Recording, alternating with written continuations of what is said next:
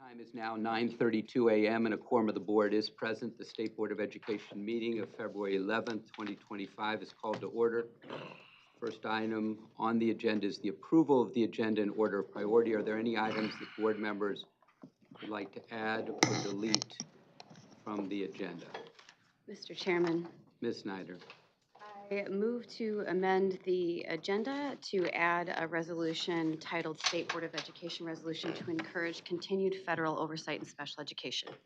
So we have a motion, and we have a motion from Ms. Snyder, second from Mr. McMillan. Ms. Snyder, back to you. I'll read it into the record and speak to it being added to the agenda. Whereas the Individuals with Disabilities Education Act, IDEA, of 1975 guarantees a free and appropriate education to students with disabilities. Whereas the Michigan Department of Education, otherwise known as MDE, Michigan Administrative Rules for Special Education, otherwise known as MARS, the Special Education Advisory Committee, otherwise known as SEAC, and intermediate school districts, otherwise known as ISDs, set the tone for procedural safeguards and the foundation of compliance with IDEA. Whereas the MDE endorses the decertification of specialized special education teachers, has not endorsed certification of paraprofessionals, is not urging appropriate workload for special education teachers or paraprofessionals based on ratios and acuity, and is not leading the conversation on paying certified education professionals in specialized areas in a way that values the work they do. Whereas the SBE, or State Board of Education, is the constitutionally prescribed body to oversee education statewide and historically governed MARS before being transferred to the interpretation and implementation of ISDs. Compliance with this important federal law has been in steady decline since this transfer of oversight from the SBE to ISDs. Whereas SEAC has recently acknowledged that there is no direction from the federal government for them to engage in the active investigation or resolution of parental complaints of noncompliance at the state level to actively pursue a public education system that is in the true spirit of providing a free and appropriate education to students with disabilities. This includes a first of its kind in 27 years Office of Civil Rights complaint currently being investigated by the federal government for noncompliance with IDEA here in Michigan, where SEAC admits a lack of knowledge or involvement in the resolution of and refuses to comment appropriately on present day. Whereas autism spectrum disorder is on the rise, which has naturally created an educational environment where the special needs of students with disabilities is greater than what the current educational system is pursuing to meet. And our healthcare systems and insurance providers are a significant stakeholder in partnering with parents of students with disabilities in the provision of IDEA. Whereas the State Board of Education recognizes the ultimate need for IDEA is ever present, and that the federal government oversight that ensures states comply with the mandate should remain. Whereas the board understands that when the rules, environment to encourage certification and retention of special education professionals, general practice of, reflection and remedy of complaints, and partnering with important stakeholders all collectively reject the importance of compliance with IDEA, this is exactly why the federal government oversight is such importance. It is also why much work is yet to be done to become and remain compliant and to value the students of Michigan with the most educational needs. Therefore, be it resolved, the State Board of Education recommends that a committee to address special education be created within the guidance of its bylaws to address the immediate issue of improving special education in the state of Michigan. Thank you, Ms. Snyder. Would you like to add anything else about getting this on the agenda? Yeah, we've talked about a number of these issues at the board table over the last couple of years, and certainly since Tom and I have been serving in 2016, and I think that we honestly need to review the way that we govern and oversee K through 12 in Michigan. Okay. There's a motion, there's a second, there's been a reading of the motion into the record. Any other comments? Dr. Pugh. I guess there's a couple of ways that we could do this. Special education is definitely something that we've been talking about, working towards, whether we're talking about the budget advocacy that we've been doing over the years, which has led to historical budget revisions. Right now, we have the real threat of special education being defunded very callously by the President of the United States. And so this is a topic that I feel needs to be discussed. I have definitely gone through, it's concerning to me that we've read into the records information that's misinformation. For that purpose, I would like to look forward to having this on the agenda to discuss. I think that we need to really think through um, some of the information that we heard last month. We know that the Autism Alliance has put forward a survey that they provided to us with some great opportunities for us to take a look at. The department, along with other partners across the state, are working on seclusion and restraint. We know that we want parent engagement. We know that we're going to continue to advocate for increased funding and definitely push against the defunding of special education by the President of the United States of America. And so for that reason, I would like to discuss this and put this on the agenda, and we could put it on the agenda for later today, or we could just send it straight to legislative committee. Okay, so, so we've had a motion, a second, we've had a reading of the motion into the record. Any more discussion before we vote Yes. on placing this on the agenda? Again, the heart of this resolution is that we would bring the issue to the table today to create a committee on special education and what Michigan in particular should be doing to remedy Office of Civil Rights lawsuit that we've had at the federal level before President Trump was just reelected a second time. And not once have I heard any one of our leaders in this country suggest that we defund special education. So before we even discuss that, I think that we need to acknowledge the facts that are on the table.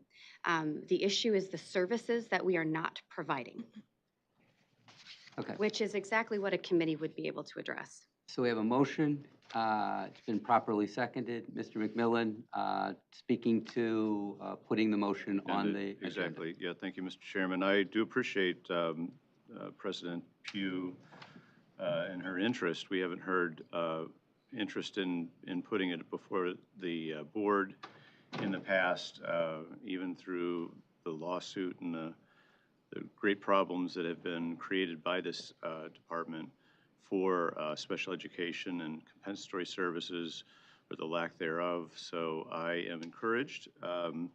Whatever direction it goes in, I'm just glad that maybe there's a possibility that we can at least put it before us and start discussing it. So I hope that her other Democrats will join her. Thank you, Mr. McMillan. It is good to be encouraged. Any other thoughts, Dr. Pugh? And let me add that just since for the last, I would say about at least three board meetings, we have consecutively, very intentionally and purposefully discussed special education. Just in October, unanimously, we passed the resolution to support the funding of special education. It was on October 8th, 2024, and call for Congress to fund 40% of the costs and services for students as promised by George H.W. Bush, and we have not met that promise. We had a presentation last board meeting, and we'll continue to have information brought to us as we've discussed at this table so that we can make very informed decisions as we take very, as mentioned, intentional and thoughtful and well thought out suggestions, advocacy, recommendations to the governor, to the legislature as it relates to our students with our special education programming. So that is a continued conversation, very important topic. And so I just want to definitely push back on what was said that we have not done anything and there has not been any effort to address these issues. Okay, thank you very much, Dr. Pugh. Anything more on putting the item on the agenda for discussion and vote in the afternoon? Ms. Snyder? Yes, I'm going to push back on your comments, President Pugh, because the reality is the efforts are not enough. And under President Biden, to be in the middle of an investigation under OCR for the services that we're not providing, and the parents that continue to wait, and the students that did not get compensatory services through COVID, this is exactly why it should be on the agenda today, and exactly why the idea of a snail's pace in response to something that was waged under President Biden is something that we need to consider. We are one of all of the states being looked at for what we're doing and not doing. So the idea of, snail's pace, the time is up. Thank you, Ms. Snyder. Ms. Evans, if we could have a roll call vote on putting Ms. Snyder's resolution on the agenda for consideration in the afternoon. Bullock? No. Lipton? No. McMillan? Yes. Pritchett? No. Pugh? Yes. Robinson? No. Snyder? Yes. And Tilly? No. Motion fails. Board members, are there any other resolutions that you would like to be considered for the agenda? Yes. I have a resolution that I'd like to be considered to acknowledge Black History Month. Okay, so we have a motion from Ms. Tilly. Do we have a second? There's a second from Dr. Pritchett. Any reflections? Ms. Tilly, would you like to read it into the record now, or would you like to read it into the record later? I can read it into the record now. Very good. Michigan State Board of Education resolution recognizing and honoring February as Black History Month. Whereas February is Black History Month, an annual celebration of the achievements made by African Americans and the significant role that Blacks have played in U.S. history, Black history has been celebrated in the United States since 1926, when Carter G. Woodson established Negro History Week. Whereas following his declaration of Negro History Week in 1926, Woodson established a theme to focus the attention of the public, which was supported by the Association for the Study of African American Life and History. Whereas the week was symbolic in that it is the same week as the birthdays of former President Abraham Lincoln and Frederick Douglass, an escaped slave and prominent abolitionist movement activists are celebrated. Whereas Woodson wrote in the 1927 Negro History Week circular, we should emphasize not Negro history, but the Negro in history. He emphasized what we need is not a history of selected races or nations, but the history of the world void of national bias, race hate, and religious prejudice. There should be no indulgence in undue eulogy of the Negro. The case of the Negro is well taken care of when it is shown how he has influenced the development of civilization. Whereas in the late 1960s, the week evolved into an entire month, thanks in large part to the civil rights movement. Whereas Black History Month is celebrated every February as an homage to the achievements of African Americans who have shaped shaped American history, from Frederick Douglass, Harriet Tubman, Sojourner Truth, Reverend Dr. Martin Luther King Jr., Malcolm X, Marcus Garvey, and Fannie Lou Hamer, to the United States' first Black president, Barack Obama, and the first Black vice president, Kamala Harris. Whereas the month highlights the presence and experiences of Blacks across our country who are descendants of Africans that were forced to come to America during the transatlantic slave trade. It serves as a time of reflection on how African Americans have resisted historic and ongoing oppression in all forms, especially the racial terrorism of lynching, racial pogroms, and police killings. Whereas it also recognizes the triumphs and progress that resistance brought Black people, such as the end of chattel slavery, dismantling of Jim and Jane Crow, segregation in the South, increased political representation at all levels of government, desegregation of educational institutions, the passage of the Civil Rights Act of 1964, the opening of the Smithsonian National Museum of African American History and Culture in Washington, D.C., and increased and diverse representation of Black experiences in media. Whereas the contributions and achievements of Black citizens are essential and should be a part of the core curriculum throughout the year, Black History Month provides an opportunity to highlight the unique contributions of the African American community. Whereas Michigan school data reported that in the 2023-2024 school year, statewide enrollment of African American Black students was 260,000 approximately, or 18.19%. Whereas in 2013, the Michigan Department of Education articulated 6 strategic priorities, the first of which was to close achievement gaps in reading and math, with an initial focus on African American young men whom data shows are Michigan's persistently lowest achieving student group. Whereas, in alignment, the Michigan Department of Education's efforts to support African American students began in 2015 with the creation of the African American Young Men of Promise initiative. In 2017, the initiative expanded to include the support of young Black men and women in Michigan schools through the African American Student Initiative.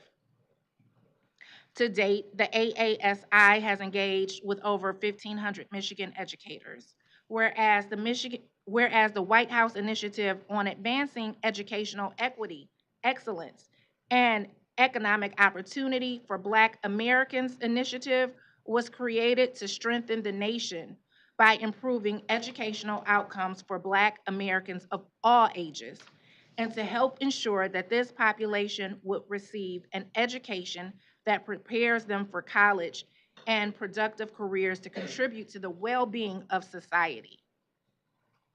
Therefore, be it resolved that the Michigan State Board of Education does hereby adopt this resolution to recognize and honor the month of February as Black History Month. Therefore, be it further resolved, the Michigan State Board of Education proclaims that we as citizens should strive to overcome intolerance and indifference through learning and remembrance. Thank you, Ms. Tilley. We've got a motion. We have it seconded. It's been read into the record. Is there any other discussion about placing it on the agenda? Hearing and seeing none, Ms. Evans, a roll call vote, please. Bullock. Yes. Lipton. Yes. McMillan. Yes. Pritchett. Yes. Pugh. Yes. Robinson. Yes. Snyder. Yes. And Tilly. Yes. Motion carries. Thank you very much, Ms. Evans. Ms. Tilley, may I please have a motion to approve the agenda as amended? Moved by Dr. Pritchett, seconded by Senator Bullock. Any discussion? Hearing and seeing none. Ms. Evans, if we could have a roll call vote. Bullock. Yes. Lipton. Yes. McMillan. No. Pritchett. Yes. Pugh. Yes. Robinson. Yes. Snyder. Pass. And Tilly. Yes. Motion carries. Board, at 9:51, you have an agenda. At this time, Ms. Liz Evans, State Board Executive, will introduce members of the State Board of Education. Good morning. You have just been listening to Dr. Michael Rice, Chairperson of the State Board and State Superintendent.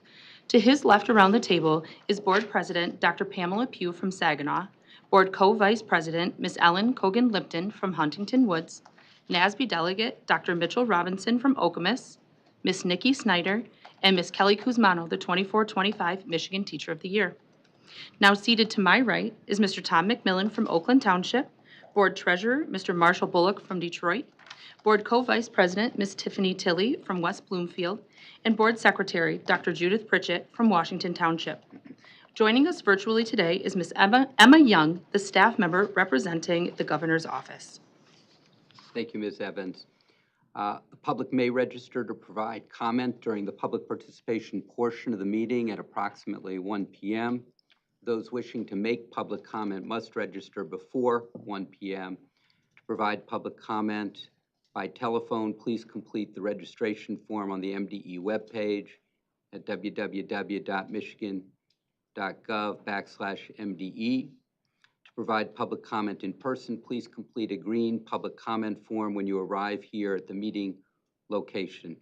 These instructions are listed on the MDE webpage, again at www.michigan.gov/MDE. Ordinance 952, and the first item on today's agenda is a presentation on foster care updates and youth voice. Presentation will focus on the efforts of the Michigan Department of Education and others to provide greater stability for youth experiencing foster care, youth who shared their experiences while in high school and also while in the foster care system.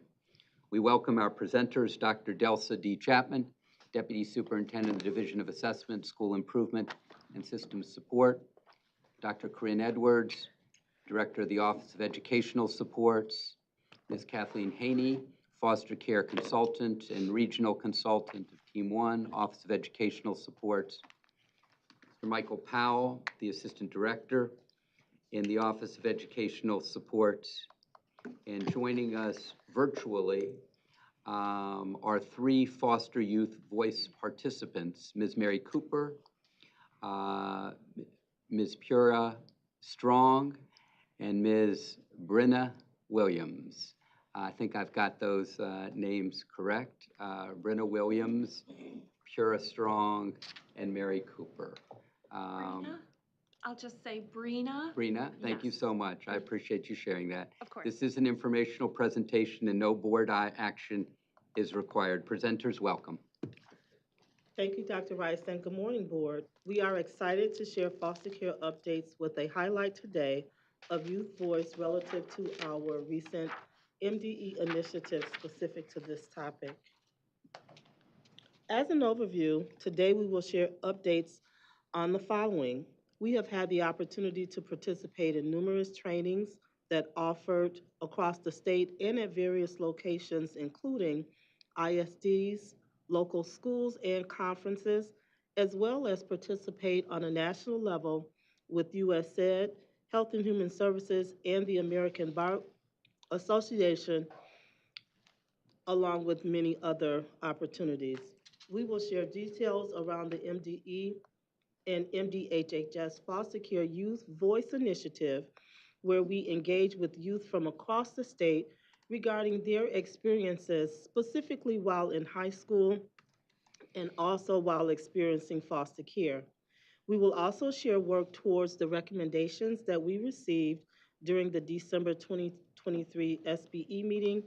And finally, we will share our plan for moving the work forward in 2025 and beyond. And now to Dr. Edwards. Thank you, Dr. Chapman, and good morning. Our OES foster care work aligns with Michigan's top 10 strategic education plan goals 4, 5, and 6. Expand secondary learning opportunities for all students, increase the percentage of students who graduate from high school, and increase the percentage of adults with a post-secondary credential. Sizable differences continue to exist between the graduation rates of students within foster care than those of other students without this lived experience. This requires the continued attention of local and intermediate school districts, the MDE, and the state legislature. With the recent passing of legislation related to timely and additional assistance for students in foster care, the MDE OES work efforts in this space are focused on providing timely, relevant, and direct technical assistance and support to schools and district leaders in identifying and removing barriers,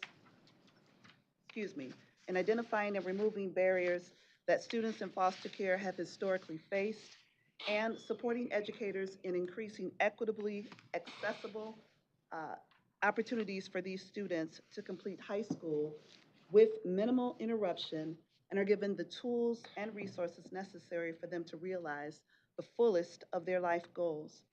I'll now turn it over to Ms. Kathleen Haney, OES Foster Care Consultant, to move us further into the presentation. Thank you, Dr. Edwards, and good morning. It is sufficient to note that we have been working in the area for almost 10 years at this point, with this being the third distinct change in training and support that we have provided to our constituents. While it has been necessary to continually provide basic level training as both the LEA and MDHHS case manager turnover continues to be high, additional technical assistance needs have been identified and are ongoing to meet the needs of our constituents. The onset of COVID-19 in March of 2020 required both departments to provide pertinent resources to support local education agencies as well as our case managers. The following 3 slides will share how MDE has addressed the need for additional technical assistance and support over the last year. In 2024, training opportunities included a wide variety of settings and audiences. The MDE and MDHHS work closely together to provide trainings in a combined audience setting. These trainings included both MDHHS case managers, supervisors, private agencies, alongside our local education agency foster care liaisons. This joint audience allowed for program discussions as well as opportunities to build relationships to promote collaborative interactions and support staff as well as our youth. The MDHHS identifies business centers across the state similarly to how the MDE identifies regions for service delivery. By providing detailed training that included suggested local practices and procedures, the MDE and MDHHS state points of contact offered multiple opportunities to engage in those learning sessions and networking to bring awareness to the enormous gaps in students' academic and graduation outcomes. Additionally, these training opportunities share what is required in collaboration with MDHHS partners in providing technical assistance to address the required per ESSA and state statute supports and services that are available for addressing the needs of youth who are experiencing foster care. Also, MDE, MDHHS, along with partner organizations, paired up to present to several conferences across Michigan to continue bringing awareness and attention to the needed support for our youth experiencing foster care. April and May of 2024, spring road shows for LEA foster care liaisons and MDHHS statewide case managers and supervisors. July of 24, training for the foster care disability navigation advocates. October, the Special Populations Conference, where we provided 9 specific foster care track sessions for school and district leaders. And then in November, the MCAN conference, the MDHHS Adoption and Guardianship Conference, and Business Service Center sessions.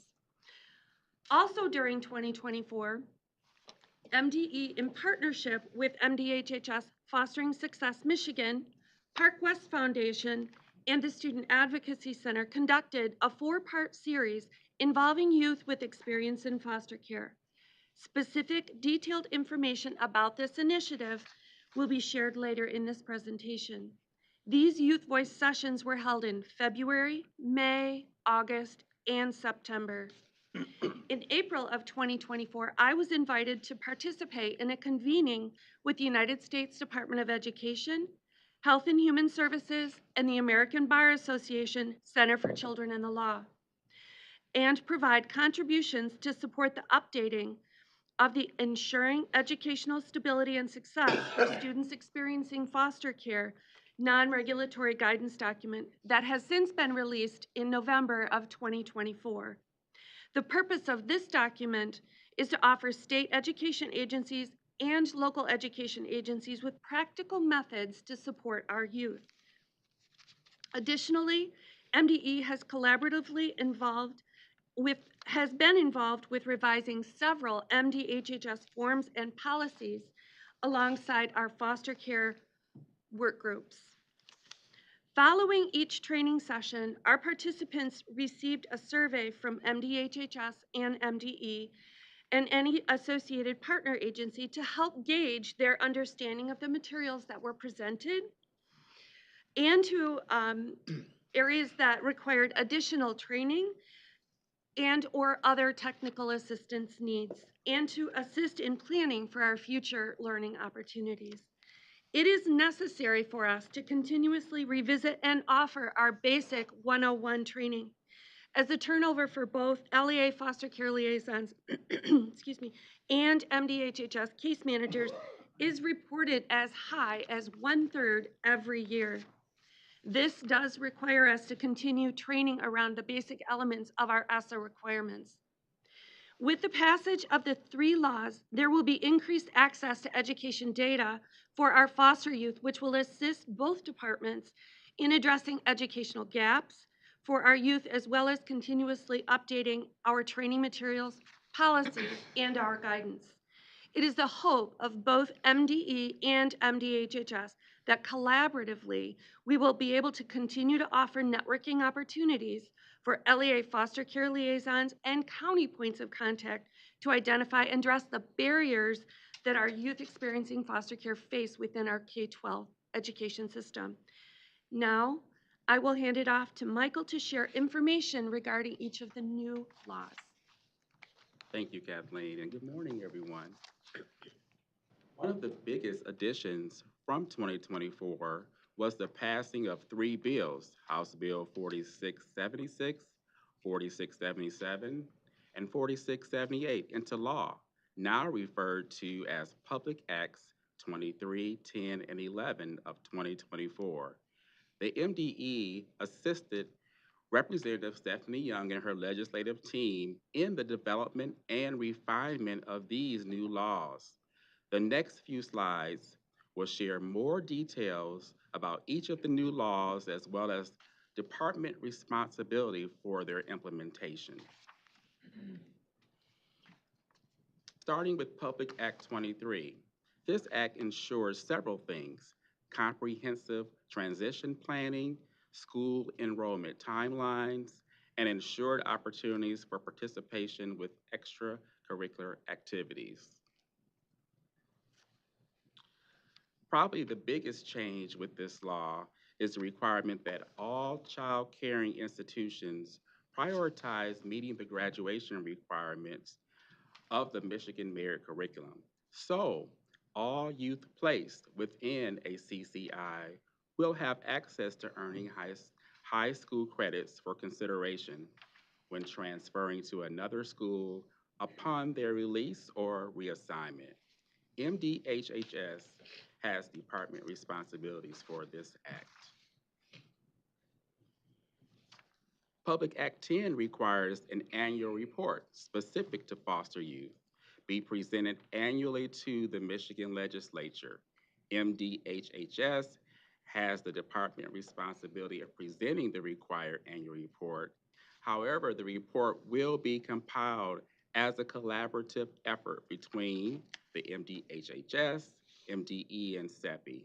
In case you're wondering, a child care institution is a child care facility that is organized for the purpose of receiving minor children for care, maintenance, and supervision, usually on a 24-hour basis, in buildings maintained by the child caring institution for that purpose and operates throughout the year.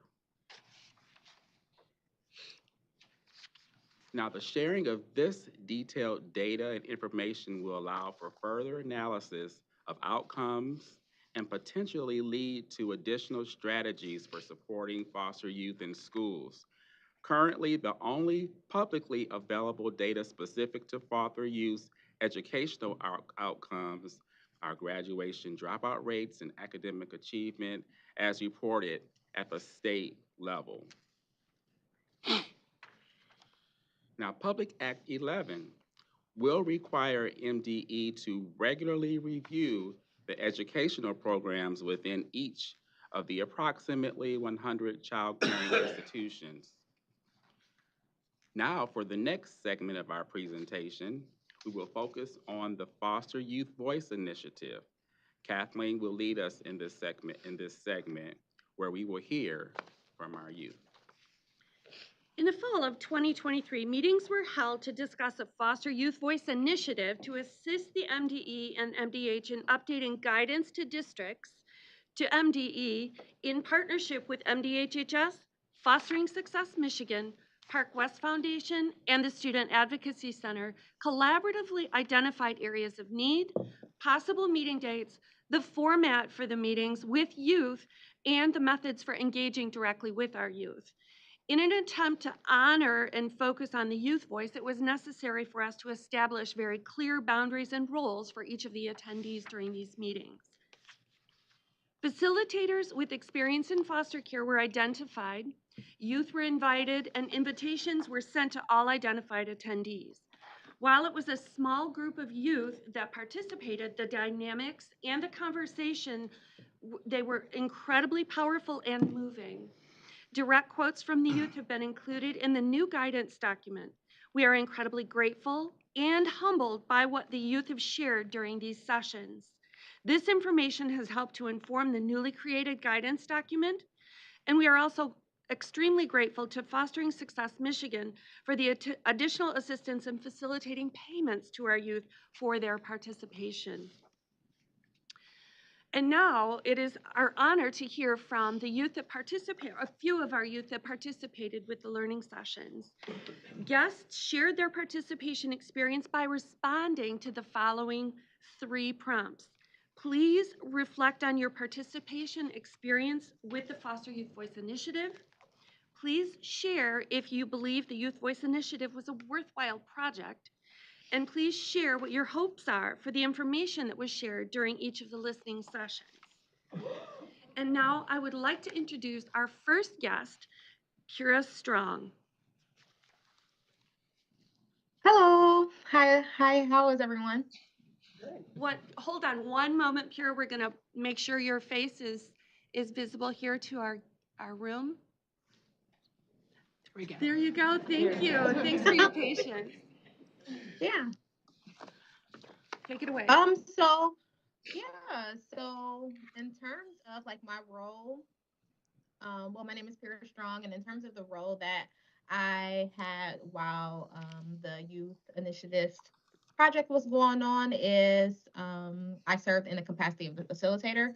So, and I also, like my foster care experience, I was in care at the age of 1 and then aged out at 19. So to be able to have this experience has been great.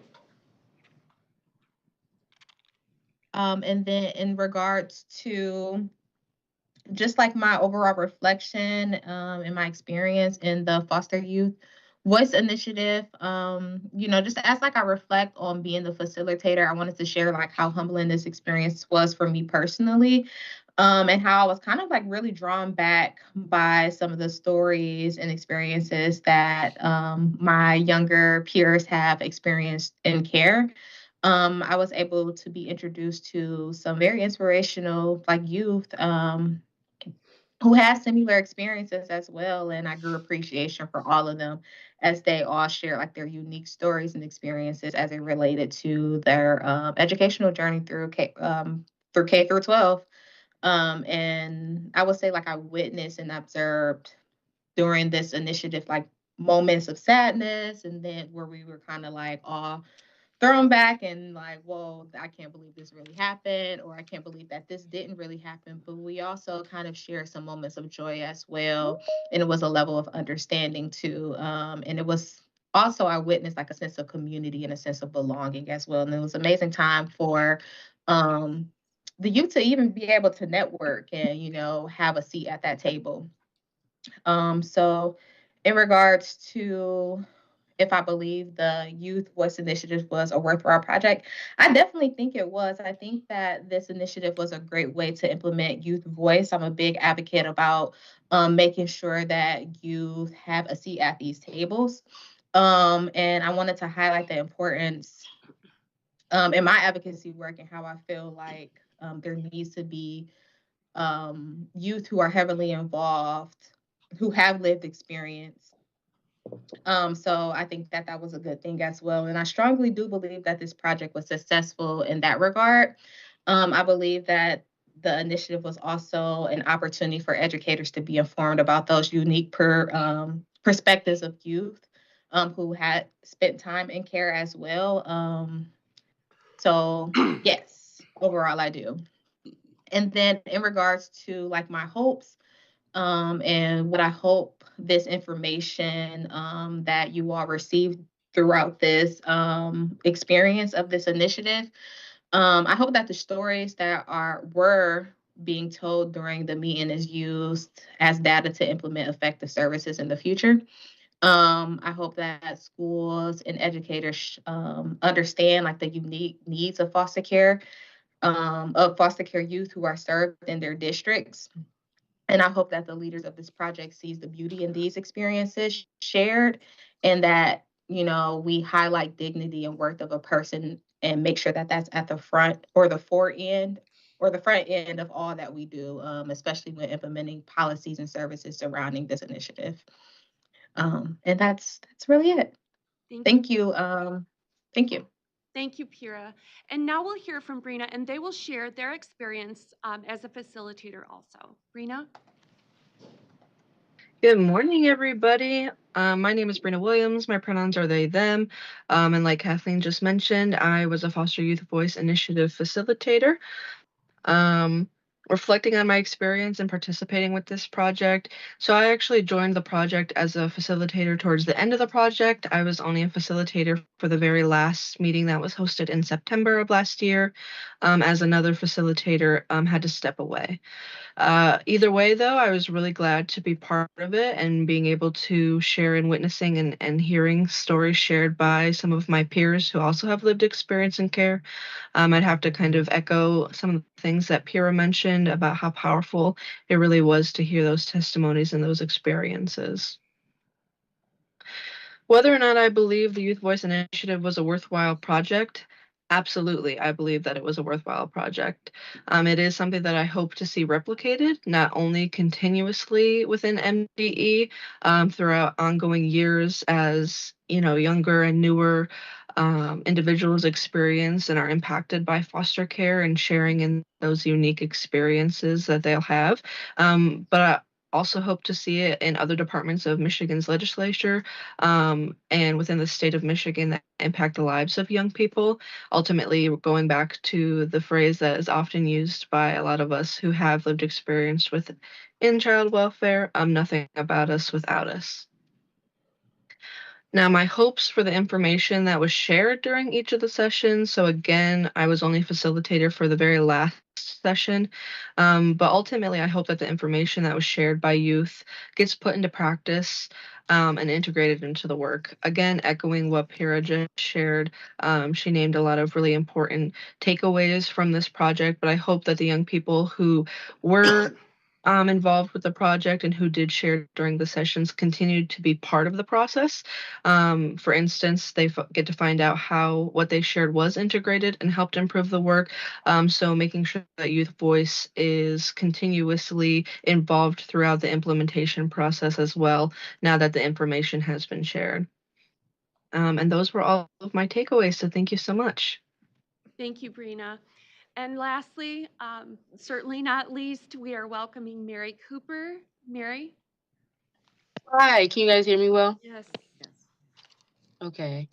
So good evening, first of all. My name is Mary Cooper, and I am a Youth Voice Initiative participant. Currently, I'm attending Oakland University as a sophomore, and I'm majoring in public relations and communications. Throughout the youth Voice meetings, I had the privilege of sharing my personal experiences navigating the education system as a student in foster care. I just want to touch that my journey in foster care started my junior year of high school. So yeah, it was incredibly important for me to contribute my story because I believe it brings unique perspective, one that sheds light on we as foster youth engage with and experience the educational system in ways that are often overlooked. Um, Participating in the Youth Voice Initiative has been an eye-opening and empowering experience for me. As a foster youth, opportunities to openly talk about our experiences and have our voices heard in a meaningful way are rare. This initiative gave me that platform. It was powerful not only to connect with others who had similar struggles, but also to realize how diverse our experiences can be. For me, it was a space for reflection, learning, and healing. It gave me the courage to speak up for what we, as foster care youth, truly deserve in our education journey. I truly believe the Youth Voice Initiative was a worthwhile project. It's not every day that foster youth are invited to reflect on their experiences in such a direct and impactful way. More often than not, decisions are made about us without including our voices. But this initiative flipped that dynamic. It allowed us to share our stories and be a part of a conversation that has the potential to spark real change.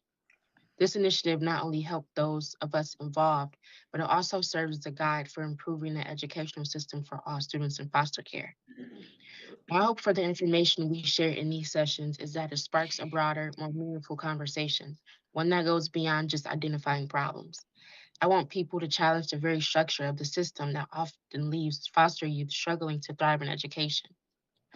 We discuss issues like the lack of stability, gaps in communication between schools and foster families, and the emotional toll of constantly being the new kid. But what I truly hope to see is a shift in how people approach these issues. It's not just about introducing a new policy or program. It's about making a systemic long-term commitment to supporting foster youth. For example, hope the information we shared encourages schools to rethink what stability really means for foster youth. It's not just about keeping a student in one school, but creating a more consistent, personalized academic experience. Teachers, counselors, and even students should be aware of and sensitive to the unique challenges that foster youth face. Another hope of mine is that we see more investment in education that recognizes foster youth as individuals with distinct stories rather than just a statistic. Imagine if schools actively recruited mentors who are trained to understand the foster care experience. What if there were workshops that not only supported foster youth, but also educated their peers on what it's like to be in foster care? Ultimately, my hope for this initiative is that it doesn't just plant seeds for change, but that it helps create an environment where foster youth aren't merely surviving within the system, but actually thriving. We deserve to be seen, heard, and supported in ways that matter. And through initiatives like this one, I believe we can make that a reality. Thank you. Thank you so much for sharing and for making time to be here today. It's easy for me to read from a script, but it's more important for us to hear and to see those who are directly impacted. And for that, I am forever grateful for your participation and look forward to hopefully moving this farther down the road. Thank you so much. If you want to stay in the room with us until the foster part is finished, just in case there are questions that come specifically to you. Thank you. Michael will now share how MDE has been working to address recommendations that were shared in July of 2022. Thank you, Kathleen and Pura and Brina and Mary. Now we're going to shift over to the slides and catch up.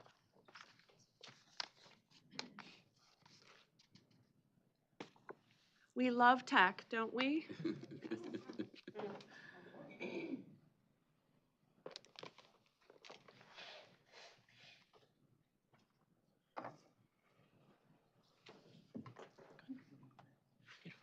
Thank you.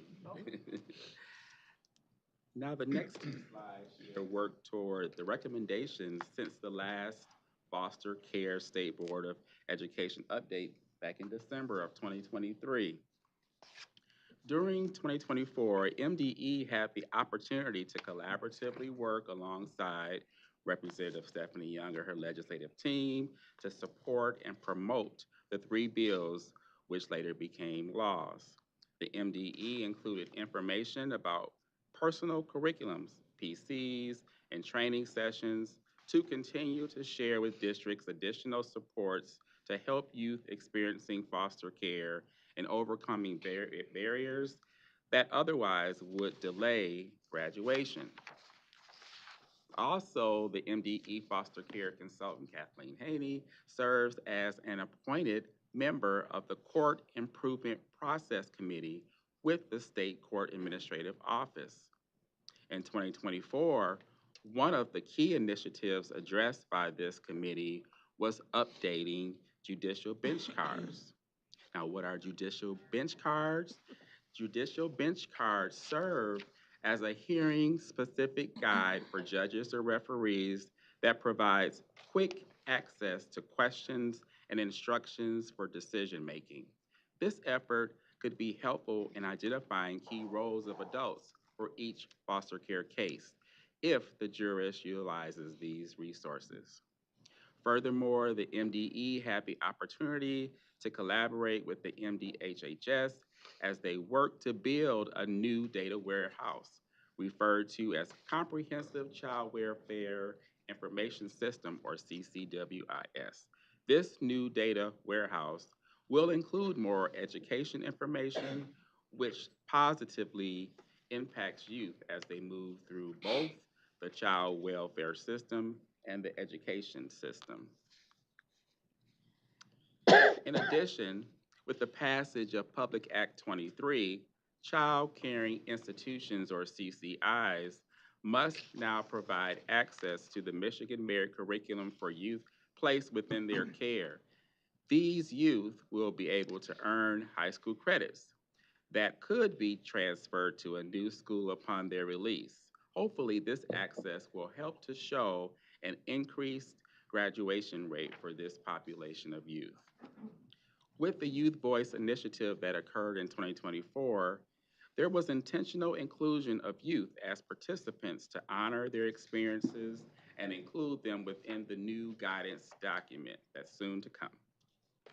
As mentioned earlier, the Youth Voice Initiative has greatly contributed to a clearer understanding of the barriers and challenges these youth face within schools and will continue to influence guidance and policy decisions. Finally, the Michigan School Aid Unit of My LEAP and the Labor and Economic Office, LEO, were included in providing information about accessing TRIO, Gear Up, which are federal programs that support youth in becoming college and career ready, and the free application for federal student aid, FAFSA, resources at the annual 2024 Special Populations Conference. For the next segment of our presentation, our director, Dr. Edwards, will share next steps. Thanks, Michael. As the Office of Educational Support looks ahead to continue this important effort in 2025, we have planned a wide variety of services across the units in our office and in partnership with MDHHS and other organizations. First, our office will leverage the resources and supports across our various units to address Public Act 11. In spring 2025, we have training opportunities planned in collaboration with MDHHS. This includes a 5-part virtual Lunch and Learn series to review the new USED non-regulatory foster care guidance and a statewide training series for MDHHS case managers and school district foster care liaisons. As well, district supports are ongoing throughout the school year to address local needs and provide guidance. Also, here are the key foster care web links to resources supporting today's presentation that have been included within your packet of information. And I'll turn it back to Dr. Chapman. Thank you, Dr. Edwards. This concludes our update on foster care youth. Dr. Rice, back to you for questions and commentary. And thank you again for this opportunity. Thank you, Dr. Chapman. Presenters, we really appreciate it. Thank you especially Pura and Rena and Mary. You are no longer on the screen, but I believe you are still with us. They are. Very good. Board members, questions or comments? Ms. Tilley. I want to begin by thanking the incredible youth that participated today. It takes immense courage to speak up, especially when you belong to a group that has been historically disenfranchised and exposed to trauma. Your voices matter and your bravery is inspiring. With that being said, I want to address the elephant in the room and extend my deepest gratitude to the Park West Foundation. and the youth that they support. I recognize and appreciate the years of tireless dedication you have invested in advocating for, uplifting, and defending foster youth and those who have aged out of the system. It has made you the experts in the room. A special acknowledgement goes to Saba. Your relentless efforts do not go unnoticed. I also want to highlight the thoughtful research these youth have conducted.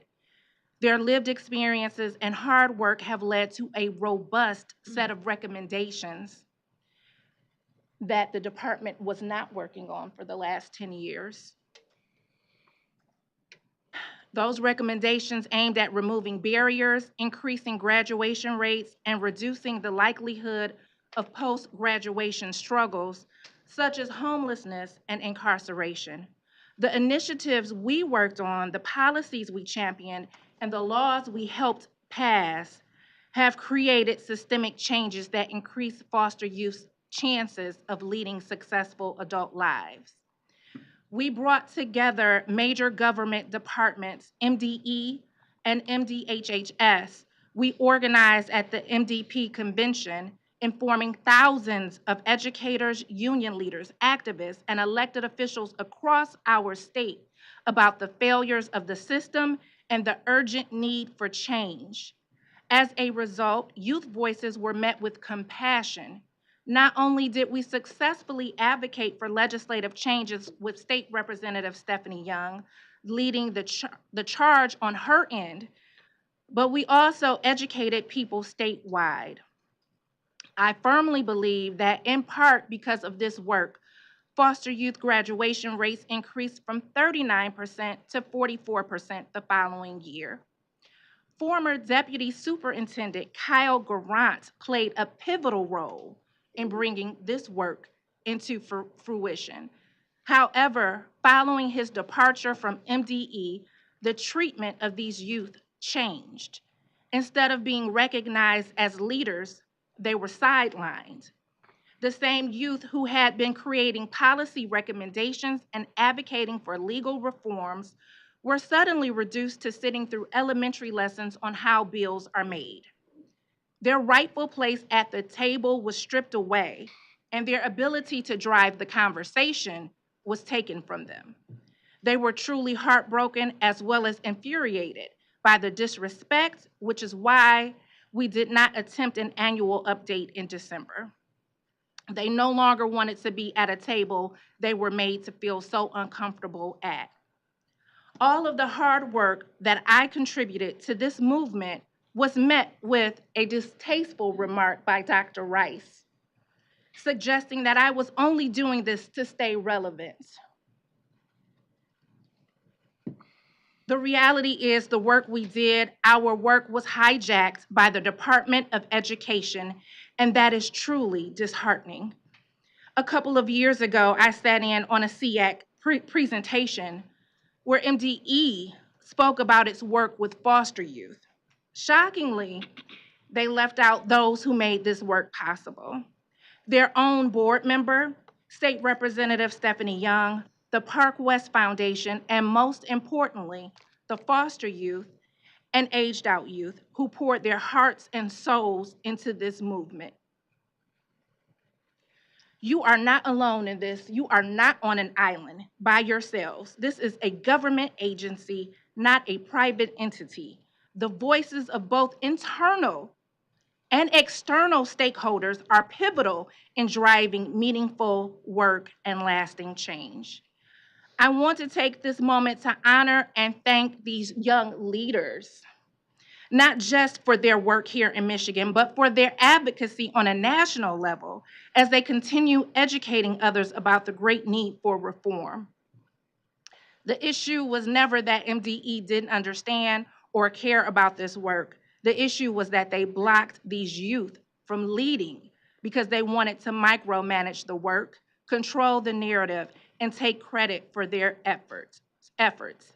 That is shameful. It is bad enough to treat a board member with such disrespect, but to treat vulnerable youth the very people this work was meant to serve this way. Shame, shame, shame. To the youth who have fought for change, I want you to know this. You will always have a seat at any table I sit at. Stay encouraged. So many people across the state, including myself, have heard you, stand with you, and will continue to fight alongside you. Thank you. Thank you, Ms. Tilley. Anyone else care to share any questions or comments? Senator Bullock. Yes, thank you, I appreciate it. I just want to Okay, say thank very you for coming today, and thank you for continuing to share your stories. Thank you, Ms. Snyder. Senator Bullock. I don't know how to follow Ms. Tilley. Thank you for the report. I really appreciated it coming from a background of social services. Thank you to the youth who participated, and Saba for your passion, always leading.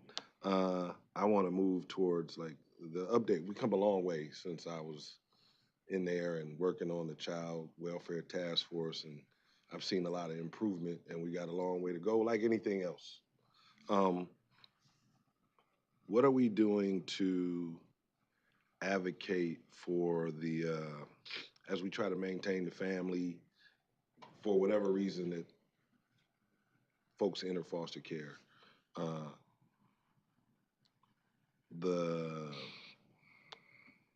do we promote, what are we doing to promote or educate those coming out of high school, going into college for the, the Fostering Future Scholarships? How are we educating those groups? And I heard a couple of the youth on the thing, because I know when I was, although I grew up on public system, when my parents got divorced, I bounced around. I wasn't in foster care, but the one thing that remained constant is I went to the same schools. I only went to 2 schools in my life, you know, a K through 8, and well, then became a middle school, but then one high school. So no matter where I was in the city, somebody in my family, whether it was my grandmother, they made a decision that I always had to maintain some order or stability. I went to the same school, and I heard one of them talk about bouncing around. The last young lady about saying in the same school. What effort do we make when we're placing our foster kids with family or extended family now, to maintain them in the same educational system or somewhere they're familiar with, teachers they're familiar with, hopefully, and they're not bouncing around the system. So those are 2 things I was kind of looking for, some like how have we improved that? Thank you, Mr. Bullock. Yes, through the 3-bill package, which are now law, those elements were addressed, and I'll have Kathleen to be very specific how we are continuing to move that forward and talk a little bit about planned guidance that would support and give direction not only to students, but also to their caregivers and their circle of support. Kathleen? So with the onset of ESSA passage in 2015, there are the first right, and it's the first time that foster care was actually included within an educational bill package at the national level. And that, alongside the Family First Prevention Act that passed for our child welfare side of the system in 2019, really does emphasize keeping youth with a family setting, a kinship setting, if that is at all possible, to preserve and support the family as a unit before children are removed. Regarding school stability, it is the first right of every youth who enters care to remain in their school district of origin, if that is found to be in their best interest. And the best interest determination is what drives school placement and enrollment. And there are a host of factors that are considered when the best interest is on the table and being decided. And it is different for every case. There is no one set of rules that are exactly the same for each of our youth. You know, we hear that when we have our youth explaining their situation, when we begin to look at the details of the case, there are several things that play into the decision around that.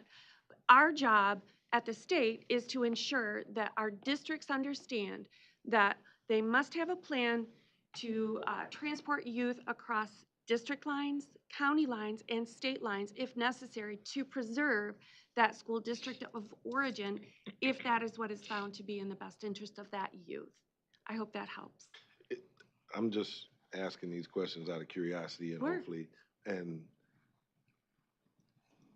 you know, I'm indifferent about when somebody says what's best for what's best. Who's making the decision? What's best? Is there input from the family, Yes. the caregiver, if the child is old enough, Yep. or is it just the agency? Or I can only speak for the onset of ESSA and what is intended behind that legislation, right? So all of those people, schools, so the district of origin and the district of residence, if that is where the youth has been placed outside, the youth themselves, teachers, coaches, case managers, you know, all of those folks are supposed to be included with that decision. Now, it doesn't have to be a sit-down meeting. Yeah. Senator, it can be emails, it can be a phone call, but those folks are supposed to be contributing to where they all feel that youth should be attending, with knowing that the school of origin should be the first consideration. all right. And you said you're trying to, the advocacy is to inform the youth and the caregivers or the kinship family about their track to fostering the future scholarship program, right? The last young lady, and I think another one of them, talked about having some special attention or a group or a counselor or a group that they could go to in school. And this is me feeling the same way I do about kids who get called out of class for therapy.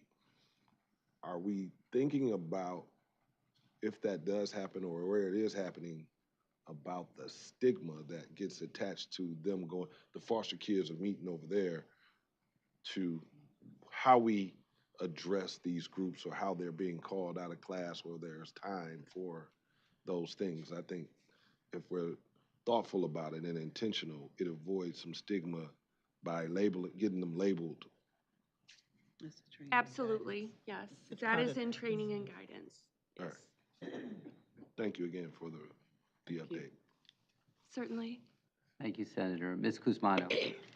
First of all, I just wanted to say thank you to you for this informational presentation, but also for the people on Zoom. It can't be easy to be in the room to watch all this conversation.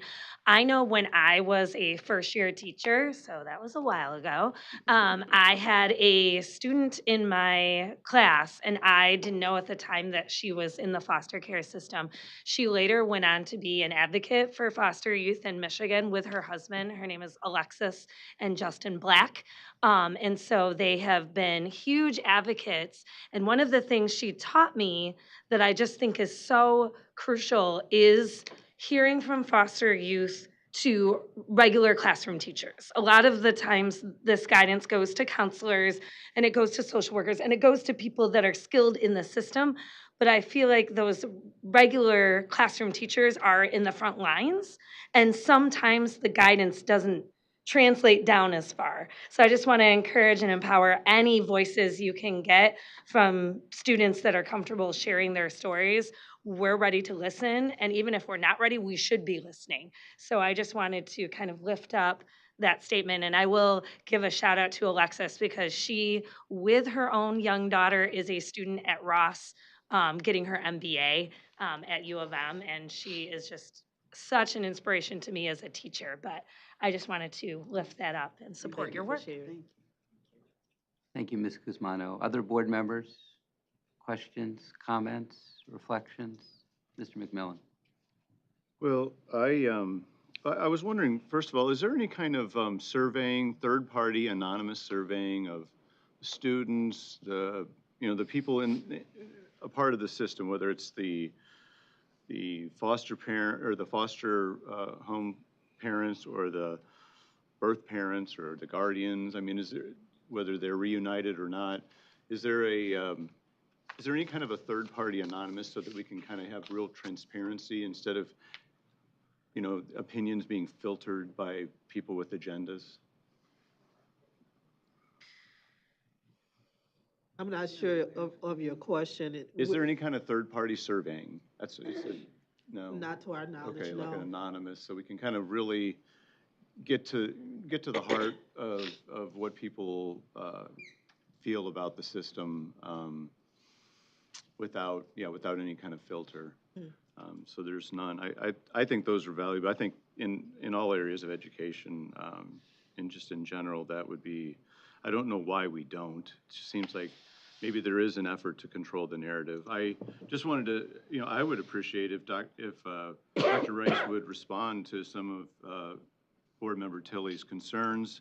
If he won't, I certainly want Board Member Tilley to know that I'd be interested in some kind of, if you could persuade the president to establish an ad hoc committee on foster care education, I would be very interested in serving on that with you. I appreciate your dedication, Tiffany, and interest in transparency, and I would love to. I don't think your concerns should be just pushed under the rug. I hope that we will find a way to address some of them. I think seem to be a strong advocate, somebody who's got a lot of experience, and certainly a leader in the area. And I'd appreciate hearing your thoughts.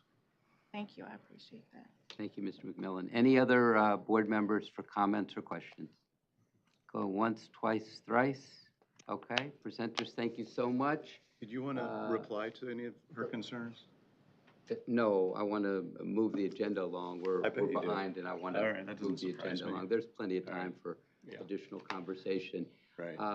Brina, Mary, Pura, thank you very much for your presentation today. Thank you.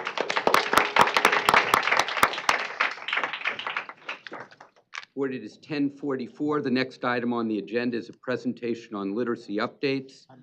Section 35M, 35N, PA 146 and 147 of 2024. This presentation will feature updates on the ongoing work of the Committee for Literacy Achievement and Letters Training, and will draw links among different efforts. We welcome our presenters, Dr. Delsa Chapman, Deputy Superintendent, backed by popular demand, Dr. Corinne Edwards, Director of the Office of Educational Supports. Likewise, Dr. Kim St. Martin, Director of the My MTSS TA Center, Dr. Jen Saylor, the Assistant Director in the Office of Educational Supports, and Mrs. Denisha Rawls-Smith, the Manager in the Literacy Unit in the Office of Educational Supports. This is an informational presentation. No board action is required. Presenters, welcome. Thank you, Dr. Rice, and good morning again, Board.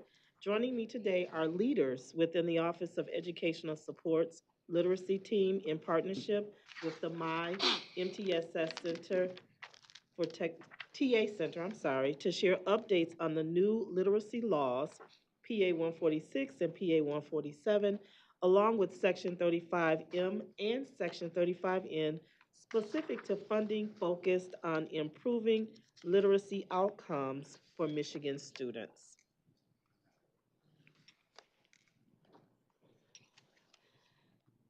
This is not moving forward.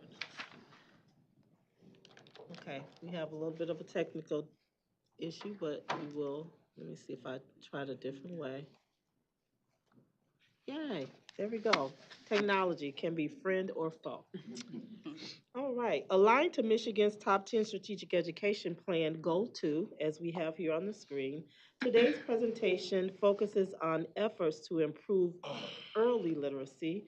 Dr. Edwards will provide an overview of the presentation in that regard. Dr. Edwards? Thank you, Dr. Chapman, and good morning again. Recently released national literacy assessment data speak to the urgency of our literacy work efforts in Michigan. The outcomes, a call to action, and undergird our why. The signing of the PA 146 and PA 147 legislation, our work efforts have intensified with a laser-like focus on implementation of the MDE assigned actions in this legislation. Our efforts on these important initiatives will be shared in detail later in the presentation. Today, our work will provide,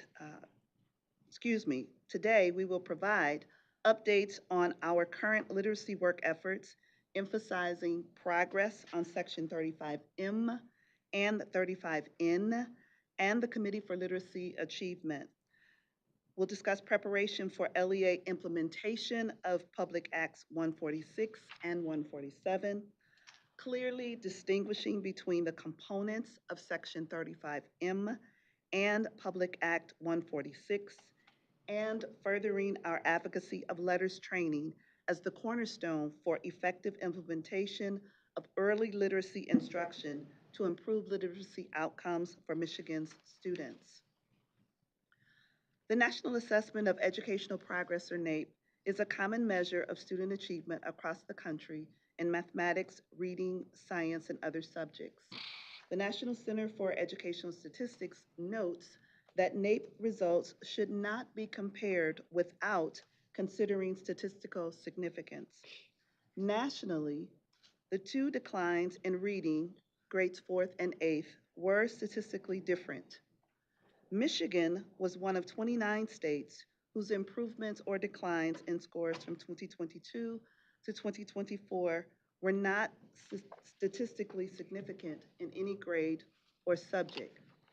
Scores in Michigan and nationally dipped following the COVID-19 pandemic that began in 2020. In 2024, Michigan's 4th grade math achievement as measured by NAEP improved to the point where there's no longer a statistically significant difference to achievement before the pandemic. Additionally, 4th graders tested last year in 2024 were in kindergarten at the beginning of the pandemic. Our why is urgent, and our literacy work to improve student outcomes is happening. I will now turn this portion of the presentation over to Dr. Saylor to discuss what has been done with Section 35M and 35N. Jen? Thank you, Dr. Edwards, and good morning, Dr. Rice, members of the board. As you may recall, Section 35M per pupil literacy grant is an $87 million formula grant that requires the Michigan Department of Education to establish a committee for literacy achievement. This committee will critically evaluate literacy series and materials, literacy professional development, and literacy tools or services. And the primary focus of the committee is to recommend tools and strategies with the goal of increasing student academic outcomes in the area of literacy by creating and maintaining a rankings list of all literacy items that the committee evaluates. In addition, the committee will inform criteria and process for the Section 35N Reading Excellence and Advancing District, or READ, innovation competition. Since the introduction of this grant funding, the department has been working to establish the Committee for Literacy Achievement with the goal of supporting literacy outcomes for students. This slide provides an overview of what's been done so far. In December of last year, the CLA was created and began meeting. Throughout December and January, the department hosted webinars to provide an overview of Section 35M and 35N, and recordings of these can be found on the MDE Literacy website. Additionally, the MDE has provided updates on available resources via literacy listservs. To support the work of the Committee for Literacy Achievement, the department has provided orientation for members who have since analyzed sections of 35M and 35N, evaluated rubrics and tools they will use to critically evaluate literacy series, professional development, and tools and services, and have received training to conduct these evaluations. As I just mentioned, the department hosted webinars that provided overview information about sections 35M and 35N, which welcomed 516 attendees in December and January. Additionally, a recording of these webinars is available on demand via the literacy website to provide flexible viewing options for varied schedules. Illustrated on this slide is a snapshot of the information and resources provided on the Literacy Grants website, with the red arrows highlighting the recorded webinars I described previously. We invite anyone interested in these grants to visit our webpage, which will be continuously updated to learn more and to view the webinar recordings. In the coming months, we're looking forward to continue the continued work of the Committee for Literacy Achievement to support Michigan students. Our immediate next steps are to provide webinars for vendors that outline the evaluation criteria and open the request for submission process for vendors to submit materials and resources for committee review. Once the request for submission process is open, the Committee for Literacy Achievement will engage in the review process with the goal of publishing the rankings list and opening the application to LEAs. We will also host webinars to support LEAs in the application process, and districts will be encouraged to apply. Following the 35M application window, the department will review and approve applications and allocate fundings to LEAs accordingly, noting that each step of this grant award process is informed by the Committee for Literacy Achievement's expertise in literacy, instruction, and research, with the ultimate goal of increasing literacy outcomes for Michigan students consistently at the core of the work. As we transition to the next segment of today's presentation, I would like to share a reminder that the funding provided for literacy tools that are proven to increase student outcomes in 35M can serve as an on-ramp to PA 146, the K-12 literacy and dyslexia legislation. To talk more about PA 146 and PA 147, I'll turn the presentation over to Dr. Kim St. Martin. Good morning. It's nice to see everyone again. This portion of our presentation, as Dr. Saylor said, focuses on Public Act 146, 147 that were signed into law this past October by Governor Whitmer.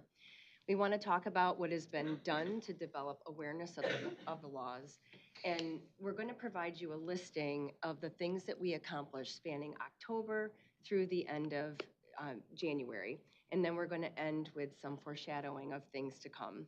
I'm going to highlight a few of the topics that are on each of the lists. The Michigan Department of Education literacy consultants and the individuals within the Michigan MTSS Technical Assistance Center, we facilitated professional learning immediately following the passing of Public Act 146 and 147. The topics range from developing people's dyslexia expertise, understanding evidence-based literacy practices, ways to support diverse classroom libraries, and understanding the elements of our state's dyslexia guidance that are found within the Michigan Department of Education Dyslexia Handbook. So MDE has been very much, a lot of requests have gone into Michigan Department of Education asking to develop people's awareness about what is in the laws, so much so that MDE was asked to keynote the Michigan Association of School Psychologists Conference to help our school psychologists understand important critical elements that are within the laws. Some statewide events like the Michigan MTSS Annual Conference and the Continuous Improvement Conference provided us with opportunities to delve deeper into specific components of the language within the law. So for example, a presentation done at the Michigan MTSS Annual Conference focused on helping our participants understand the science of reading and dyslexia characteristics. Both of those terms are within Public Act 146 and 147. We also spent some time focusing on the differences in the brain's functioning and that impact our ability to become proficient readers and impacts people's ability to read and spell. December through January, we focused heavily on communication about the K-12 literacy dyslexia laws, implementation timelines, and ways in which people can access current information and get answers to their questions. In a few slides, you're going to see the web page that was developed. Informational webinars and presentations have been happening on almost a weekly basis. The Language Essentials for Teachers of Reading and Spelling, LETTERS, Cohort 9 began their learning in mid-January. So that's Cohort 9. LETTERS is a structured literacy professional learning. Structured literacy is within Public Act 146 and 147. The largest presentation thus far happened at the end of January, and it was the 2025 Dyslexia Summit. And that was a virtual presentation. So the Dyslexia Summit was virtual, and there was significant interest in participating. And in an effort to accommodate the interest and the excitement, districts, intermediate school districts, and universities were encouraged to host watch parties. A watch party is a creative way for people to gather, to participate together in a shared environment so that they can experience the learning. We had 2,128 attendees. We also had 141 watch parties throughout the state of Michigan. You see 4 pictures from watch parties up here on this slide. And you will notice that the map of our state that is in the center of this slide, that map represents our reach across intermediate school districts. So it's all shaded in green. And what that means is that staff from 100% of our ISDs attended the Dyslexia Summit. A comparable map is also available to look at district participation or district reach across the state. I wanted to note the attendees' roles. So 87% of our participants range from individuals who are providing instructional support, such as coaches or literacy specialists. We had individuals who were in other supportive roles like school psychologists and counselors. The 13% that you don't see captured in this data represent individuals who said they were other roles within education. To provide an idea of the type of learning that these individuals accessed, I want to just share 2 of the topic titles. The first one had a very creative title. It's called Understanding the Chicken and the Egg, Understanding the Integration of Academics and Social, Emotional, and Behavioral Health to Support Students with Dyslexia. Another example was Supporting Elementary Students with Dyslexia, Effective Instructional Practices Within a Multi-Tiered System of Supports. These sessions were recorded, and they are publicly available. Finally, I do want to mention that Public Act 146 is tied to Public Act 147. So Public Act 146 is focused on in-service educators, whereas Public Act 147 is focused on pre-service teachers. And one of our institutions of higher education, Aquinas College, had 57 attendees. That encompassed 54 pre-service teachers. This is the future of our education, and 3 of their faculty. So this was an incredible learning opportunity for our pre-service educators, in addition to our teachers and leaders and other staff that are currently teaching. As I mentioned, we have been increasing communication about Public Act 146 and 147. 3 virtual webinars were held in December and January. The registration attendance, you can see, increased as we held each of the webinar presentations. Ms. Rawls-Smith and I also leveraged the high attendance from the Dyslexia Summit to provide an overview of Public Act 146 during that time. On-demand access to the Public Act 146, 147 overview is accessible on the newly created K-12 Literacy Dyslexia Law website. Additionally, we have compiled questions that were generated across the 3 webinars, and we're in the process of compiling answers to those frequently asked questions. In addition to what I had just shared, we have additional learning and projects that are scheduled over the next few months, and they're listed on this slide and on the next slide. The literacy consultants are responding to a variety of requests for focused learning. Our intermediate school district colleagues, and in some cases, our ISD colleagues have established a team of people who are going to guide Public Act 146 implementation. And there's also teams of people within those counties that are guiding the learning. We continue to leverage state association conferences to provide presentation. Planning is continuing throughout the remainder of this year and through next year. And you're going to notice on this slide, additional letters cohorts are beginning to register for their learning. That's cohorts 11 through 13. A date to be mindful of is January of 2026, January 1st of 2026. And that is when Michigan Department of Education, when we are going to publish the list of reliable and valid screening and progress monitoring assessments. We're also going to publish the list of evidence-based curriculum materials and resources. At this time, I'm going to turn it over to my colleague, Ms. Denisha Rawls-Smith, who's going to provide a comparison and compare and contrast between sections 35M, N, and Public Act 146 and 147. Thank you, Dr. Kim St. Martin. Good morning, Dr. Rice. Good morning, board members. Since the new fiscal year, and since the Public Acts 146 and 147 have passed and been signed into law, the Michigan Department of Education has received some questions around the components of these two. Specifically, we've noticed that there is some misinformation, there's misconceptions about Section 35M and Public Act 146.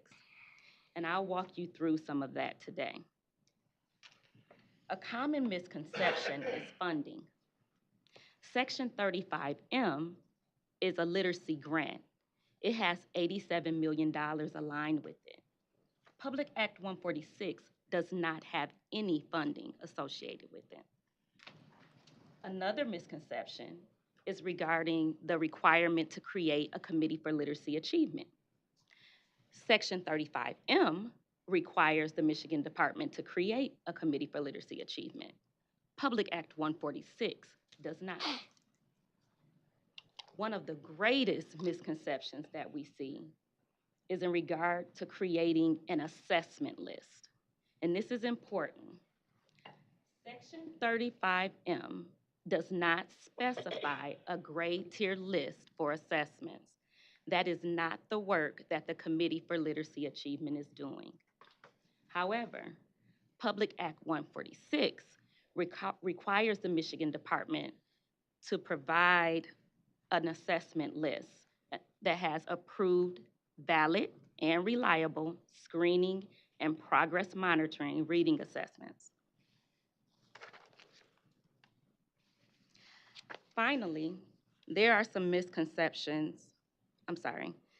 Both Section 35M and Public Act 146 have specific language around professional development and curriculum.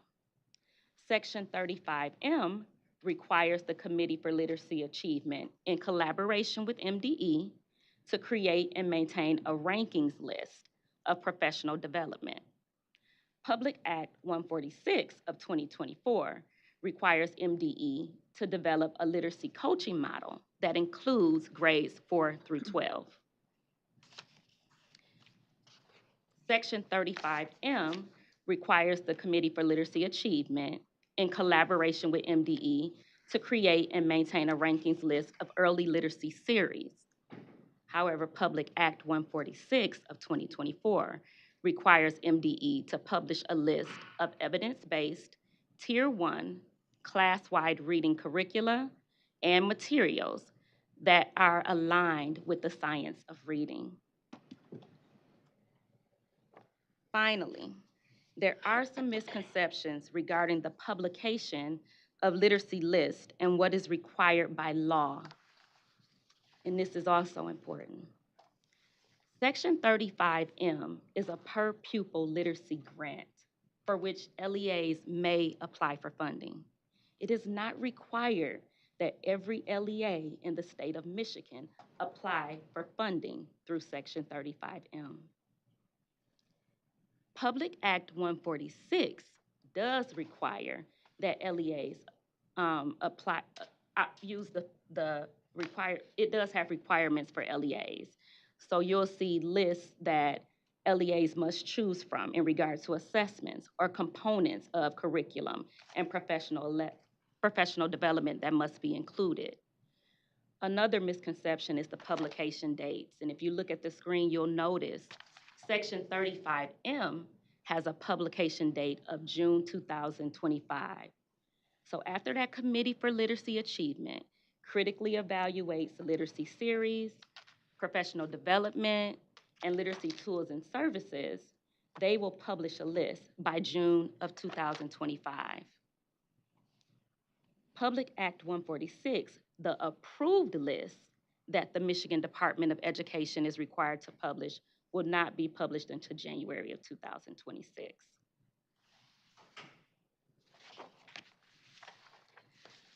The common theme throughout this presentation has been the criticality of literacy. Reading is critical to success in school and in pursuit of one's dreams. MDE appreciates the funding that we have received for language essentials for teachers of reading and spelling training for the past 4 fiscal years. A total of $34 million has been used, which we know this training will improve staff literacy professional development, and it will improve student reading levels over time. Through this support, 3,200 educators have completed LETRS training. An additional 6,804 educators are actively, right now, at this moment, participating in LETRS training. LETRS is grounded in the science of reading research. It is grounded in structured literacy, which are both mentioned in Public Act 146. The training directly aligned with this law that we need to put in place. LETRS provides professional development for educators in the 5 main components of literacy. That's phonics, phonemic awareness, comprehension, fluency, and vocabulary. In addition, LETRS is accredited by the International Dyslexia Association as being research and evidence-based training that is effective in improving literacy outcomes for children who display characteristics of dyslexia. LETRS should be mandatory for educators that teach early literacy because it has proven to improve literacy outcomes for students. And we have examples of this, board. North Carolina and Mississippi are states that have statutory requirements for LETRS training. They have demonstrated the potential for the type of literacy improvement that Michigan desperately needs. And this is demonstrated in Goal 2 of the Michigan Top 10 Strategic Education Plan. Thank you so much for this time and space, and I hope you heard our heart today. Thank you very much, presenters. We appreciate it. We appreciate you. Board members, questions or comments? Questions or comments? Tremendous amount of literacy work being undertaken. Dr. Pritchett. Thank you. Thank you for the presentation, especially the comparison, because it does get muddled, and so that's very, very helpful. Just a quick question. Your stats on the number of educators who've either completed LETRS training or actively participating, is that just teaching professional staff, or included in that are administrators, or do we know? It's inclusive of administrators. Okay, so some of those numbers are administrators. Yes. Because we all know when we get back to the building after professional development, if there isn't support, it tends not to be as effective. That's true. So, okay, all right, thank you. Thank you, Dr. Pritchett. We'd like to see not only all K-5 teachers take LETRS training, but also all elementary principals as well. It's hard to supervise what you yourself don't know. Correct. And that's particularly important at the elementary level. Less important, as you know from your experience, middle school and high school, as the curriculum expands so substantially. Thank you very much. Mr. McMillan. Thanks for the presentation. So this committee, I was able to Google and find the 10 members, all appointed by MDE. So they're going to come up with a list of, was it 11 approved or 12, or what was it? The approved literacy guide instructions and tools. I can take Yeah, it. But question the numbers. yes, do you mind? I would like to correct the numbers. There are 33 committee members, and there are committee members that were nominated by MDE or selected by MDE, and there are also committee members that were nominated by education organizations. So there's a mixture there. All right. In regard to the list, I believe that's what you're referring to, the Yeah. list. There are no approved lists that will be created by the Committee for Literacy Achievement. They will create ranking lists for the purpose of LEAs to apply for funding through the Section 35M grant. That's another misconception that I mentioned in the presentation. The approved lists that you're referencing are a part of Public Act 146, and those lists will be created by the Michigan Department of Education and published in January of 2026. Okay, so there's going to be a ranking list. That's correct. And so if somebody applies and they, their application may or may not be accepted based on how, if they choose something that's not very well ranked, they probably won't get accepted, right? So They won't win. So it's not a competition. However, there will be rankings. And let's assume those rankings are, let's call them A, B, and C. So there'll be A, literacy series and materials. There'll be B, literacy ranked materials and series, and C. Let's just use that one bucket. Okay. And if they apply for funding, those items that have proven to improve literacy outcomes will receive more funding. So if you apply for a lower ranked item, then you will receive less funding. Okay, so the publishing companies that produce the materials that are highly ranked will probably make a lot more money, right? Ultimately, they have the opportunity to receive more funding. Well, I mean, The school receives the funding. Right, the school, yeah, Right. but they'll buy from, so this ranking, I mean, there's probably going to be some lobbying or, the higher they can get those ranked.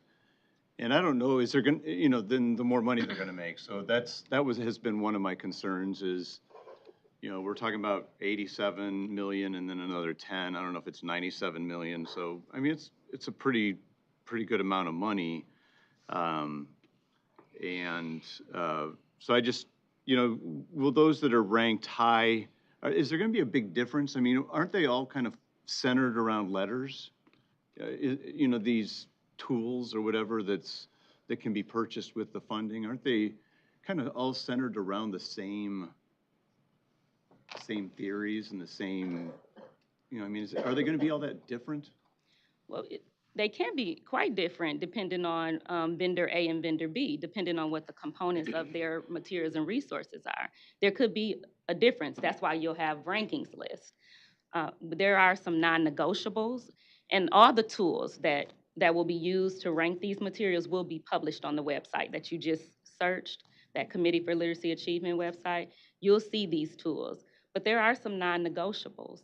There are items within every submission that must be met. But everything will be ranked. Yeah. So whatever we receive, it will be ranked. I just wonder, I mean, like, will A be that much different than B, be that much different than C? And if not, I don't know that there would be large differences. Again, I just think the jockeying of which one we are as the publishing company would be pretty significant, even though our differences are very minor. So I just am concerned about how that's all going to go down. I would prefer, well, I mean, and so this committee is of 33. They're going to look at evidence-based. I mean, these publishing companies are going to say, here's our evidence is that letters isn't that old. I mean, their evidence, of their specific way of doing things compared to bucket B and bucket C, that evidence is going to be pretty short-lived, I would imagine. I mean, as far as specific evidence that our company's tools perform much better or better than other companies' tools, I can't imagine that they're going to have much evidence in that area. I mean, maybe in the general area of this is how you do phonics,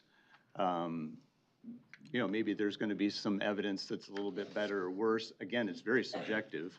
And mind you that of these 33, I have a feeling that none of them are critical of the pathetic, Calkins and the other bad, literacy teachings that have destroyed generations of kids. I bet none of them were critics of those, and probably none of them were advocates of the phonics like myself and others were. But let's put that aside. Their subject evaluations, subjective evaluations are going to be, they're going to be very subjective. I think that there's going to be concern. Are we sure that all these 33 people have no ties to publishing companies, to, I guess I wonder, it seems like there's going to be a lot of money based on their subjective decisions. I want to thank you for raising exactly what you just raised today. The concerns that you share, we also share those same concerns. But I'll allow Dr. Kim St. Martin to talk a little bit about some of the details that I think will help you. Yeah, thank you. So letters is not a curriculum. Yeah. It's not a published curriculum, but it actually has been around since the Reading First days in 2003. So letters has been around for quite some time, has been expanded upon and revised in keeping with the current research. And I will say, Mr. McMillan, there are different types of phonics instruction, some of which have different effect sizes. Some seem to be more impactful for improving the decoding and word recognition skills of students than others. But letters is not a curriculum. So people are not going, it's a professional learning platform where people are learning about characteristics of dyslexia, high quality elements of how kids hear the sounds of language, how to decode and recognize words, how to read those words in connected text to a degree of automaticity so that they're reading fluently, accurately, with as if they're reading by sight, if you will, and to make sure that they're understanding what they're reading. So that is a base level of foundation to help our educators understand why effective reading curriculum resources are designed the way they are, because not all reading curriculum resources are created equal. And so some of those, and so some of these publishers are going to choose to advocate for and use techniques that are poor.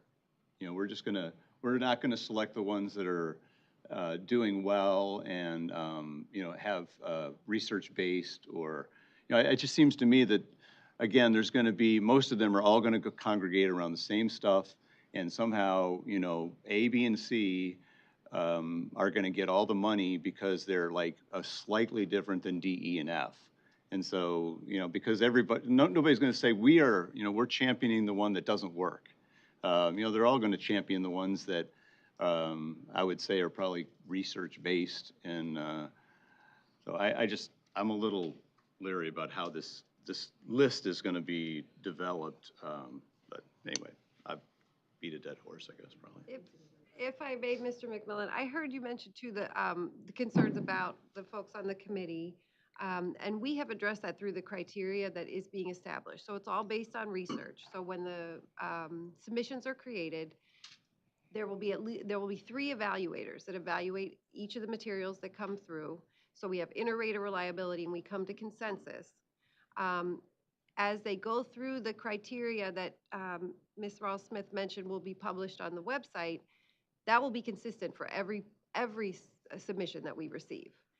The other piece to this is 35M does note for the committee members that they are required to recuse themselves if there's any conflict of interest. So that is included directly. It's directly in what has been charged to us. And I mentioned that our committee members participated in orientation and training, and we have reviewed that component of the legislation very thoroughly. So everyone on the committee is aware of that responsibility of recusal. And actually, this was a topic of considerable consideration prior to the formation of the committee, that you couldn't have any conflicts of interest. Thank you. Please, thank you, Mr. McMillan. Ms. Snyder. Can we get access to the definition of conflict of interest that they are recusing themselves of voluntarily? Sure. Okay. So just because there was great effort in differentiating 35M and PA 146, because it sounds like there will actually be two separate lists. The list that, the ranking list that the committee, the CLA, is under with the funding of $87 million. By the way, I'm just making sure that we're also clear that the $87 million is not associated with the grant money that will be awarded for the applications that the LEAs put in, correct? That's, the $87 million is just for the CLA process. No, that's incorrect. The $87 million is the grant. That's the Section Okay. 35M grant. The work is the committee. And There's no, they're not receiving any funding for their Okay. work efforts. So none of the $87 million has been released yet, correct? That's correct, and it shouldn't be, because Okay. the list should not be published until June of 2025 per Section 35M language. Therefore, the application process, once the list is published, that's when that timeline begins. Okay. Lawmakers made sure to be considerate of the time it would take to form the committee, Okay. to critically evaluate the materials that would be submitted, and then to offer the actual application process. So. Okay, and so that's just for the 35M. And then under PA 146, MDE is responsible for providing a list of approved, valid, and reliable screening and progress monitoring for reading assessments. Okay, so you've got the CLA that is providing the, the ranking tiered list of curriculum that's consistent with what it would take for letters training to align with what students need for reading achievement, correct? So Section 35M is not a portion, it's not letters. That's not what that language is about, no. Okay. So So letters, we let's say haven't, we letters don't wanted have, to we don't participate. have mandatory language yet for letters, correct? That's correct. Okay. And then, so 87 million is just directed at the CLA to create that ranked list of curriculum. The That will 87 be million is directed to districts. They can to apply for that apply funding. for what the CLA has said. This is the ranking of curriculum. That's correct. And then MD will be doing the screening and progress monitoring for reading assessments in association with that ranked list of curriculum? So the two are not the same. What MDE will do is look at the research that the committee has done. What we will do is look at the higher ranked items on that list. But everything on the critically evaluated list by the Committee for Literacy Achievement, that will not be on the approved list, MDEs. It will not make it. It wouldn't align. Some people will submit items that are just simply not structured literacy. They have things in them that we are not allowed to put on that list, like you might see using guessing techniques. You can submit that curriculum to be evaluated. It will not make it from Section 35M list to the Public Act 146 list.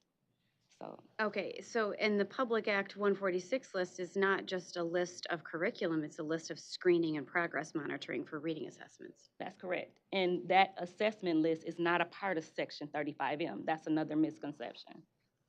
Okay, because ideally, I mean, what kids are learning, if they're not getting assessments that align with what they're learning within the new ranked tiered list of curriculum,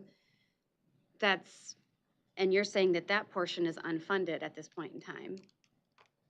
Public Act 146 is unfunded. Section 35M is a grant that has $87 million of funding. Which will fundamentally, hopefully fundamentally change the curriculum that our students are gaining access to, right? Because we want to make an impact in what I would argue is statistically significant, even though you guys are presenting it that it's not from the beginning. the NAEB scores are statistically significant for each child. So the goal is that the CLA that produces the curriculum ranked list, that curriculum would have an impact. But if then the way we screen and monitor progress through reading assessments is not aligned with the curriculum that we'll now be encouraging districts to adopt at varying levels of reimbursement, we still have a backside of this that is, it's not good for students. Ms. Snyder, if I may respond to your question. So you are correct that many of the literacy materials do have built-in assessments. So a part of Section 35M has to do with tools and services. The assessment tools are also being reviewed for the literacy series that are included. And the Public Act 146 defines screening assessments. It defines the specific skills, literacy skills that need to be assessed. And those things do have to be reliable and valid, and it will take time for us to be able to look at published assessment materials in addition to the other things that were listed within Public Act 146 for Michigan Department of Education to consider, like making sure that we're selecting assessments that will reduce the time to assess so that more focus can be on instruction. Right. Look at assessments that are also aligned with benchmark assessments and other things as well. Yeah, here's my struggle with this entire conversation, is that we're making these strides to increase literacy for students that are very well behind. We talk about it every month. But how on earth could a CLA actually assess the evidence base that's out there without considering the assessments that those rigorous research studies would have already employed to ensure that the curriculum that we're about to sell, right, sold a story that's the whole foundation to what we're talking about right now. We're about to sell to LEAs at higher or lower or anything in between, right, when we are saying then, well, but we'll have to put so much effort and it'll take so much time into the assessments that ensure that these selections by the CLA are accurate. The research is out there. What did they use to determine that these curriculums that we're about to recommend on a ranked list is good? And it's worthy of our effort to fund and make change. That actually is not true because a lot of publishers have not conducted rigorous research studies on their curriculum. Wow. And I think we could just end right there. So that is something that is being considered by the Committee for Literacy Achievement, looking at the levels of evidence and asking publishers to submit the research studies, the full studies, including the research designs, is something that we are requiring that is going to be submitted. Because to your point, we want to look at the quality of the evidence for the things that have been developed by the publishers. Yeah. Yeah, we need a couple of things as a board to be able to effectively lead oversight over something that has clearly not been addressed far long after it should have been. We need to know and understand what the conflict of interest definition is that people are individually voluntarily recusing themselves of. I would argue that's, surface level stuff to say, just tell us that you don't have a conflict of interest, sign this piece of paper. At this point in time, ranking 41st in the states among all the rest, knowing where our NAEP scores are, knowing where our MSTEP scores are, knowing collectively that you could dig into one statistic, they're all significant. They're all significant for the hundreds of thousands of students that are struggling with literacy access in Michigan. So the conflict of interest portion in determining who is sitting on this committee and who's making these decisions is significant for us to consider and be able to comment on. I would like to have that definition. I would like to understand that process. And then it's extremely important that since we've separated the two parts here, that we not consider this something that's like this will take a lengthy amount of time. And if a publishing company doesn't have evidence to back the fact that their curriculum is effective, they shouldn't even be on the list. They shouldn't even be an option for our students here in Michigan. And I would argue the CLA would have already half done, if not fully done, the work that is unfunded in PA 146. because that list should have that evidence there. We're decades into the understanding of what evidence-based practice is in most of our systems that set our standards of care, that set our teaching standards. We understand that this is very much the foundation of what it takes to move forward. So those two things are really important to me to understand next time you present. Well, Ms. Snyder, I will say, as someone who admires Emily Hanford and Sold Story, listened to it often, you, I'm sure, have heard Emily Hanford discuss the fact that there are different understandings and levels of belief of evidence within the educational research. And not all levels of evidence are created equal. And so what some of our publishers may provide are case studies, are testimonials, which some may say, not this is Kim St. Martin's opinion, not myself, that constitutes rigorous evidence. So I just, as someone who applauds Okay, Emily so Hanford. let's add a third. And you know what? We're gonna, I'm sorry, we're I'm not. gonna give Ms. Snyder one last Thank you. bite of the apple, and then we're gonna move to other board So, members, and we're gonna move to our I would next say the presentation third presenters. level of what we should be considering then at this table is what the standards are with which this committee is using to consider rigorous evidence base. Okay, so we've got, conflict of interest. What is the definition of that? We've got whether or not they've gone over the fact that the evidence base is there for this to even make a ranked list. And then what are the standards they submitted themselves to be considered rigorous evidence base? Thank you very much, Ms. Snyder. Mr. Bullock. I think I had a brain fart. I had a question, but this is an interesting conversation right here. I think, well, let me ask. Part of this is based on the legislation that was passed, right? Correct. So you guys don't have any control over how the legislation was written. You're trying to follow the parameters of how the legislators wrote this and follow that in adherence to the statute. So, That's accurate. and so the committee doesn't do the purchasing of, That's correct. the districts do the purchasing of. Correct. So let's get the conspiracy theories out of there. I had a really good question somewhere. Somebody said something, but then my brain went to other places. I know that, like, first I was on the dyslexia, and I understand that those things, like the basic parameters, have now been put in place, but hasn't been executed yet, right? Is that where we are? Or where are we at with dyslexia as far as? So the Michigan Department of Education has been providing the technical assistance and participating in the training that we're required by law to develop. We are not at the point of publishing the list. That won't happen until January. We're still in developmental stage. That's what I'm saying. That's like correct. We're just putting the guidelines in place, or however the development of that is. Then I had an off course question, because my brain went to the lawsuit, like the Right to Read lawsuit from the kids in Detroit, and like when that lawsuit, I wanted to know how that affected the rest of the state in the fundamental right to read, and how did that impact like some of these literacy implementation things, like, and because I don't know, I still don't know where we are in Detroit with the money and how they're spending it at DPSCD, and it's not that they're doing something crazy. I just haven't been following it that way. But I wanted to know, how did that impact, like that lawsuit in Detroit, how did that impact the rest of the state in knowing that there is a fundamental right to read, fundamental right to teach? Because if you don't have that, I think one of the arguments was, like, if I can't read, I don't know how to vote, I don't know how to fill out a tax return, I don't know how to pay my bills.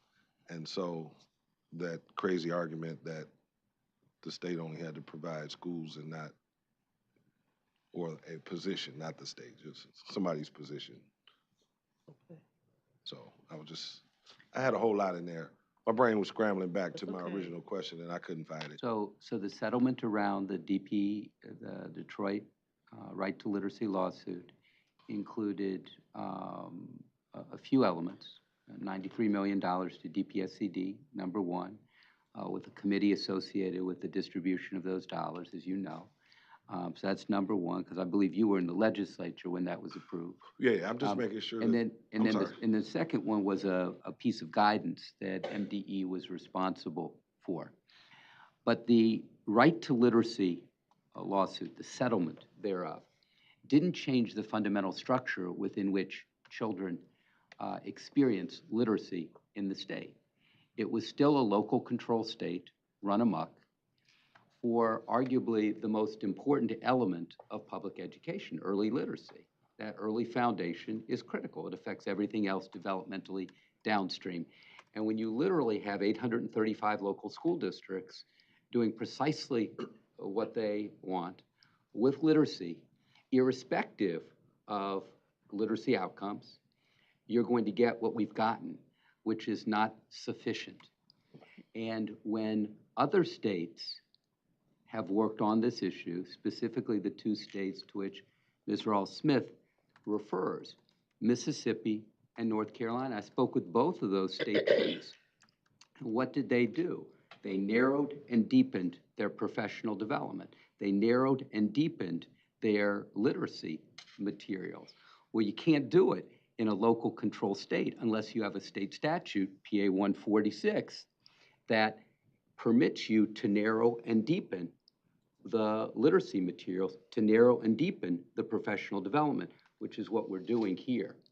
And we pushed for PA 146. We actively pushed for this legislation, now law, and likewise for 147 on the pre-service. So y'all let him answer. Because that was where my brain was going, is where, like, how did that lawsuit affect us thinking in terms of equitable education? That's where my original brain, he brought me back a little bit to how did that impact us, knowing that we got to do a little more over here than we do over here to at least get everybody in the same radius. So, I don't know. Thank you. Was that a question or comment at the end of the day? They're both questions and comments, because I was asking how did that impact the rest of the state and our thinking and planning and a strategic input into making sure the rest of the state meets that requirement. It affected our interest in letters training and driving letters training. It affected our interest in dyslexia, the dyslexia handbook, which was put out, which was created in the year or two before 2022, and then the distribution of that, and the dyslexia trainings and summit that you just heard about. But in terms of the ability to narrow and deepen the materials, narrow and deepen the professional development, we need a state statute to do that. All right. Again, thank you for your presentation and clearing up the misconceptions. Ms. Lipton and Dr. Pugh, and then we're going to pivot to our next presentation. Didn't see my hand. I beg your pardon. Ms. Lipton, Ms. Tilley, and Dr. Pugh. Thank you. I wanted to thank you for the presentation. I think that what you've showed is a really good demonstration of how the statute is going to be implemented thoroughly, as well as, in a way that will give local school districts the ability to, have some certainty in the information that they're getting, that it has been reviewed, it has been ranked. School districts, I think, need that guidance, and I think that what the department is doing, what you all have been working on, is really, I think, a great way of carrying out the spirit of the statute. I also think that we're going to have to, these types of changes are so profound that it's going to take, I think, some time for them to actually filter into the classroom and have their results. So I think sometimes, as policymakers, people pass laws and then they just want the change to happen overnight. And I just think that that's just not realistic. I think it's going to take a little bit of time for the system to shift, but I have confidence that that we are going to see an improvement with the thoughtful way that the department is going about carrying out the language of the statute. So thank you. Thank you, Ms. Lipton. Ms. Tilly? I was gonna touch on what Board Member Lipton was saying. From my understanding, it takes about 3 years for an educator to really master curriculum. It takes 2 years for the full letters training, from what I've read. And 5 years is consistent for the gains that Mississippi saw. They started with letters training in 2014, and then 2019, the NAEP scores revealed that it did really well for Mississippi. So is that the anticipation for us 5 years or more? And then also, they touched on the additional support systems that are needed, because from what I've read, that with the training alone, that is not going to be sufficient in order for educators to really move the needle. So I know he said dyslexia training and named a few other things. However, what PD recommendations are you giving for local districts? So we've asked the literacy unit, when I say we, here at MDE, along with my MTSS-TA Center, we have asked that everyone start with the MDE dyslexia handbook. And we've also asked that they either attend or invite us to come to their district, their ISD, to present the Literacy for All presentation that is aligned with that handbook. The content of the MDE handbook is nestled right inside of PA 146. You'll find the definition of dyslexia, you'll find elements of structured literacy, it's all nestled there. And because this handbook has already been in place, we've asked that everyone, let's start there with something we've already had in our hands. In addition to that are some of the listings that you saw throughout the presentation. Our unit, the MyMTSS TA Center, we've been offering that type of technical support around characteristics of dyslexia, because PA 146 and PA 147 are not designed to diagnose dyslexia. It's really just to identify characteristics, help educators understand the consequences of dyslexia, the secondary consequences of dyslexia, and then begin to provide that training throughout the state by the 27-28 school year. For there to be training, there to be curriculum resources, assessments, and things in place inside of our districts that can move that needle. So when you mention the research around how long it takes, that is all accurate, you know? So if let's say the expectation is that everyone implements what we've discussed from PA 146 during the 27-28 school year. 5 years from there, that time. But I believe if we take a kindergarten class at the start of a year and we implement structured literacy in the way that this law is designed, you will see the results. You will see the results. But as a state, your data is accurate. Your data is accurate. And two, because in order to see those results, first they have to get trained. The educators have to get trained. What's the percentage of dyslexia in Michigan? Do you know? I don't have that data. The national data is between 5 and 15%, but dyslexia is also synonymous with a word level reading disability, and so that is some additional information that we can provide you with. So, okay. but the national statistics ranges between 5 to 15%. Okay, so I'm concerned about the additional PD support part of it outside of the dyslexia piece. So are you referring? So we have reading coaches. We are required by PA 146 to standardize the reading coaching model. And that will be tremendously helpful to create a reading coaching model that is abided by coaches across the state. And we think that that will be helpful. So we agree with you. We think that there is a need for strengthening the coaching, narrowing it, deepening it, getting on one page. When I spoke with the North Carolina superintendent, 115 districts in the state of North Carolina, 835 LEAs in Michigan, 56 ISDs, fourth largest in the state. Mississippi, fewer than North Carolina. Superintendent Wright, who was in Mississippi, went back to Maryland several years after her Mississippi superintendency. She retired. She failed retirement, and now she's the state commissioner in Maryland. There are 24 districts in Maryland. She could meet with the 24 local superintendents in this room. We can't get 835 superintendents in this room, and even if we could, they're not on the same page statutorily. But our exception is PA 146, which is going to narrow and deepen what we do in early literacy. It is going to be an exception, and an important exception, to local control in the state. What is the budget for reading coaches? Are they going to implement new people into the field for this, or are they? What's the plan for this? So there are three.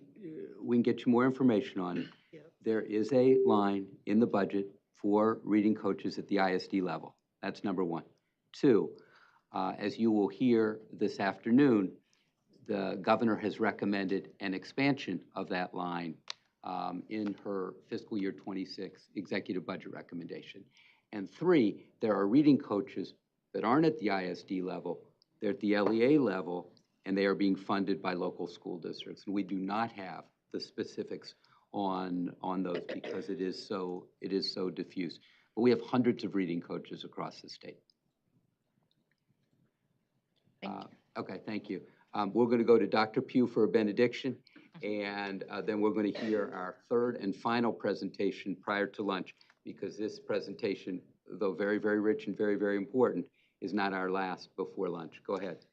And I do thank you for the presentation, lots of information to unpack, so thank you for making that very clear. Senator Bullock asked a question, and you know that I just couldn't pass up on providing some additional response to that. In uplifting those 7 school children who did sue the state of Michigan for a right to literacy, looking at equitable education, the Michigan Department of Education was able to definitely apply, pull positivity and apply those outcomes of that lawsuit in many different ways. But to your question, Senator Bullock, it was probably like a little under a month that there was precedence that was set. And in April of 2020, the Sixth Circuit Court of Appeals did issue the landmark decision that an education that at least guaranteed a basic right to literacy was a fundamental right. Unfortunately, in unprecedented fashion, we had 2 board members here who used taxpayer dollars to call for an en banc. When that ruling was passed down, it was a 3-member bench.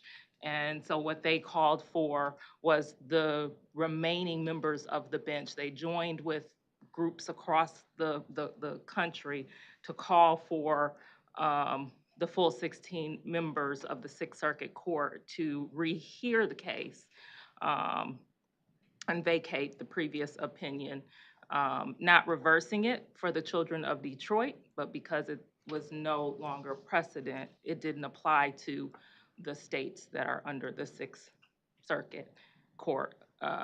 We came very close to a monumental case. They did make a lot of strides, those 7 children, and I guess in the essence of Black history, I love to be able to uplift them as well.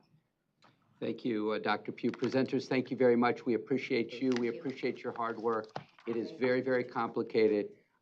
We will keep the lights on. You will be back soon. Thank you so much. Board, it is 11:51. The next item on today's agenda is a presentation on partnership districts. This presentation will feature an update on our partnership district model and the status of our partnership district agreements. We welcome our presenters, Dr. Susie Carnell, Chief Deputy Superintendent, Ms. Gloria Chapman, Director in the Office of Partnership Districts, and Dr. Yvonne Dixon, the Assistant Director in the Office of Partnership Districts. This is an informational presentation. No board action is required. Presenters, welcome. Thank you, Dr. Rice. Good morning, board members. It is such a pleasure to be between you and lunch right now. So we look forward to having a rapid presentation on the update of partnership districts. We're going to be focusing on the 18-month benchmark review, which is also a structured conference. The agenda. Sorry. Okay. The agenda that we have for you today, we will give you a refresher on partnership districts. So just a brief overview about partnership districts and the laws that guide our work through partnership districts or with partnership districts. We'll also talk about the benchmark review through a structured conference. We'll talk about the progress of our partnership districts through this review, and then we'll talk about our next steps. And with that, I'll turn it over to Ms. Gloria Chapman. Okay. Thank you, Dr. Carnell, and good morning. And I am aware we are up against that lunch, so we will make this thorough and comprehensive. So as a reminder, we will begin with the statutes. Oops, sorry, I need to go back one. Okay. My fingers are always so fast. And Now hit return. Return? Or the enter? Okay. Okay. So as a reminder, we will begin with the statutes that direct and guide partnership district work. The Office of Partnership District follows requirements in the federal Every Student Succeeds Act, ESSA, and the Michigan compiled law. To meet this obligation, Michigan provides technical assistance through the partnership district model. The partnership model uses a collaborative approach to facilitate academic achievement improvements and helps to build the capacity of the district and its partners to develop and sustain turnaround efforts. How are partnership districts identified? Schools are identified to be in a partnership agreement with the Office of Partnership Districts who meet the following criteria. They're in the bottom 5% on the Michigan School Index and/or schools with a 4-year graduation rate of 67% or less. Districts in a partnership agreement may also have schools identified for comprehensive support and improvement that do not meet partnership agreement entrance criteria. For example, there are alternative education high schools, virtual schools, schools identified for CSI due to unimproved math or ELA proficiency, as well as schools identified for CSI due to not exiting additional targeted support status. Let's review quickly the number of partnership districts. Currently, we have 45 districts, 18 are traditional districts, and 27 are public school academies. 136 schools were identified for CSI, and 99 schools were identified in partnership agreements. There are 37 CSI schools that are not in partnership agreements. If the schools are located within a partnership district, OPD will support. If they are not in a partnership district, they are supported by the Office of Educational Supports, OES. OPD differentiates the level of support provided to districts based on the reason for identification as a partnership district. Our next slide explains those levels of support. The 3 levels of support are fundamental, districts with schools identified for CSI only because of low graduation rate. Essential are districts with schools identified for comprehensive support and improvement that have not had a previous partnership agreement or previous partnership districts who have only new schools identified for support. And finally, intensive. These are districts with a previous partnership agreement operating previously identified partnership schools. In the next slide, I'll provide an overview of our benchmark review process. Recently, we conducted the 18-month benchmark review process, which includes the following 4 steps. Step 1, documentation of evidence, where districts were asked to gather state and local assessments and process data to add to the district improvement plan. Step 2, partners benchmark review, which is a survey where each district, the ISD, and OPD review the documentation of evidence and identify whether the partnership agreement benchmarks were met. Step 3 is our structure conference. It's the 18-month review meeting for partners to review, collaborate, and identify next steps for the remainder of the 36-month partnership agreement. The structure conference is an opportunity for districts to share their academic progress. And finally, step 4. A summary report of the benchmark review is provided to districts to share with their local school board and community. I'd like to review now the OPD Round 4 timeline. OPD established the following timeline to ensure we meet ESSA requirements. ESSA requires that each state have a plan that provides comprehensive support for low-performing schools. In November of 2022, Round 4 partnership districts were identified and required to develop partnership agreements by April of 2023. July through December 2024, the districts began collecting and entering evidence of meeting their 18-month benchmarks into the Michigan Integrated Continuous Improvement Process, or MICIP platform. Also, the district, the ISD, and RESA and MDE completed assessments of benchmark attainment. I'd like to draw your attention to the blue text below the timeline, which identifies the structure conference phase that OPD completed from September through December of 2024, where we met with all 45 of our partnership districts. Let's see. Okay. Dr. Dixon will now present the next slides. The next slide will highlight the continuous supports phase, which is our current work following the structured conferences. Thank you, Mrs. Chapman. Good morning to Dr. Rice and the board. To support the district continuous improvement efforts, OPD works with them as they use a variety of evidence-based strategies to improve student achievement.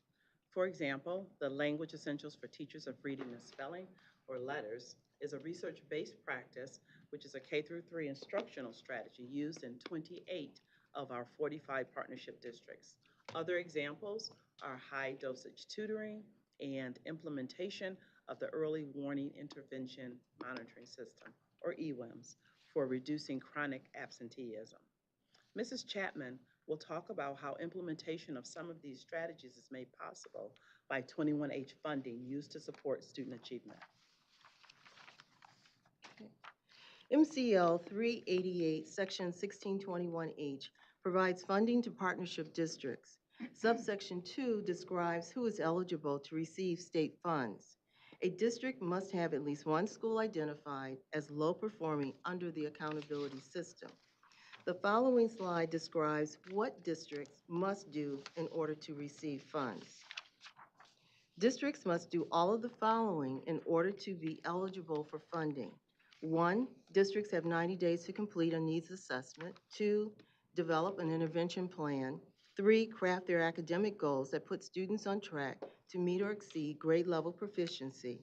And 4, provide access to training for district leadership. The following slide will examine the how districts use their 21H funding to improve student achievement. MDE received supplemental funding for partnership district initiatives that required multi-year funding.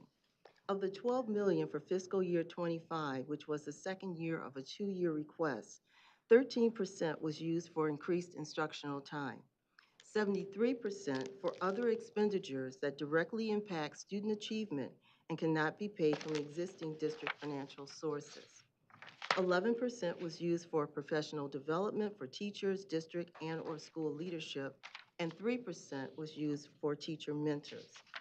Our next slide will highlight what is in the other expenditure category. Okay, oops. Districts are using 73% of the funds for other expenditures that directly impact student achievement and cannot be paid from existing district financial resources. I think I lost the page here, I'm sorry. Okay. So examples of some of the other expenditures include chronic absenteeism, leadership retention, our teacher retention, diverse classroom libraries, and staffing including counselors, and as you can see, the social workers and parent engagement liaisons. The next slide represents 21H funding for one-year requests. Dr. Dixon? Thank you. Districts requested approximately $24 million in 21H funding to support their evidence-based strategies. The district requests far exceed the current funding level. OPD has approximately $6.1 million available for one-year disbursement. The bar chart reflects the total funding requested by districts. Those general categories include literacy and reading, mathematics and numeracy, recruitment or retention of educators, multi-tier systems of support and positive behavior intervention supports, and also professional learning. The categories are not distinct, so the columns do not add up to $24 million. OPD hopes the legislature continues to allocate 21H funding for partnership districts. The next slides discuss the statutes and the benchmark review process. This slide includes MCL 388, section 1622P, which shows why we hold the benchmark review and deals directly with identification and requirements for partnership districts. A district or public school academy assigned as a partnership district must have a signed 36-month partnership agreement, which includes measurable academic outcomes that the district or school will achieve after 18 and 36 months. The next slide details the specifics of the requirement for measurable academic outcomes. All right. I'm sorry, I pulled the trigger again with my fast finger. Okay, that's all right. My apologies. That's all right. So come help. She's Yeah. coming. Yeah, if you can Thank just you. put that back. Yeah, sorry. You're fine.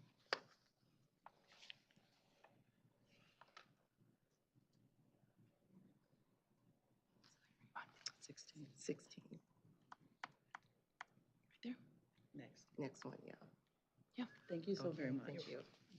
Section 22P requires measurable outcomes that include, 1, outcomes to put students on track to meet or exceed grade level proficiency.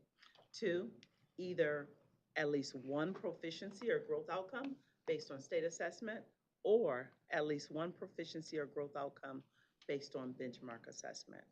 3, outcomes to measure high school graduation rates. And 4, outcomes that measure attendance rates.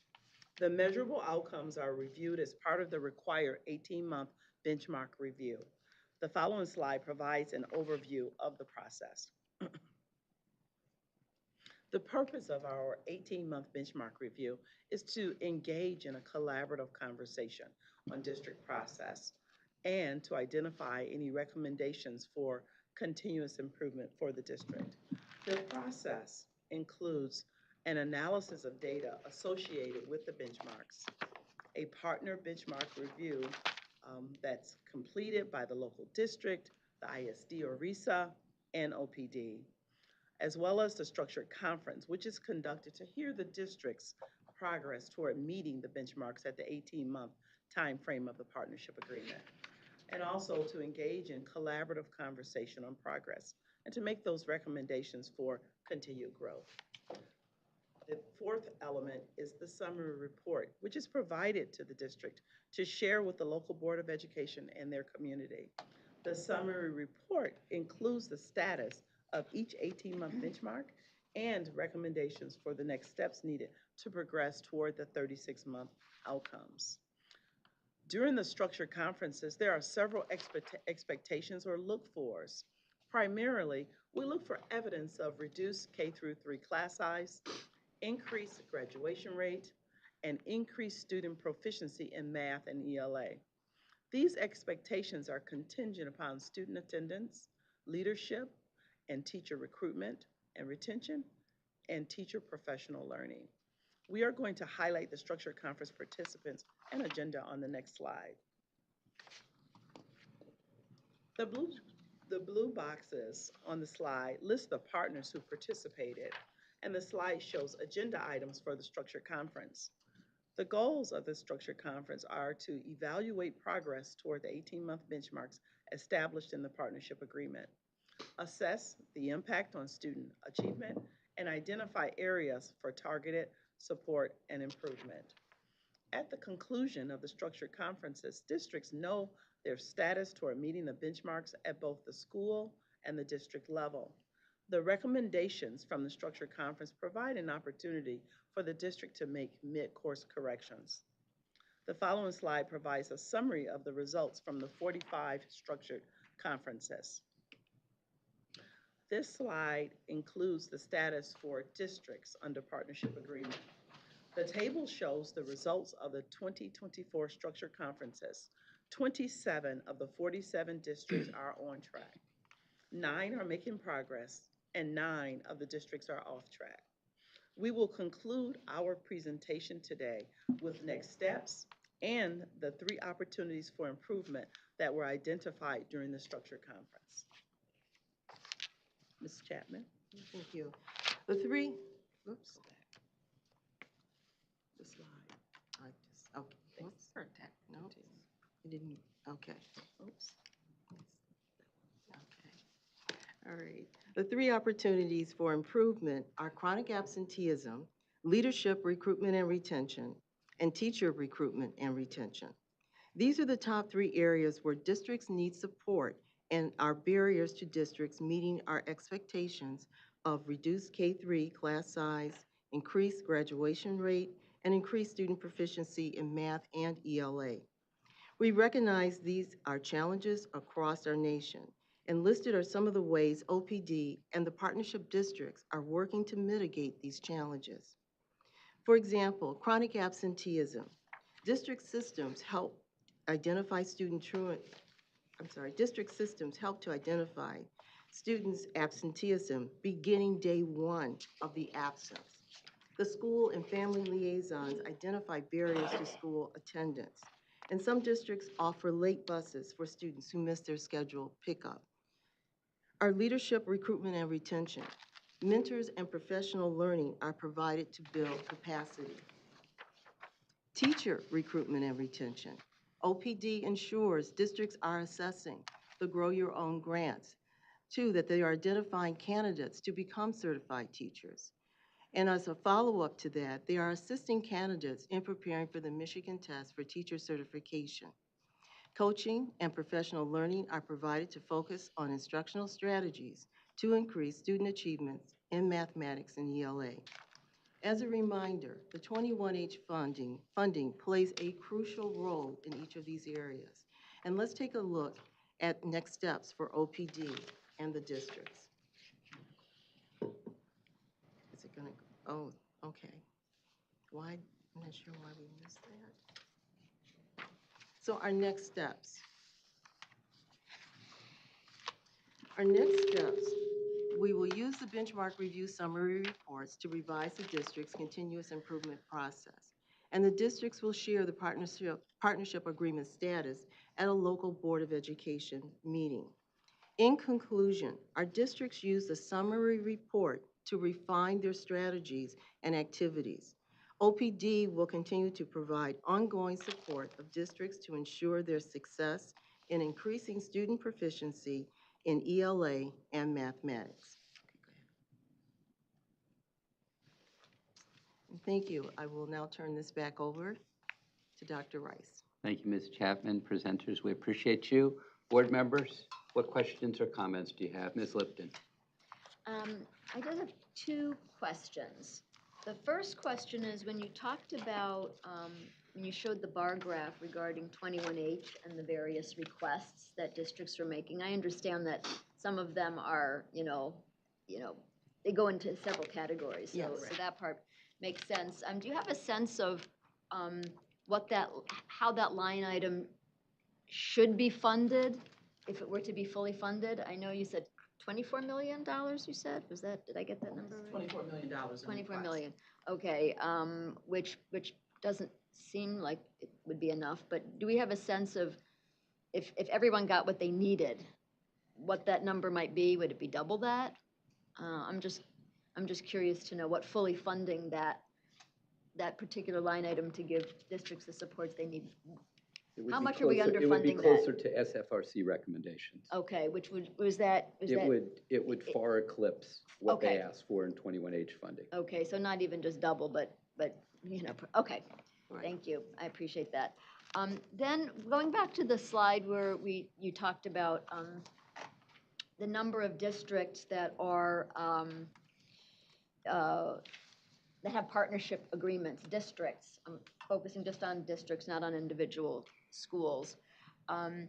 It looked like the number of public school academies was perhaps maybe 2 or 3 times what the non-public school academies were that are in partnership The districts? PSAs have increased. The numbers that number are, of PSAs did increase in this round, yes. 19 to 27. Okay. So the districts that are in partnership agreement, I noted that you talked about the collaborative model where you're bringing in the ISD, which I think is really, I think that's an excellent model. I really do. I think that's a great model, far better than what has been tried in previous administrations where the state tried to create a takeover model where the state was taking over districts, and that seemed to be an abysmal failure. So I love this model, the collaboration, bringing in the ISD, what have you, to help improve the entire district. Since my understanding is that public school academies are themselves their own district, each one is a separate district. That's correct. Where is their collaboration coming from? In other words, It still comes from the ISD. It still comes from the ISDs Yes. in which they're located. Yes. Okay. Okay, great. Thank you for clarifying that. You're welcome.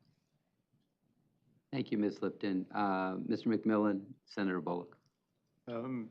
Thank you. Hoping maybe we can get a little bit more time in the future, maybe next month or 2 or 3. So as far as just numbers, real quick, 27 PSAs, but also 18 districts. So that doesn't mean 18 schools. As a matter of fact, I think it says 99 schools. So if there's 99 schools, 27 of which are PSAs, that means 72 schools would be traditional schools. Is that roughly the right way to look at that? Okay. Yes, yes. Now, we've been doing this for quite a while. I don't know, 8 years, 6 years, 7 years maybe. So have there been schools that have graduated or gotten out of the partnership after 36 months and then gotten back in? Yes. So we are in round 4. We will be bringing on round 5 as part of the next cohort. And so, yes, we have exited districts. We do have those numbers. Okay, that's okay. I just was curious. I guess, you know, are they, I mean, that could be a separate hearing. I would like to go down that rabbit hole, I mean, to really delve into that. But I guess, you know, I'd like to know, are they back at square one? Is it different issues? You know, I guess I would just like to understand why they're back in and what didn't work, what learning did they find out, and making sure that they get out.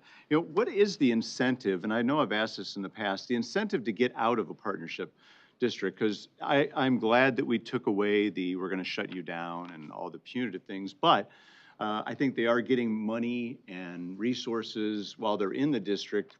So what exactly would be the reason, you know, they're not labeled as Fs and any of that, which I'm glad. So what would be the reason to get out? I mean, you want to do better for the kids, of course, but I'm just looking at the incentive, you know, as far as if there's no punitive action, so, and they're getting money, so, you know, to get out means you don't get as much money in resources. So just, I'm curious. So the first thing that we always hear when a district is identified as a partnership district, the first thing they want to know is, A, why am I here? Uh, And the second thing is, how do I get out of the partnership, right? Okay. No one wants to be labeled. So our goal is to help the districts to create that sustainability because we do want them, if we're doing our job correctly, they should be able to move forward. The other piece, the ISD and the RISA and how they have helped to support and collaborate because partnership districts will go away and districts will continue to work with their ISD. So we want to forge that relationship. The incentive to get out of the partnership agreement is student academic outcomes that you have increased, that you are able to do the things that students come to school for on a daily basis and make those improvements. And I know I kind of want to go quick because I know lunch is knocking, but just, what is, it seems like they could get out of the partnership district simply by doing things that kind of circumvent the system. Like, let's just make sure we're better test takers. Well, that'll help you get out of it. Let's just move kids, I'm not saying anybody's doing this. Let's just move kids through the system, quick, social promotion so that we have higher graduation rates. That'll get them out. So, I mean, how do we make sure that those are not being kind of, they're not gaming the system. They're just, again, I know it's because it wouldn't help the kids, and that is a great reason, but as far as, other incentives, I'm always looking at the incentives. I Are think they the good incentives incentives? are SEP goals for the mission. Yes, for the SEP, state educational goals that we have for the state of Michigan. Those goals, improving literacy. We know that students, we need to improve that. You just heard the last presentation. So what is the outcome of this? Students are able to become lifelong learners. Students are able to perceive or not perceive, but students are able to go out into the workforce, to live their dreams, to have their aspirations met. And they can only do that if they receive the quality education that's needed. Mr. McMillan, may I add to that? You are right. There are times when districts do say that our students need to be better test takers. They do, It is a comprehensive look at how to increase achievement. It's not only how do we help them be better test takers, because we do have students who are not good at taking tests. It is how do we provide a better curriculum? How do we have voices at the table from the parent? How do we have collaboration from the ISD? So it's a mixture of everything. And how do we help with not gaming the system? It is Gloria and Yvonne going out to the district saying, okay, what are you working on next? So they can't game the system if they know with these monthly visits with their pals, their partnership liaisons, that they're doing something completely different. Their meetings with their pals show what they're working on. Okay. Does that help? Okay, yeah, that helps. Okay. 30 seconds. And then I would also, like the previous presentation, I would advocate for third-party anonymous surveying of the students and the parents as they're going into the partnership and as they're leaving. Our statistics may say that things have improved, but I'd like to hear if they truly believe it's improved. Right. And so, I'd like that focus to be on, making sure that that their concerns, not just numbers and grades for each, but I'd like, for in-depth questions and open questions coming out. And I would really advocate for something like that. And third party, no filtering by people that might have reasons to, stifle or not have some answers mentioned, but that's. If I can address that, thank you for that. So we do have University of Michigan, the Epic Center, providing third-party interviews with the districts and with the staff to give a picture of how we're doing, because we didn't want to be the ones surveying folks and saying how we're doing. So we did have some. And staff, I forgot to say that. Students, parents, and certainly staff. Yeah, thank you. Right, so it's Epic at MSU that it's done a number of studies. They have a long-term contract, and there are surveys associated But I'd with love that. it to be students and parents. It sounds like staff, which is good, but I'd love it to be others as well. Right, understood. I think the other thing that we have, which is not an explicit survey, but it's an implicit survey, is people voting with their feet. Yeah. Yeah. I'd like to give them more choice, but yeah. Understood. Yeah, we could have that conversation. Okay, Senator Bullock, Ms. Tilley, Ms. Snyder. Quickly, I was gonna say almost the same thing. Like, people vote with their feet, and people have no problem complaining about when something's not good. Next steps, the opportunities for improvements. Um, the professional learning and the grow your own and the leadership recruitment and retention, teacher recruitment, but I didn't see, like, how do we get there? Like, is there a marketing strategy, a social media strategy? Like, how are we recruiting more teachers? And I don't see it. Like, is it something that can be seen? And then with the partners in chronic absenteeism, I know I've said it at the table before, it's like, do we identify, and they're all different, why they're not coming? So is it, if they're hungry, are we promoting that there's free breakfast Yes, and lunch? If it's yes. something at home, are we getting them some resources?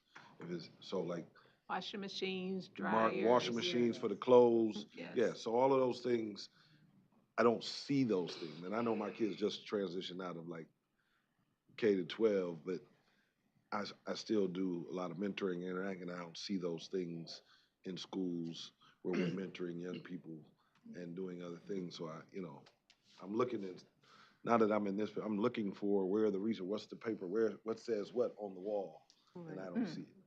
Right.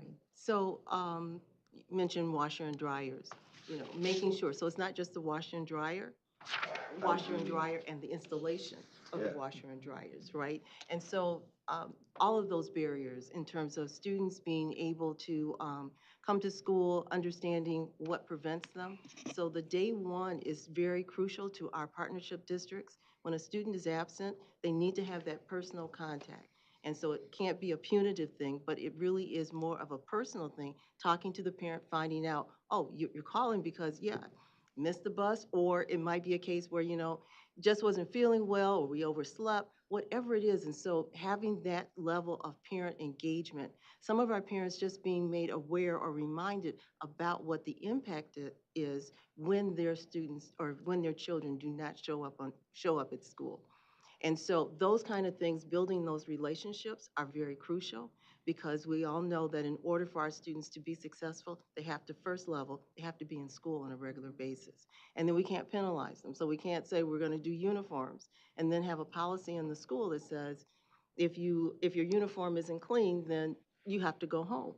So we have to make sure that the districts, as we're going through, they're looking at their policies, what are those obstacles and those barriers? And then looking through the lens of how do we ensure that that's not a barrier that the school has imposed, but something that we are looking to remedy and to ensure that the students are there and able to participate. So there are a lot of, through the structured conferences, sitting in the rooms with the ISDs and the recess, sitting in the room with the management companies and the authorizers, everyone at the table hearing where they sit in this current level of work, everyone making commitments about what are next steps. And so that's going to be our role right now, looking to make sure that those promises that were made, that we abide by those, that we follow up, because we can all say it, but it's important that we actually do the work, because the students are depending on us. Thank you, Ms. Chapman. Ms. Tilley? Thank you, Senator. You touched on some of my questions with Board Member McMillan, but okay, this is a suggestion before I get into the questions. When you do these presentations, it would be great to have the list of the schools, because we don't remember which schools, and then the list changes, and some data along with them. For the districts that are partnership districts, and they have been there longer than 36 months, or they return, how do you pivot to give them additional support? How does that support change? What does it look like? So we're going to talk about the accountability measures and what's in place. What do you do the next time they're in this cycle? How do you ramp up the support? So in ramping up the support, we have to really address why they're returning. So is it the fact that they don't have a consistent instructional leader? I know in a few of our districts, principal leadership has changed 4 times within the scope of the 18 months. And so the why looks very different, but that's the conversation that we have to have at each particular district level. I think you touched a little bit on it, but wanted some examples because I know this is state law, so by law, they have to enter into the partnership districts, but we also know they're used to local control. How has there been any pushback? What are some examples if you've experienced that, and how do you work around that? How do you get them on board if there is pushback? Okay. So I think we're past the point of pushback. That was probably initially with the school reform office. We have really worked very diligently with all of our districts to say that you're local control, you're in control. What we're here to do is to help support. And so what does that look like? So in terms of just overall, we don't go through ABC and say this is the prescription for all partnership districts. There are some things that we have to say that too, but the major part is coming in, this is your community, this is your local school board. What is it? Well, how can we help? Where, and they do their CNA, their comprehensive needs assessment at the very outset. So we take into consideration and then we work alongside with them. I think one of the things that we've heard in the structured conferences is that the districts really do feel supported. They do feel that it's not MDE coming in to say and mandate something. And so that has been a huge shift in how the perception and the work ethic as we work with our partnership districts. And then thank you. And the last question I have is the smaller K through 3 class sizes. How do you accomplish that? Because I know, when I was working in the schools, there was a restraint with the infrastructure. There's only so much space in some of the elementary schools. And I'm sure it differs depending on the district. Are you splitting it up to 2 classrooms in some of the districts? Are students getting pushed away? Are there, you bringing on additional teachers? And then are you also bringing on additional support staff?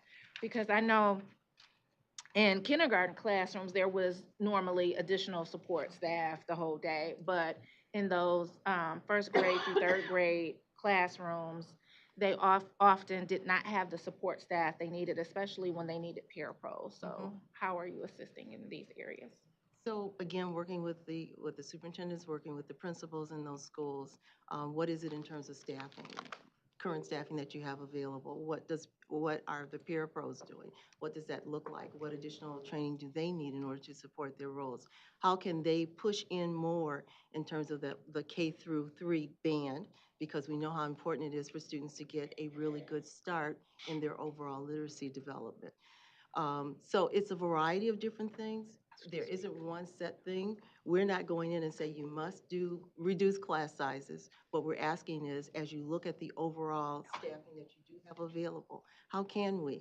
Are there opportunities where you can have a smaller kindergarten classroom instead of having 30 kids in kindergarten? So how do you accomplish that? It might be with the 21H funding, to provide additional funding to support and pay for the additional parapros or some other assistance that they may need to support that. Thank you. Thank you, Ms. Tilley. Anyone else for the good of the group? Ms. Snyder.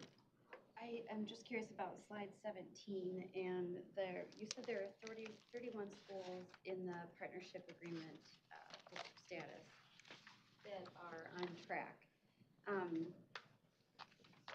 And then it says either of the following applies, one proficiency or growth outcome based on state assessments, or one proficiency or growth outcome based on benchmark assessments. My question is, of all the 31 districts that are on track, do they meet one or both of those? And is that something the state legislation has prescribed or federal? It is required that amongst their benchmarks that they establish, that they must include at least one state assessment. Okay. So for those 31 districts that are on track, they have had one proficiency or growth outcome based on state Absolutely. and local? Yes. Or one or the other? Both. Okay, got it. Understood. Any other questions? You good? Okay, very good. Presenters, thank you so much. We appreciate it. Board, we're at 12:31. We are adjourned for lunch. We will reconvene at 1:15 for the afternoon session. 1:15 for the afternoon session.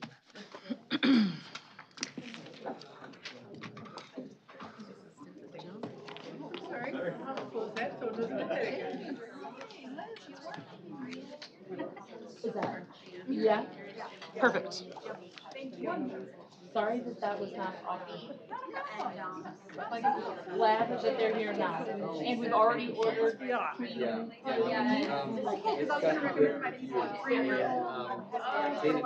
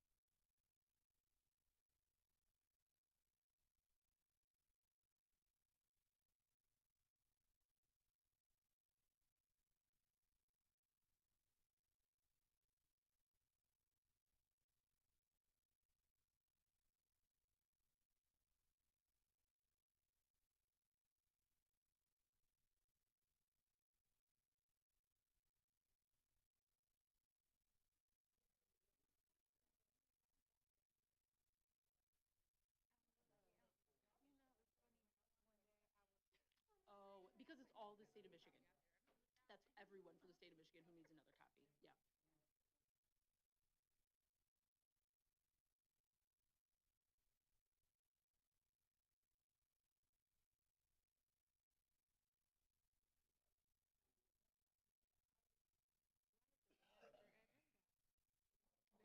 Yeah. The time is now 1:22 p.m. The State Board of Education is returning to open session and a quorum of the board is present.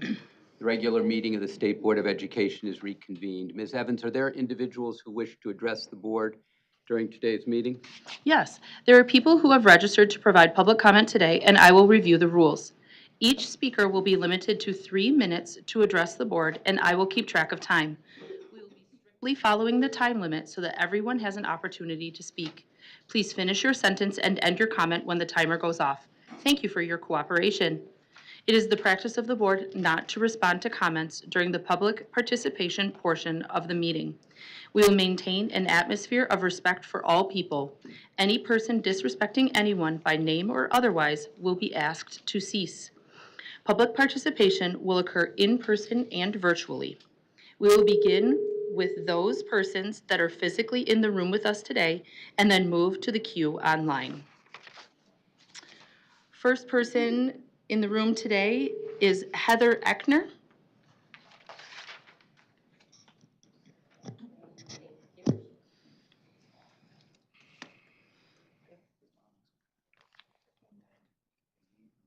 Once you're seated and ready, you may begin your 3 minutes. Good afternoon, board members, superintendent, and department staff. My name is Heather Eckner. I am the statewide director of education for the Autism Alliance of Michigan. The Autism Alliance education pillar advances a whole child vision for Michigan by catalyzing advocacy and engagement activities to move an equitable education agenda for children and youth with special education needs focused on funding reform, appropriate identification, access to interventions, system accountability, and decreasing disparities. I am here before you again this month to continue providing public comment on the findings of the Special Education Experience Survey.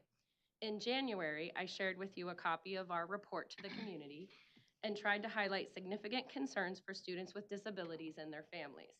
The top priority to address is school funding and resources, ensuring they are adequate and equitable in delivering services and supports to students with disabilities so that they can succeed on par with their non-disabled peers. Currently, we have a way to go in providing an education system that produces outcomes for students with disabilities that ensures a pathway to prosperity that any Michigander would desire. We can and we must do better. The material I have shared with you today is a working paper, which is the result of more than a year-long research process with a national school finance expert who has studied Michigan's special education funding structure, and it outlines current challenges and limitations, as well as proposes guiding principles that can help move our state toward a more cohesively designed system that is student-centered. The Autism Alliance asks members of this board to engage with the findings of the Special Education Experience Survey, as well as this paper, Funding Our Future, the call for a new framework in special education finance. We want Michigan to move from the bottom to the top in special education access, opportunities, and outcomes. In order to do that, we must align efforts toward reimagining how our system serves kids with disabilities from pre-K through post-secondary. Thank you for your time and consideration today. I'm keeping it short, so I want you to take the time to look at this stuff. Thank you. Thank you so much. Next person in the room today is Danella Anderson.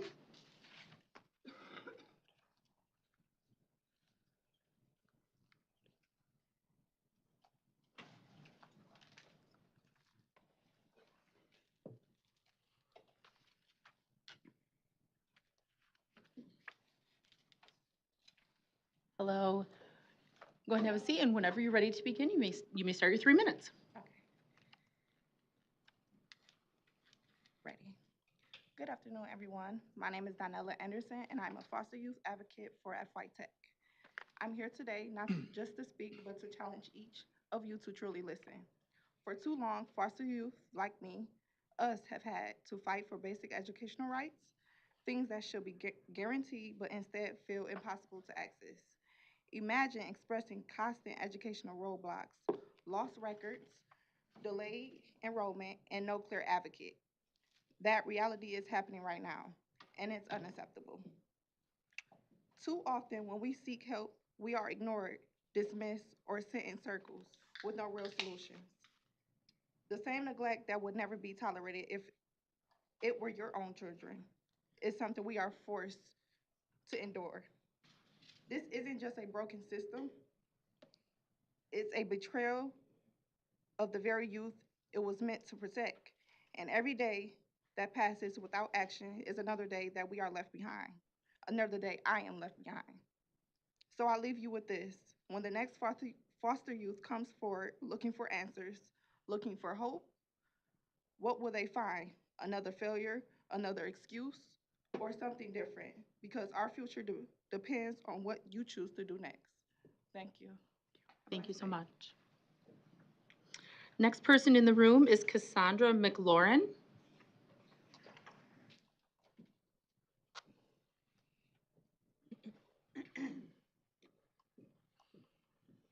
Thank you. And whenever you're ready to begin and comfortable, you may begin your 3 minutes. Good evening, everyone. The Every Student Successful Act, ESSA, recognizes the unique challenges faced by foster youth and mandates critical protection to support our education. One key requirement is to immediately transfer the school records when foster youth enroll in a new school. While ESSA gave states until December 10th, 2017 to implement these policies, Michigan still hasn't fully complied.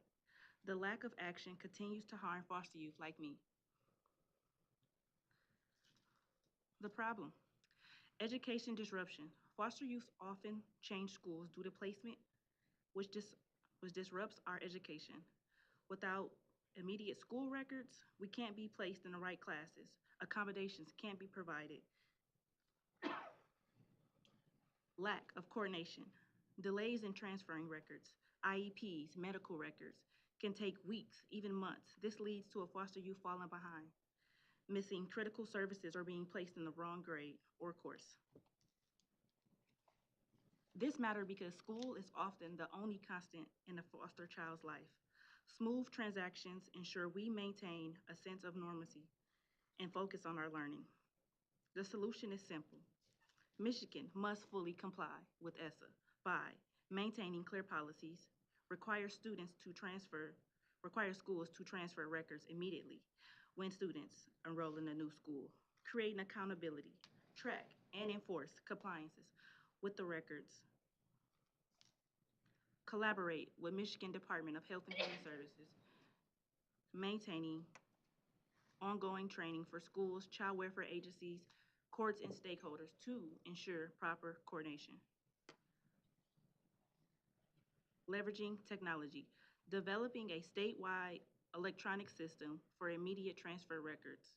And 5, foster youth advocacy coordinators, creating this role to prioritize foster youth needs and act as a mentor and a liaison. As a foster youth, I know delays in transferring school records harm us academically, emotionally. Foster youth deserve the same opportunity to thrive as any other student. Education is our key and our future to success. I urge the Michigan State Board of Educationers, Governor Whitmore, and state legislators to act now, fully implement ESSA to ensure foster youth like me can access stable and uninterrupted education. Federal law has been intact to protect us. It's time for Michigan to catch up. Thank you so much. Thank you. Next person is Alyssa Andrews.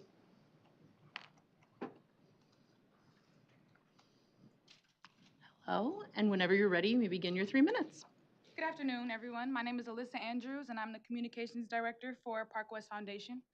I stand before you today not just as a representative of an organization, but as someone who has been deeply involved in this work from the very beginning.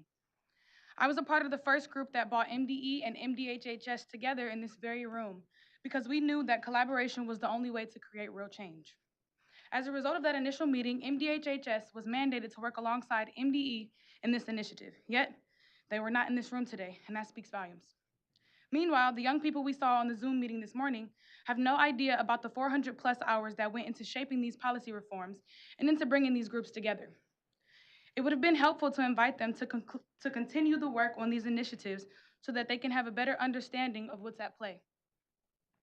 I cannot stand here today without addressing the reality that is weighing on me and so many others. It feels like not only have you stolen our voice, but you have also taken our accomplishments and celebrated them without us. The work, the advocacy, the relentless fight, it came from us. If it weren't for us, you would have never taken the initiative to fight on our behalf in these critical issues, of which have not been addressed after Kyle Grant left, including but not limited to immediate transfer of student records, involving the voices of legal parents for education, and stakeholder collaboration. And what happens to the genuine people who actually fight for us? They are mocked. They are degraded in their positions. But let me take a moment to recognize someone who refuses to let that stop her. Honorable Board Member Tiffany Tilley. Thank you for consistently uplifting our voices, for speaking up for us when our microphones are snatched away. Your integrity and unwavering commitment do not go unnoticed. To those in this room who hold positions of power, I urge you all to take a long, hard look in the mirror. Reevaluate what it truly means to sit in the seats you occupy. Power is not about titles. It's not about being seen at the right events. It's about accountability. It's about showing up, especially when it's uncomfortable. It is about ensuring that the voices of the adults who built this movement are never silenced again. Thank you. Thank you so much. Next person in the room is Sabra Jabrai. I apologize if I said your name wrong, last name.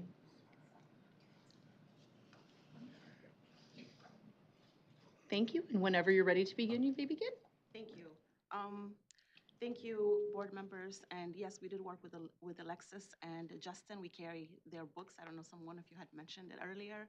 And thank you for also bringing up the committee, the foster care committee, like many other states have done. And I believe it's the collaboration, not just with MDHHS, but also the legal parents for education that have been not included in this process as required by ESSA.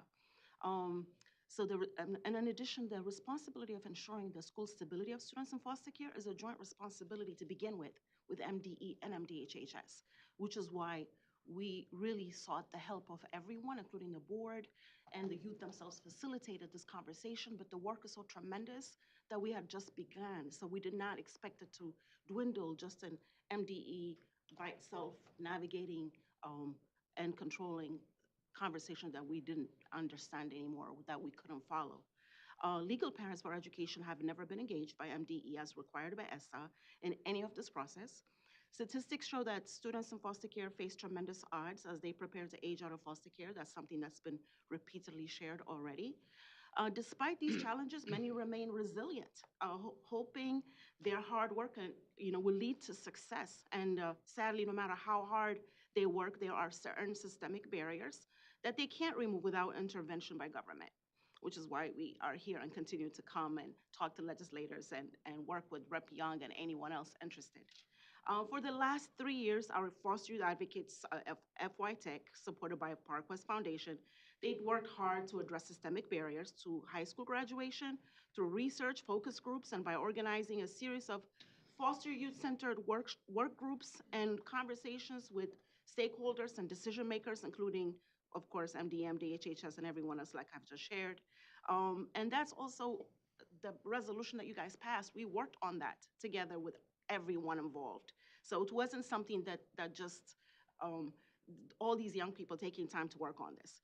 And unfortunately, again, and I know the young people mentioned it, following former Deputy Superintendent Kyle Gorant's departure, MD's leadership has sidelined the young people's work oddly, and the recommendations supported by the resolution also have been kind of not worked on. Thankfully, MDHHS has continued to work with our youth leaders on these recommendations in spite of this challenge. In addition, the 2023 foster youth, in 2023, foster youth were invited to a special populations meeting where none of the recommendations were being discussed. And youth felt their efforts were advancing other department priorities disconnected from their own needs. Feeling unheard, they chose to leave the special populations platform to preserve their mental health and also emotional well-being. Later, in spite of clear opposition, am I out of time? You Okay. are. Thank you for providing public comment All right, today. thank you so much. Thank Did you. better than me, the young people.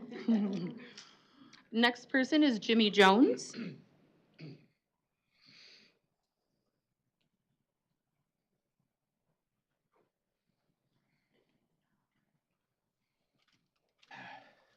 And whenever you're ready, you may begin your 3 minutes. Okay, so I didn't prepare my document all this time, and then I'm just gonna go off the cuff because it's Black History Month, and I just want to start with that because too often we use empty rhetoric in schools and across the nation. Right now, we got a divide: Republican, Democrats, liberal, conservatives. But when we talk about human experiences, and we like to use lived experiences, I noticed that in every space, in every moment, from the media to politics to right now, we if we don't look in the mirror and take accountability and literally step into this space with integrity and like I don't know his name, Mr. McMillan followed up with Miss Tilly statements earlier to just stop and acknowledge the fact that we have to have discernment and we have to actually put everything in context and have a proper frame and make sure we're not just being honest, but we're not telling the truth in isolation, but we're being transparent and being honest because it's not what you say, it's also what you leave out. So in this space right here, I'm just going to go off the cuff and leave room for the other statements. And before I do that, I'm going to highlight the fact that inclusion of parents in ESSA, the need for transference of records immediately. These two things are so important because so many lives, we're not talking about the life and death that's on the line when kids don't have it. They get lost in that gray area in that gap. So we losing lives and losing kids and we isolating the voices that matter.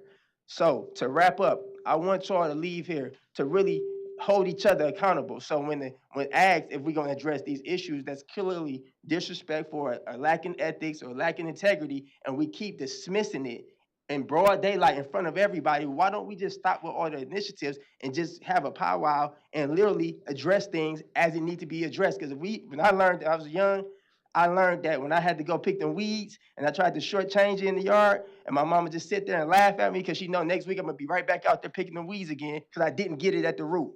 So what I'm asking is to stop. I don't even want to talk about the obvious. The lived experience of youth. I feel bad for the youth who lived experience were real. But if they come into a space with adults that give them treats and stipends and set them up with information and leaving them out of the mix, to knowing that there's other youth with lived experience that's out here grinding and sweating and blood, sweat, and tears, now they're not able to even connect with those youth in a way that allows the truth and the needle to get moved in a real way. So we are really, in this month of Black History, when we acknowledging Martin Luther King and all those that came before us, we're really, it's like a disgrace to the real work it took because everybody wasn't rocking with Martin Luther King when he was actually moving and grooving. It was a divide then and it's a divide now, and we just keep status quo is just continuously going, moving and moving. So in my last 3 seconds, I wish we can actually address those dynamics right here that's disrespectful and out of integrity. Thank you so much. The next person I have is Jimmy Ali Jones. Is that a duplicate or is that a separate? Okay, very good.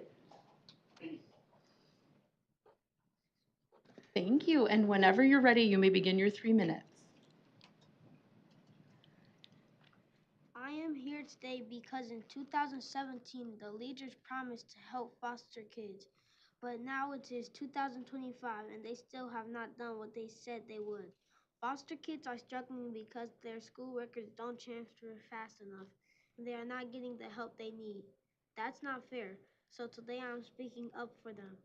Dr. Martin Luther King Jr. would not be happy about this. He dreamed of a world where everyone's voice matters. But right now, our voices are not being heard. Some leaders say they are helping foster kids, but they are not telling the truth. They act like they are listening, but they are choosing which voices to hear and ignoring the ones that tell the real stories.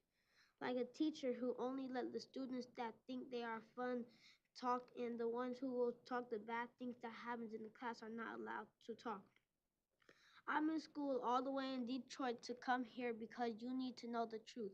Foster kids deserve to have their real voices heard, not just the people that look nice and talk nice that say all the right words they want them to say.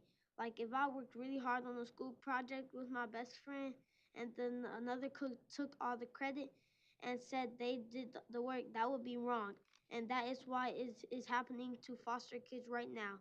Dr. King stood up for what was right because some people weren't allowed to speak up. Right now, foster kids are being treated the same way. They don't get the chances as other kids, they as that is not okay. The uh, the adults in charge are supposed to lead the way, but instead they are making the problem worse. Adults should do better. Thank you for allowing me to talk. I hope things get better for foster kids and people let foster kids be heard soon. Thank you. Next person in the room is Trinity Jones.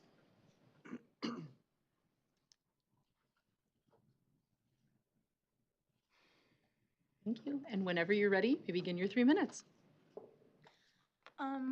Hello, my name is Trinity Jones. I am a freshman at University Prep Art and Design. In my experience in public schools from 7th to 9th grade, I have been sexually assaulted and harassed on many occasions. When I reported these things, I was met by adults that didn't treat it like it was right, like it was a real problem. They told me not to report it because when I did, it would not be solved. As one of the youngest advocates with Park West Foundation and working for so long, I realized that it was As one of the youngest advocates of Park West Foundation and working for so long, I realized it was the same problem that kept repeating itself. Adults in positions of power that causes more problems than it solves. It's hard to speak up about one of the many problems that you have been through when you constantly have people telling you nothing is happening. This is not the first time this has happened.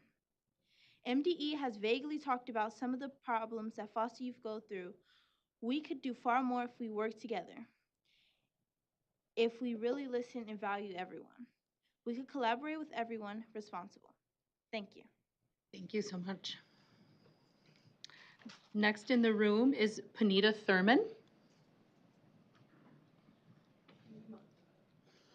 I'm sorry? Yeah, she can speak and then you can speak, that's fine. Mhm.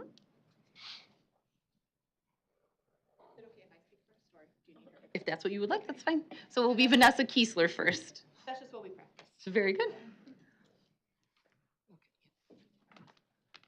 We didn't practice sitting in our chairs, apparently. Sorry. All right, and whenever you're ready, you may begin. Sorry, I need to make handouts. Okay, well, good afternoon, State Board, members of the Department of Education. It's an honor to go after such powerful testimony. So as you know, we're here to talk about the grants clock like we are each month. Again, it feels like I didn't anticipate going after the voices of youth, I guess, when I thought about this, but appreciate the bravery it takes to come and speak about a problem and to challenge the adults in the system to do better. And I know as an adult in the system, it's something I'm taking to heart sitting back there as well. So grants clock, we continue to make progress. We're just over 92%. Gone up a little in the competitive grants and the direct grants. Direct grants are over 50%. Like we talked about last month, we're down to the ones that are harder. I know you had a presentation this morning on the literacy work, and it's moving. We've heard from the field praise for the department on getting the committee together, getting things moving forward. So congrats. There's a lot of technical steps in that legislation, and I know you're doing a great job getting that going. So I also want to take my last 2 minutes to kind of step back and remind why we're even started doing the grants clock and how this matters. So having an effective and efficient system of education that's also equitable is our overall goal. And this is one small piece of it, right? But it's $4 billion worth of a piece. And while this board and this department is charged with the logistics of getting the money out, there are more players in the game for how we structure our budgets and how we allocate money. And we are being asked all the time by legislators to advise on the next budget. We talk to the state budget office, the governor's team, and so we use the data from this exercise to point out things like competitive grants take a lot longer to move than some other grants, or it's an inequitable burden on districts when you ask them to apply for all their funds, that creates barriers to the kind of funding and supports that we need. So while we come here and update you on the progress because we all know it's important, we know it's important to all of you that this happened and because you are the ones doing the work, More broadly, it fits within our call for an efficient, effective, and equitable education system. And I appreciate the call for the adults in the system to kind of get it together on behalf of kids, and also the call for collaboration and moving forward. It's difficult times, but we can make progress together. Superintendent Rice, members of the board, and department staff. I'm grateful to be here to join my colleague Vanessa as a board member of Launch Michigan. My name is Punitha Thurman, and I am the Vice President of Strategy at the Skillman Foundation. We are deeply committed to the efforts of Launch Michigan as an entity thinking about whole-scale transformation of the system. Skillman Foundation's people-powered education, our recent strategy, really centers people and policy, the powerful young people that we heard just before us, many like them, the adults in their families and in their neighborhoods. We believe policy decisions should be driven by those who are most proximate. Their insights should matter the most. And so I'm grateful that we were able to bear witness to the powerful testimony of the young people ahead of us. There are many leaders in this room, down to every classroom across our state, that's battling a system that isn't well designed to serve the adults or the students. Launch's reinvention pillar, alongside resources and responsibility, is essential. We know that wholesale transformation will take all of us, and the Department of Education is a critical element of that solution. A powerful, high-capacity, well-resourced department is essential for any transformation aligned with the components of a whole system reform, to have a clear and compelling vision that everyone, in whatever seat they hold, is contributing to, including policymakers who resource the system and the department. Every state that we have seen and studied where they are showing transformational outcomes has a high-capacity Department of Ed. And our efforts here around the Launch Grants Clock, as Vanessa has mentioned, are not an effort to shame the department or anyone working within it, but recognizing that there is a system that is not designed well, and part of all of our efforts is an imperative to redesign the system from top to bottom and to resource it fully and to be accountable ultimately to the students and families that are served every day. Thank you for allowing us here. Thank you. We will now pivot to those that are online today. Hello, caller, can you hear me? Yes. Very good. If you could please state your name and where you're calling from, you may begin your 3 minutes. My name is Angela Cater. I'm calling from Dearborn, Michigan. Very good. I would like to address the serious issues facing our special education students in our schools. When board member Nikki Snyder proposed discussing these critical concerns, they were left off the agenda. It appears she's being silenced simply due to partisan politics. But what all of you don't seem to understand is that special education isn't about political parties. It's about our children. The systemic silencing of concerns has to stop. We need real oversight, real consequences for violations, and real protection for families who speak up. As a parent, I've experienced these problems firsthand. My own son was repeatedly placed in a seclusion and restraint room without my knowledge or documentation.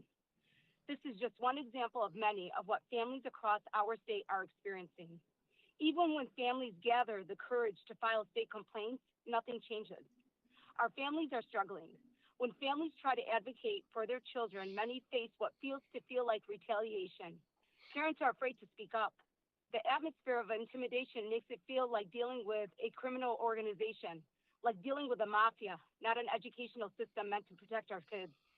We need immediate changes to ensure every special education student receives appropriate services and treatment with trained professionals. The board has a responsibility to address these systemic issues. Yet only board members Nikki Snyder and Tom McMillan have shown real commitment to protecting our special education students. The rest of you congratulate yourselves on minor changes while ignoring the serious problems destroying families' lives.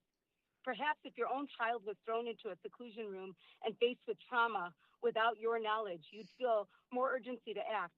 When will you all stop the self-congratulation and take meaningful action to protect our most vulnerable kids? When will families finally see change? Thank you. Thank you.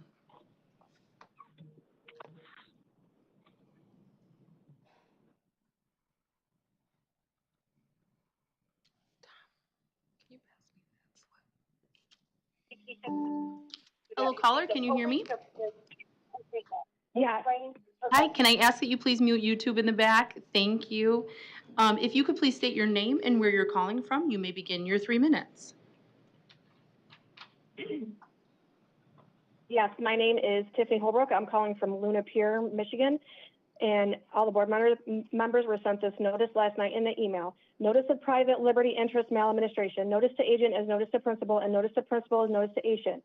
I, Tiffany Holbrook, one of the people I've seen in the 50 state constitutions, Republican and form, sui juris, do send you this notice that you provide immediate due care to those with all political power of the people. Please take notice. The people have assembled and realized that Principal Deborah McCain and Superintendent Kelly Toller do not have constitutional authority to violate the liberty interests of the people. And they have, without my permission, subjected 2 of my children into taking the NWEA against my wishes. See evidence below, see attached evidence. Michigan Constitution, Article 1, Section 17, no person shall be compelled in any criminal case to be a witness against himself, nor be deprived of life, liberty, or property without due process of law. The right of all individuals, firms, corporations, and volunteer associations to fair and just treatment in the course of legislative and executive investigations and hearings shall not be infringed. Social Security Act 1935 11016D, nothing in this act shall be construed as authorizing any federal official, agent, or representative in carrying out any of the provisions of this act to take charge of any child over the objection of either of their parent or such child, or of any person standing in loco parentis to such child. Trevexel versus Grainsville 530 U.S. 2000, the clause also includes a substantial component that provides highlighted protection against government interference with certain fundamental rights and liberty interests. The liberty interest at issue in this case of the interest of parents in the care, custody, and control of their children is perhaps the oldest of the fundamental liberty interests recognized by this court. Maximum of law, individual liberties are antecedent to all government. Maximum of law, in the presence of the superior power, the inferior power ceases. The less authority is merged in the greater, and please take final notice, is my wish, order, and demand that Principal Deborah McCain and Superintendent Kelly Toller cease and desist from interfering with the people's inherent liberty rights, except through constitutional due process by the common law in a court of record. If you believe any of these statements to be false, rebut by affidavit sworn under penalty of perjury, point by point, within 3 days, 72 hours of receiving this notice, showing your grant of authority to deprive the people of their inherent rights, or you agree by tacit acquiescence that all statements are true and shall be heard by an arbitrator of my choice. Furthermore, your actions will show that you are acting with full knowledge, intent, and malice, trespassing on the people's rights, and that no court shall rehear this matter, but it shall stand as evidence in this court of record. See evidence below. Anyone suppressing this notice agrees to pay $30,000. A response from an attorney not directly addressed by this notice will be considered a non-response. Miranda versus Arizona 384 U.S. 1966.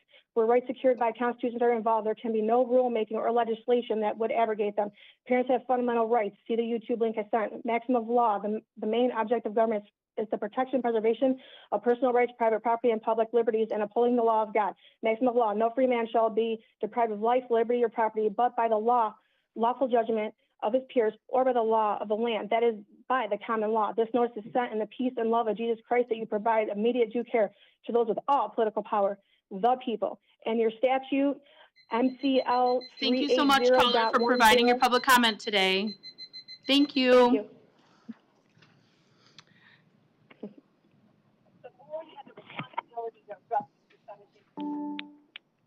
Hello, caller, can you hear me?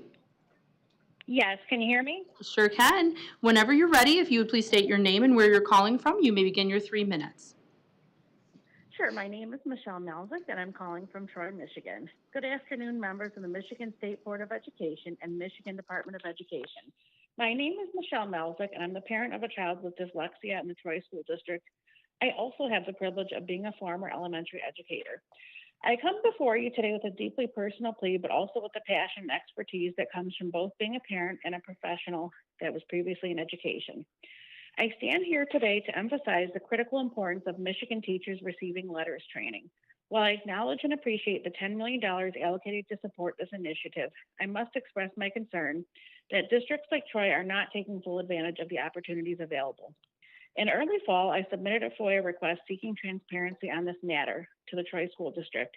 The results were troubling. Only one teacher in the Troy School District had taken and completed the letters training. As you know, when you mentioned, nearly 10,000 educators have taken the training or completed the training or in the process. I understand that teachers are professionals who are committed to doing the best for our children, but the reality is they are not being equipped with the tools they need to succeed, particularly in teaching children with reading challenges such as dyslexia. Let me be clear, this is not about assigning blame to individual educators. This is about the systemic failure to provide teachers with the specialized training that we know will work. We are not requiring teachers to take the letters training or other training grounded in evidence-based strategies that can truly make a difference for our kids, particularly those with learning differences. As a parent of a child with dyslexia, I've witnessed firsthand the impact of ineffective practices. My daughter has been subjected to instructional methods that do not meet her needs. She has been taught using balanced literacy and approaches and interventions like Fountas and Pinnell LLI, methods that research has shown are not effective for children with dyslexia. We have invested thousands of dollars in tutoring services, trying to fill the gap where the school district programs have fallen short. And let me tell you, my daughter has lost precious time. She's lost the joy of her childhood, carefree moments, and been forced to rely on external support to get what she needs. This is not an academic issue. It is a deeply emotional one and affects our whole family's quality of life. We cannot afford to continue down this path. Michigan is on the race to the bottom when it comes to reading, and if we do not make the letters training mandatory for all teachers, we will continue to fall further behind. I urge you as a parent and former educator to make letters training a mandatory requirement for all Michigan teachers and administrators that work in grades K through 6. The research is clear. When teachers are trained to understand how to teach reading using structured literacy, students, including those with dyslexia, can thrive. My daughter and countless others like her deserve nothing less. Please make this a priority. Our children are depending on us to get this right. Thank you for your time and for the work that you do in shaping the future of Michigan's education system. Thank you. Thank you. Mike, are there any other persons online who have pre-registered for public comment today? There are no other comments. Thank you. This concludes public participation. Thank you, Ms. Evans. Thank you, presenters. Thank you, board. It is 1:59. Board, we are at the approval of the minutes of the regular and committee of the whole meeting of January 14, 2025. May I please have a motion to approve the minutes of the regular and committee of the whole meeting of January 14, 2025? Dr. Pritchett, thank you very much. Do I have a second? Thank you very much, Ms. Lipton. Is there any discussion? Hearing none, if we could have a roll call vote. Bullock? Yes. Lipton? Yes. McMillan? Yes. Pritchett? Yes. Pugh? Yes. Robinson? Yes. Snyder? And Tilly? Yes. Motion carries. Thank you. Board, may I please have a motion to approve the minutes of the Legislative Committee meeting of February 6, 2025? Motion by Ms. Lipton, second by Dr. Pritchett. Is there any discussion? Hearing and seeing none, if we could have a roll call vote. Bullock? Yes. Lipton? Yes. McMillan? Yes. Pritchett? Yes. Pugh? Yes. Robinson? Yes. Snyder? And Tilly? Yes. Motion carries. Mr. Flaminio, is Dean Davis with us? He's on. He is beautiful. There we go. Okay, just wanted to make 100% sure. Don't want to introduce a professor who's not in the house. The next item on today's agenda is our Black History Month presentation on the purpose of education. Professor Ilya Davis is the Director of Freshman and Seniors Academic Success, Director of the Morehouse Accelerated Academic Program, and Professor of Philosophy at Morehouse College. Professor Davis has been selected by the students as Professor of the Year 3 times. He is a 1989 philosophy graduate of Morehouse College, a regular contributor to Atlanta NPR affiliate WABE, and the Martin Luther King Jr. Day speaker for the United States Department of Labor for the past 3 years. He has published on African American religion, African American sororities and fraternities, the thought of Dr. Benjamin E. Mays, and the ethics of educational diversity. Professor Davis is the proud father of 2 young ladies, Elan and Anya Davis, both graduates of Spelman College, and is a member of Omega Psi Phi Fraternity Incorporated. On the recommendation of Ms. Tilly, we welcome our presenter virtually today. Professor Davis, Dean Davis, welcome.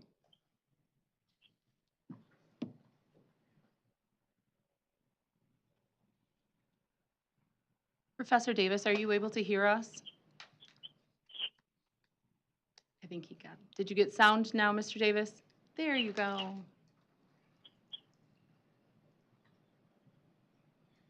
Can you hear us?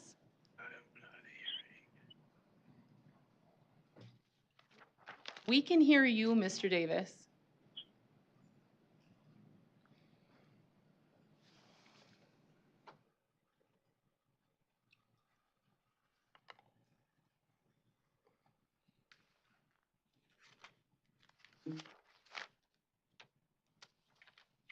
We can hear you. Test, test. Can you hear? Yes.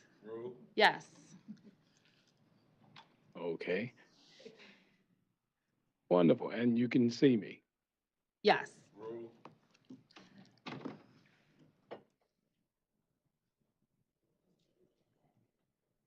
Wonderful.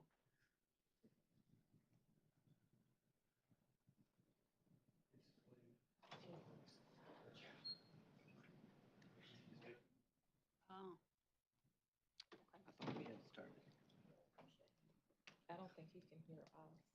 He can't hear us. I'm messaging him.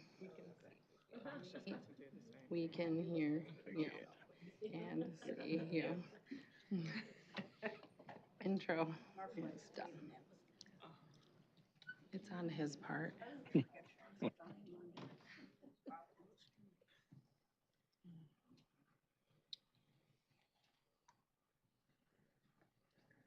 Wonderful. Well, it's my honor to be here. I was just told that an introduction has already been provided. So I am he, whomever has been introduced. That would be, and I'm assuming again that the sound is functioning properly. It is a pleasure to be with you all today. I obviously would like to thank Tiffany Tilley, who extended the initial invitation, along with Liz Evans. I'm assuming I may be able to see her face. I've never, there you are. Thank you. So I appreciate your diligent work, even when I was negligent in contacting you when I should have. I appreciate you for being patient. Upon my initial invitation, I was a little taken aback, mostly because boards are always interesting functions of institutions. And being a college professor, you know, we have a very unique relationship to boards as professors and administrators at schools. So this will be my first time speaking to a board of such structure. So I appreciate the opportunity for you to allow me to rehearse arguments with you and on you in this regard. But the focus, the purpose of education, and I'm assuming everyone did receive the copy of an essay written by Martin Luther King Jr. when he was a junior at Morehouse College, written in 1947. The article is from the Morehouse College periodical, The Maroon Tiger. And to say that a young 17-year-old was wise beyond his years would be an understatement. As many of you already know, Martin Luther King Jr. came to Morehouse when he was 15 years old. And so his junior year, he was 17 when he reflected on the purpose of what he considered to be the purposes, I would say, of education. And so that led me to consider those reflections as I speak with you today. As you noticed in the essay, or will notice, that King's insights, I think, are as pertinent today as they were in 1947.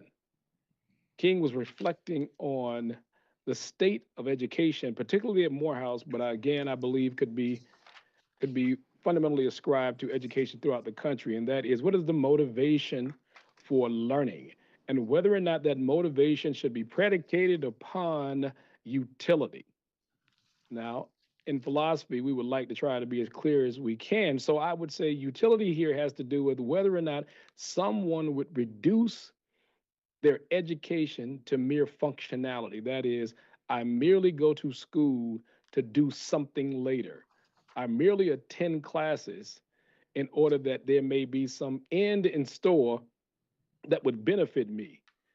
And usually that's looked upon as quite disturbing. Why is that? Because there is a fundamental belief that I subscribe to, and as others as well, that one needs to learn to engage in activities because of the inherent value of that activity, not reducible to the utility of it.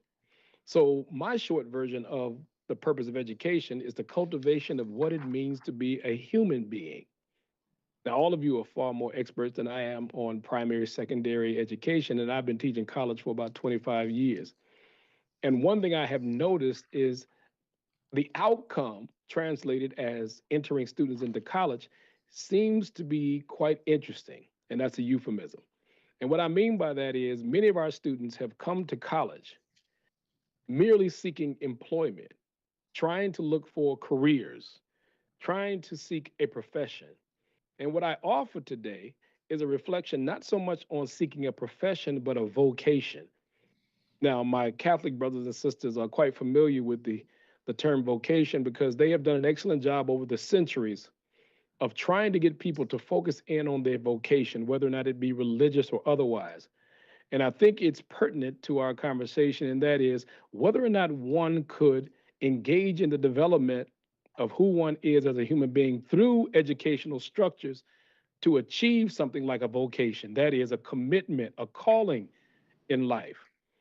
And so I will often find students entering here at Morehouse College not really being clear about how to discern vocation. And I often attribute that to their early education. And so I have to speak to them and say, what is it about college that led you to believe that all you needed to do was find employment? That you did not understand that the fundamental task coming to college is to understand what it means to be the type of being you are, a human being. I find it quite interesting how, in our present situation, that I can find STEM programs all over the country. There are STEM programs from schools that usually aren't STEM focused, but nonetheless they provide it. And we've been given the little, the crumb of calling it STEAM sometimes, but for the most part, it's STEM. Now, why does that disturb me? Because I often ask the students, where do you go to learn to write poetry? Where do you learn to cultivate a sense of commitment to yourself and higher ideals? Where does this happen? And why would it not happen within the secondary level of education?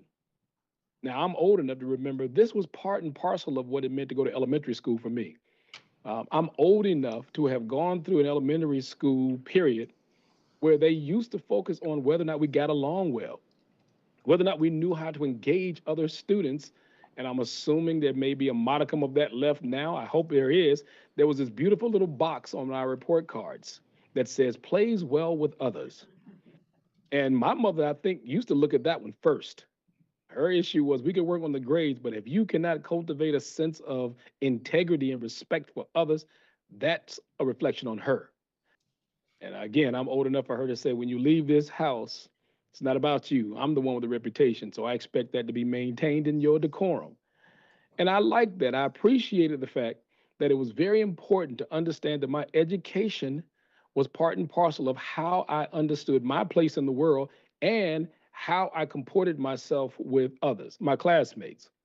And so again, as you've heard, I am responsible for the freshmen and the seniors at Morehouse College. So I'm taking in usually somewhere between 705 and 730 freshmen every year. And my responsibility is to help them to understand what I wish to advocate for, and that is a sense of education as a lifelong journey that is predicated again upon cultivating yourself critically, analyzing who you are, the social arrangements that might better oneself as well as others. And so I will have them read Emerson's Self-Reliance, trying to give them a sense of what is required. Well, the first thing that is required, a critical reflection on one's presuppositions about good, bad, right, and wrong. Why is that?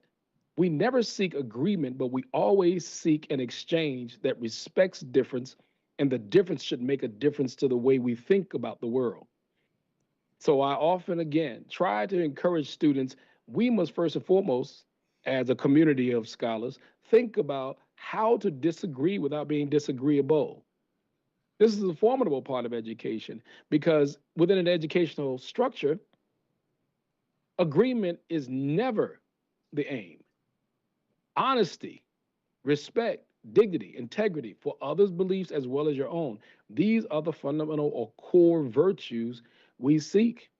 And it's difficult. It's becoming more and more difficult. We all have the stats of what this technological age is meaning to our interpersonal relationships, whether or not it's undermining our ability to engage with one another at higher levels of social. Yes, all of that is true, but I am not going to give up on the belief that a requirement of being in this world is learning how to extend as much love and care and respect to others, irrespective of agreement. And I do believe that a formidable part of education is disagreement. There's a tendency to seek agreement at every turn. I always tell my students be very, very, very leery of someone who engages in an argument and says, okay, I see both sides. Yeah, I'm a little nervous about that. It's not always that clean and neat, and it does not have to be. In order to move forward in my understandings, irrespective of whether or not it's calculus or world literature, the disagreement is where we find new ideas, where we begin to understand this will make all of us better. Leaving with a disagreement forges a new way of my thinking in the world. Every time I meet a student, every time I meet someone anywhere, I have engaged in another reality. One of my favorite philosophers, Ludwig Wittgenstein, a wonderful Austrian brother who died about 1951, he would often admonish us always to understand context means everything. And that means that every individual serves as a new context, a new way of being in the world that helps me expand my understanding of being in the world. So students and their parents will come to me and they will say, well, my son is majoring in X. We expect him to graduate in 4 years, get a job. My response to them is, once we employ him, what about his heart? What about his care for others? How do we enforce the idea that at the end of the day, irrespective of how much money your son might make, will he be a better person? And will he be a person that will always put others before the material gains of his own life? Now, this sounds sentimental, but I think it's fundamental to what it means for us to be in the social arrangement called education.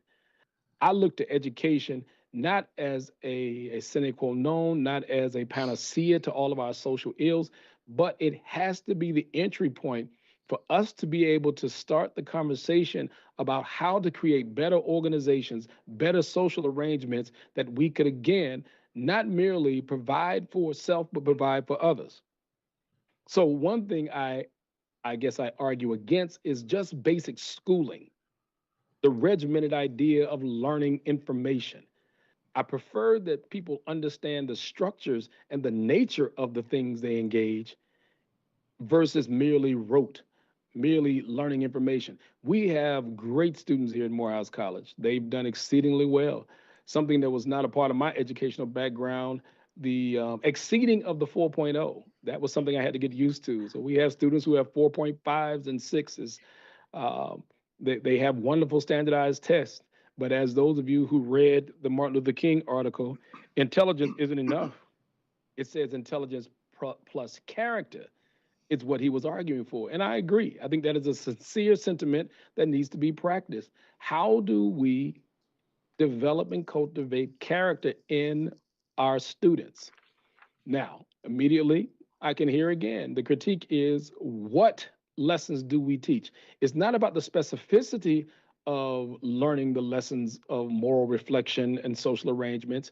We need to develop the tools that help students critically analyze the various options whereupon they can employ their imagination and creativity and selecting. One of the difficulties is having people limited with respect to the options they believe exist. There's something in logic we call the false dichotomy. People often have a tendency to have you believe that there are only two options when there are actually many more. And I think a lot of our students on the high school level, as well as in college level, they have a tendency to believe either or.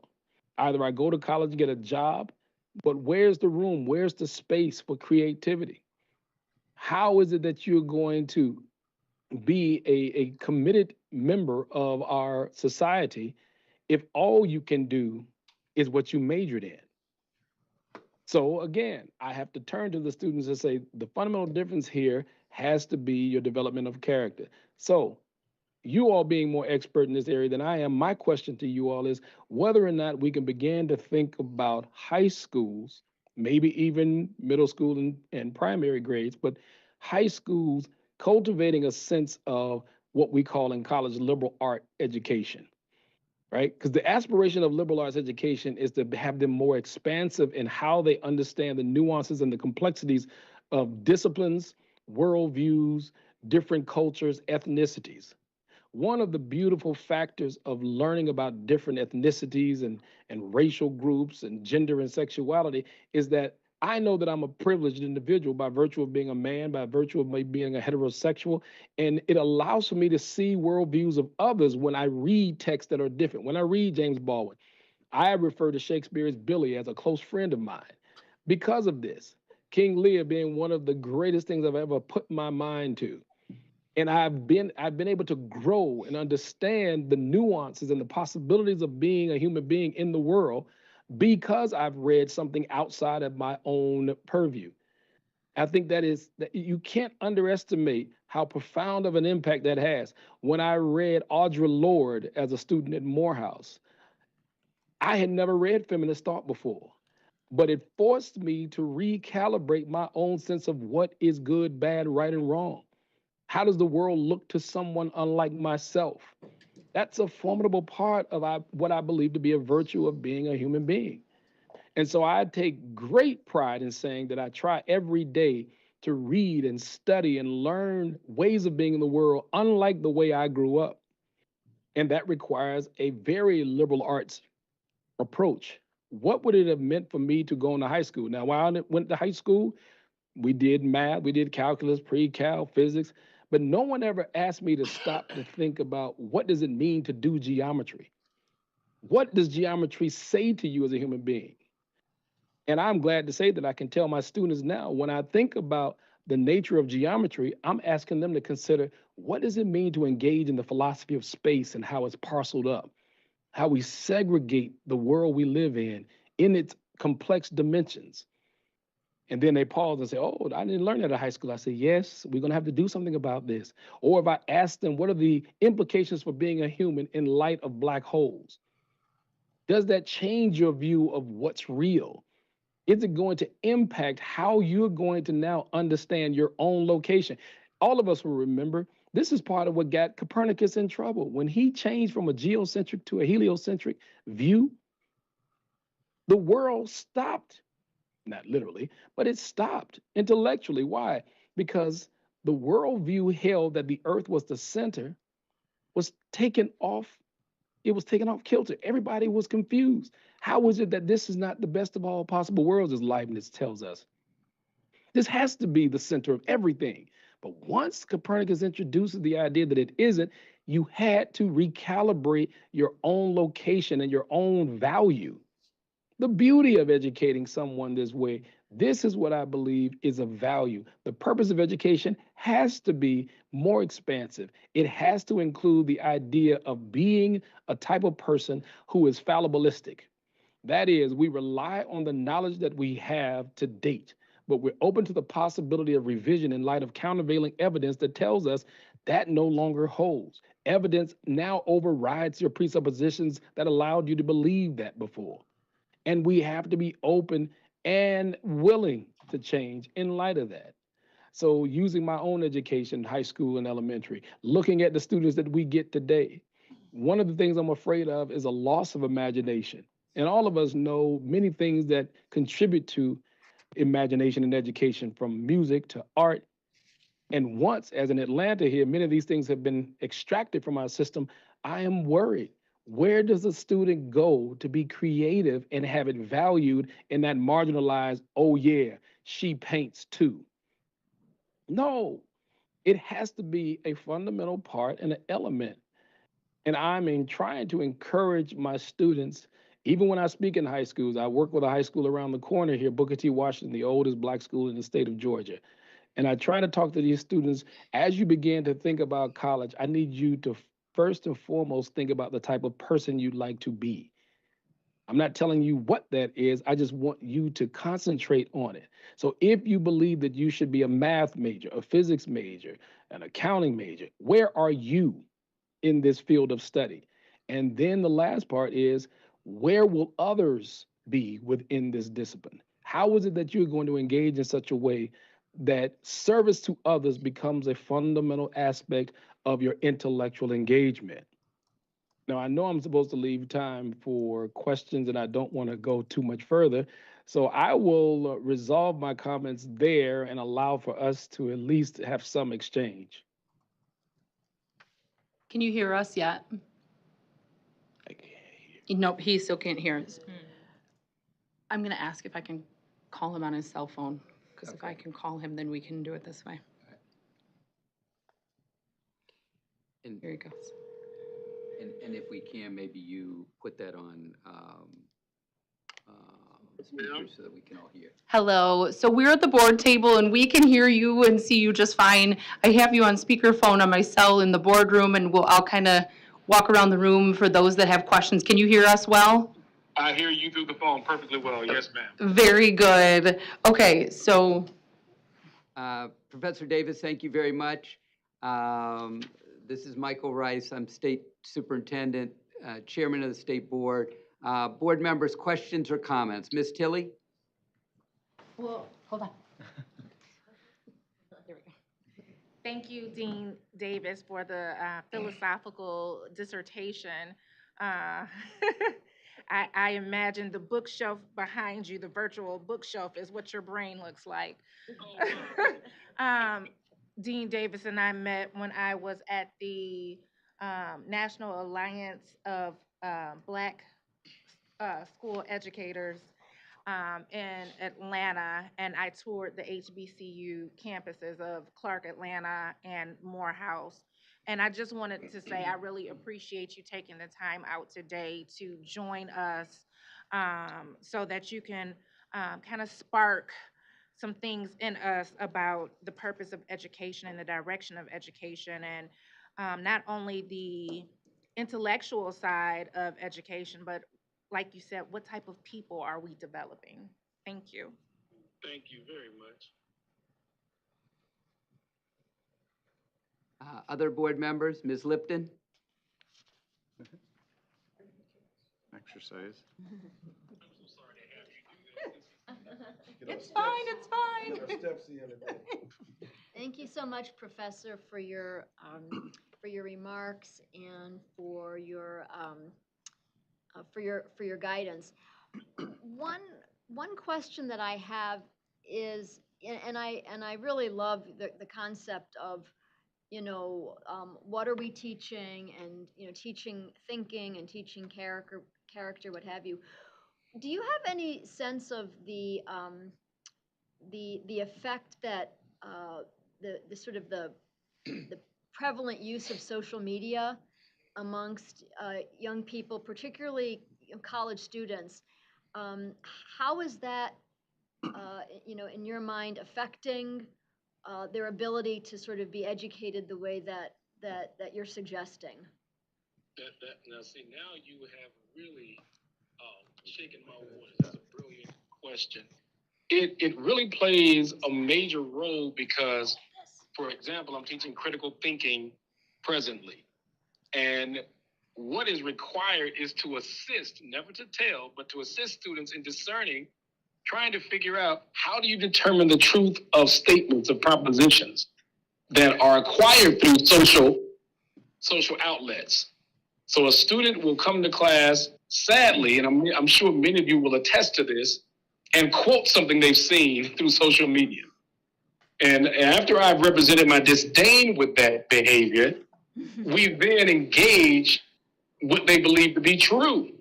And one thing that's important is, I know we intimate teaching critical thinking, but we're not really teaching critical thinking. It needs to be much more rigorous, ongoing. It should not be a semester. It needs to be every day incorporated into curricula. And so my job is to always force them, what do you understand by the epistemic grounds of the claims? That is, what are the forms of evidence? Who told you that? how is it that you now will acquiesce your own critical gaze or evaluation to some external sources? Are these sources that you're supposed to trust? And the issue is not to be a universal skeptic, nothing is true. No, some things are. But it's very important when they imbibe information from social outlets, I want them to always say, how do they know? Right? What's the evidence that's being provided here? Should I trust the resource from which I have gathered this information? That doesn't make it true. It just seems to push them in ways that they should not summarily give over their minds to anyone. That's why I have them read Emerson's essay on self-reliance, because he tells them there, imitation is suicide, right? The idea is you want to think for yourself. Or I have them read Immanuel Kant's What is Enlightenment? Dare to think for yourself. Sapere aude. You must challenge yourself. And so I constantly get students who will, and they'll laugh about it. Professor Davis, I saw this online. What do you think? You know what I think. Where did you get this information? Who said this? And this is the last part. Why would you believe that? Right? So it's an ongoing battle with them because sadly, and I have two daughters, both of whom graduated Spelman, I have to fight with them about what they take to be legitimate information. I really have to fight with them every day. Well, Dad, you just don't know everything. I don't, but I know what I don't accept. And that's the website that you just came from on TikTok. Thank you. Thank you, Ms. Lifton, Professor Davis. Mr. McMillan? Professor Davis, this has been enthralling, to be honest with you. I was just with families and all of our families this weekend. We have 9th, 10th, and 11th graders, and we were debating the purpose of education, the philosophy, and how much of it needs to be practical or utilitarian. How do you, how to create, and we're looking at direction for our kids. You seem to be talking a little bit about kind of classical education to some degree, but I wonder if that does kind of align with, the trivium, the quadrivium, and we don't hardly have any of that. I know there's one charter school that had to find, I don't even know who they had to find a district that was in financial straits and difficulties in order for them to actually charter them to become a classical school. But we don't foster classical education here in Michigan, and so I just was wondering if that does kind of align with what you're talking about. And then also, and this is, I could listen to you for hours and hours. I hope there's a lot of YouTube videos of you. But I mean, just why are we so utilitarian? I mean, I would say 90% of schools and what we do is about either getting into college or getting in a job. I mean, they're utilitarian. There's no, I'm so encouraged by your discussion. I just hope it goes further. But yeah, just as far as classical education, would that be something that kind of aligns with some of what you're talking about? Hold it up to the mic. And I would say to what you just, yes, you're absolutely correct. The trivium, yes, all of that. And if my introduction was read as I sent it, I have been bitten by the University of Chicago core, which is fundamentally grounded in traditions. But one thing about me being a certain form of a pragmatist, I don't bow to tradition either. So I think tradition can be of value when we evaluate it to whether or not it's germane to our particular context. Back to context again. So you're exactly right. I think that there's something of value. So again, I'm old enough. My daughters had to tell me years ago when they were in school, Daddy, we do whole language. Huh?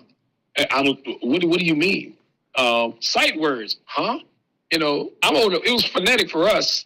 And so what I use as an example of when tradition is pertinent or applicable, I am 100% behind it. But I'm open to revising, as I said earlier, in light of something that we believe is better situated, more appropriate, if you will. So in as much as I love Shakespeare, I love Brother Homer, I also love James Baldwin and Toni Morrison and W.E. Du Bois. So my thing is, I always tell my students, they will often think that I'm atheist. They often think that okay. And it mostly is a product of me saying what I'm about to say, and that is, whatever makes us better people, I'm willing to do it. Mm-hmm. And that's what confuses them. Really? Oh, what do you? I will do it. If it's going to allow you to love a gay brother and sister without undermining their humanity by telling them what your religion tells you, I'll do it. So my issue is freedom of thought, freedom of expression. I need people to be people. And I know we didn't broach the AI conversation. That should be for another day. But my thing is, I want us to be better people because, believe it or not, a brief commercial to AI is going to be mimicking the producer and the creator of its software such that will we imbue AI with racism and bigotry and sexism because we programmed it? But that's just a brief commercial. But to your point, I think it's brilliant that you recognize the fact that we do need to, I think, get back to basics. That is, can you get along with others? Do you understand how to cultivate a sense of love that is not reducible to agreement? Because we don't need that. That would undermine love. And if you have children, as I do, I'm your father, not your friend. I love you. I don't like you. So I'm going to do things differently, predicated on that. And so, yes, sir, I think you have definitely decided to walk the right road. Yes, sir. Brother Dean, this is Brother Bullock out of Detroit. I don't know what you just did in agreeing with Brother McMillan. However, a few things hit a chord with me, like, because you remember all the things you're saying are some of the things I say to my own kids who are now all college age. But a gentleman that raised me in scouting, William C. Gary, these things that you are talking about, he always spoke on. And the tenets of scouting, outside of what's in Omega, is to stay physically fit, mentally awake, and morally straight. So how do we be a better human? How are we better community advocates in our community, which is how I grew up. And so when you spoke, you hit two things that hit really struck in my everyday life. The first was about geometry, right? Everything we do is geometry. How we walk down the hall, how we mop the floor, how we wipe the table, how you wipe the glass, how you drive, how you shoot the pool ball on the pool table. So everything we do is geometry, but it translates into life skills, how we analytically think about what we're doing, how we're going to process, how we see the progress, or we see the moves before we make them. It's all geometry, right? And then the second piece was you talked about geometry, and then there's always more than one option. Or people, they give us two options, but they generally don't let us take both. You know, they go, it's either this or that. And sometimes you can have both without giving up anything to it. And then the other is, I teach my kids all the time. You know, like one of them was having a problem in some school with some cost analysis. And I was like, well, how much does it cost to do it temporarily? And they came up with a number. How much does it cost to redo this totally? And they came up with a number. And I said, well, what's the one thing you haven't thought of? And he goes, what? And I go, what does it cost to do nothing? There's more than one option to this thing. So I was looking for a response to those things. That's all. And we'll follow up after this so I can get you down there at side chapter. We're gonna talk about that. Rude to the good, bruh. So the interesting factoid is this: I have to teach my students in logic. There is something we call the inclusive and exclusive disjunction. So the exclusive disjunction means when given alternatives, it's one or the other. Inclusive disjunction means you can have both, as you said. So if you were to come to my house and I'll say, bruh, do you want ice cream or a cake? You can have both without contradiction, which means yes, you can. Problem is, we're caught oftentimes between either you can sit in that board meeting or go fishing at the same time in the same day. Those are mutually exclusive, and to try to do both would be contradictory. So to your point, there's a way to do inclusive disjunction when we engage, and that is, might it be possible to have both and others all at the same time without contradiction? Because as we know, contradiction is the bugaboo of logic. And so I think it is important to realize sometimes when we're given options, we have to be more malleable Because oftentimes the problem is not that we can't, people don't want you to, as I think you were intimating. They don't want you to have two options. They want it either or in an exclusive way. And I think we should not create what we call false gray areas. These created gray, well, I can't tell if it's true or not. Yes, you can. Yes, you can. And we're going to fight with each other until we do. Again, learning to disagree without being disagreeable allows for you and I to go back and forth, realizing that we're becoming better people. And I'll say this, let me throw this in. I always tell my students, I was a philosophy major at Morehouse. I teach philosophy. Now, many of you are going to find this very elitist, but I'm fine with that. And that is, I tell them, do not engage in a conversation with someone who's not willing to admit they're wrong and grow. It's a waste of time otherwise. They have to be open to changing in light of the conversation. And it's not that they change because of what specifically I said. They may change because they heard themselves articulate the privacy of their own heart, and it still doesn't make sense. So you change sometimes because you hear yourself say it. Isn't that amazing? And so that's what I try to encourage. That's what I want my students to realize. I really said that out loud. Yes, you did. And you believe it. That's a problem. That's a major problem. So again, either or, inclusive. Whether or not we agree, not the issue. I'm trying to grow based on how you critique me, and I'm hoping that the critique is done in love, not to despise me or undermine me. All right, thank you, brother. And brother Dr. Rice has a great big book of Langston Hughes on his desk, so he stays well written. Read. Professor Davis, thank you very much for that. I'm looking around the room to see if any others would care to share. Anyone else? First bites of the apple, second bites of the apple. Professor's given us a lot to think about. It's actually been a pretty heavy day all around. Thank you very much, Professor Davis. I'm looking around the room and we're getting a lot of positive feedback. I'm sorry that you can't see us as well. We probably look like little ants at a table. Oh, it's probably different on his phone. We're probably big and he's tiny. Looks like you all have been working hard and diligently all day, so I do not want to belabor the point at all. I know, trust me, I've done these meetings before. We only want to leave 5 minutes after they began, but yes. We appreciate you. We appreciate you sharing with us virtually, and sort of wish we were students in your class. Mm-hmm. No, let's remain friends. Let's remain friends. No, thank you all so much. This is a wonderful opportunity. And again, I've already changed my perspective on several things I heard myself say aloud. So thank you all for allowing me to develop as well. Thank you. Thank you again. Okay. Thank you. Ms. Tilley, thank you so much. Board, it is 2:40. The next item on today's agenda is a presentation on a portion of Michigan's top 10 strategic education plan, Goal 3.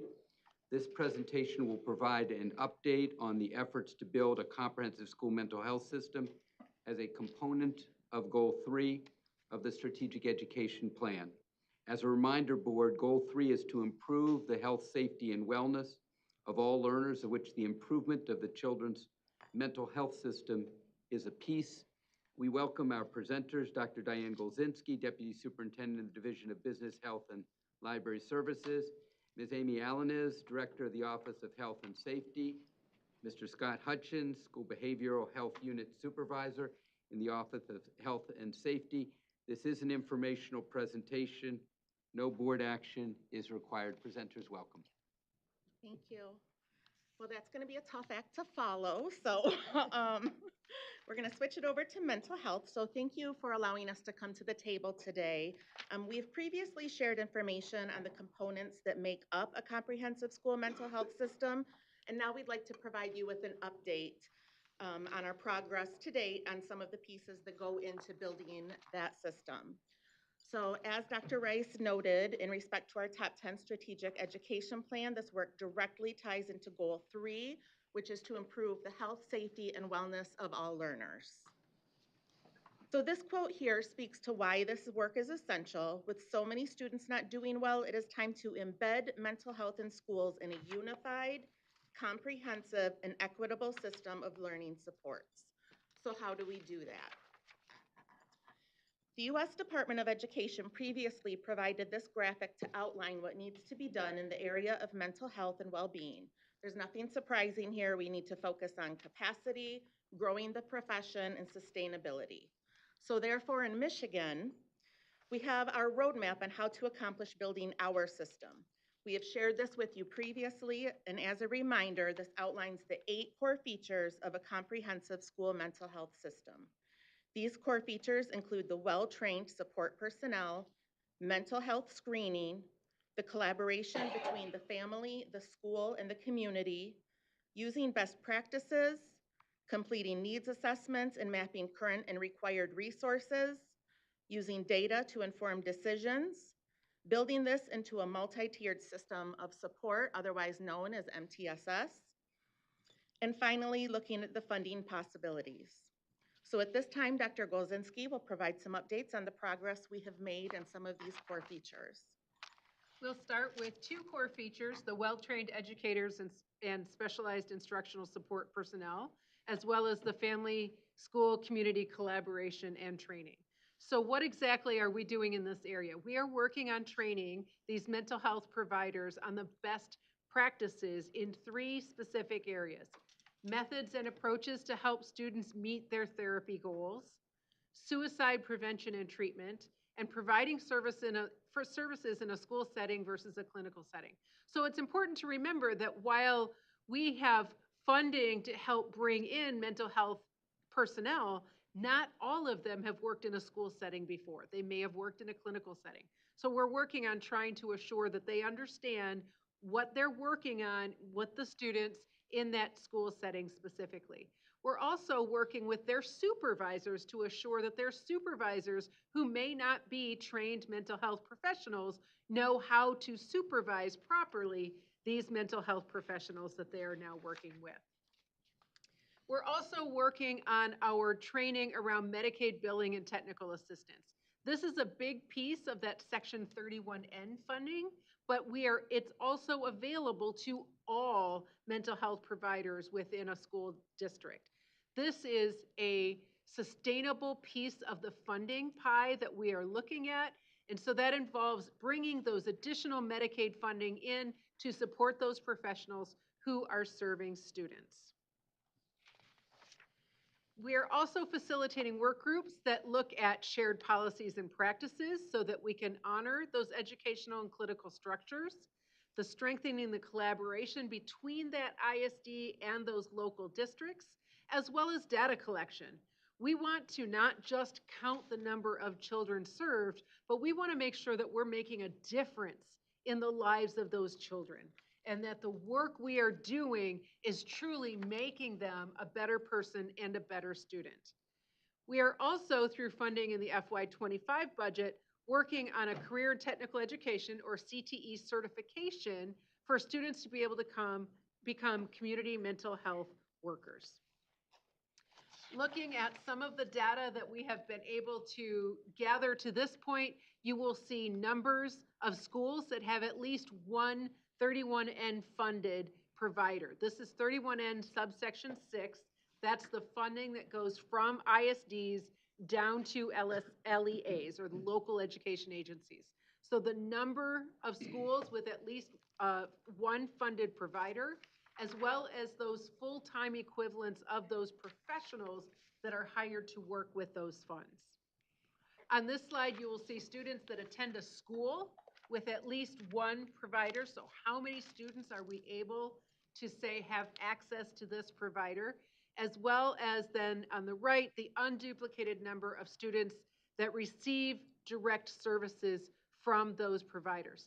So as you can see, as we started in 2019, the first iteration of funding in subsection 31N, we have been able to grow those numbers each year. We continue conversations about how we can strengthen the data collection and, by extension, continuously improve this work that we are doing for improving the mental health of our students. Next, we want to talk about that needs assessment and resource mapping component. So what we mean by needs assessment resource mapping, we're talking about that comprehensive review of resources and services. So last time we spoke about a comprehensive school mental health assistance guidance document that we're putting out at the department. We've got some amazing support from across stakeholders across Michigan, from school personnel, direct service providers, administrators, teachers in the classrooms. We've also got some amazing national support as well. The Midwest Comprehensive Center is the new comprehensive center that is supporting the Department of Education in Michigan along with other states. Previously, we're working with Region 8, and again, now we're working with the Region 7 Midwest Comprehensive Center. We've also got the National Center for School Mental Health providing us feedback. They're the ones that came out with those 8 core features that Dr. Gozinski mentioned that we're kind of using as our pillars as we create this comprehensive mental health assistance guidance document. So when we talk about evidence-based and emerging best practices, what are those rigorously researched interventions, those programs that have proven to be effective? We've previously shared with you the success we've seen with BH Works platform. Currently excited to share with you that we have 43 of our 56 ISDs that are currently live using the platform. 2 are in progress. Another 4 are considering implementation. That puts us at 49 out of 56 ISDs that most likely are going to be using the platform for everything to provide that consistent care that's so critical. So those standard operating procedures and best practices, Dr. Gozinski mentioned the importance of, we've taken a lot of providers out of clinical settings and they're now providing direct services in schools. That's a shift, right? So how are they providing those services in schools? Because of things like BH Works, we're able to standardize those best practices so students are getting the ultimate care and they're getting consistent best practices with billing and making sure that they're delivering the full service and getting that Medicaid reimbursement that Dr. Gozinski mentioned. We've also used one-time state administrative ESSER funds to make the adjustments needed to allow now any school-based mental health provider access to BH Works. You may recall that previously we could only offer BH Works to 31N funded providers because within 31N legislation, there is funding that allows for us for technology. Again, because of those one-time ESSER funds, we can now make BH Works available to all school-based providers, which is a huge game changer. We had a lot of people asking, why can't we use BH Works? Again, it was tied to the funding, but because of those ESSER funds, we can now expand it, including school nurses. We're really excited as well to talk about in 25-26 school year next year, we're working with our BH Works partners. Our new school nurse consultant, Dana Bennett, is working with BH Works along with other individuals to create a nursing platform. So now school nurses can also have access to BH Works. And then the other thing we're really excited about is because of the feedback that we've received from those providers in schools using it, our partners at BH Works, they didn't just hand us a canned program and say, here, Michigan, use this. They've constantly listened to our feedback. We've made ongoing enhancements and upgrades along with our partners at BH Works based on our users right here in Michigan. Dr. Gozinski talked about the multi-tiered system of support, or MTSS. And what we mean by that is really looking at that efficient, effective, and equitable allocation of resources. You may have seen previously presentations from the MyMTS or Michigan Multi-Tiered System of Support team. That Technical Assistance Center recently, in partnership with us at the department, shifted their terminology from social emotional behavioral, or SEB, to include health, social emotional behavioral health. This is important because we're talking about a transition that represents an integrated approach to student well-being. So looking at that holistic view of well-being, integrating mental health into educational frameworks, schools are creating those environments to address immediate social, emotional, behavioral issues and promote that long-term mental health and resilience. So even something as simple as changing terminology and adding something as simple as an H to an acronym is a cultural shift. It's getting, again, that common language and really getting our schools to be thinking about how are we meeting the holistic needs of our students. You've heard us talk previously about mental health screening. Screening is that early identification of students' strengths and challenges. Obviously, for us, when we talk about a comprehensive school mental health system, we're going to focus on mental health screening, but screening is something that's been done throughout education, right? We're screening students, reading, writing, math, etc. We're checking on their academics, we're checking on their progress. We also need to check on students' well-being. We need to identify those students who might be at risk for academic, social emotional, or mental health challenges, and that comes through screening. When we identify those potential risks early, schools are going to implement preventive measures. They can start promoting positive mental health and social emotional development for all students. We also allow for early intervention and targeted support with screening. It ensures that students are receiving the necessary help that they need to succeed rather than waiting for those problems to escalate and becoming bigger issues outside of school, in our community, etc. And then finally, it promotes equity. It's identifying potential needs across the student population, informing instructional decisions based on data so that, again, our students can be healthy, successful, feel safe at school, and feel good about themselves. Thank you for your time. Dr. Rice? Thank you, presenters. We appreciate it. We appreciate you. I have lots of questions and comments, but you know what? I'm going to defer to my board. Board, questions or comments? And while they're thinking about their questions or comments, I'm pulsing. Ms. Snyder. You know, I just am curious about where we're at with, the last time you guys presented, I'm concerned about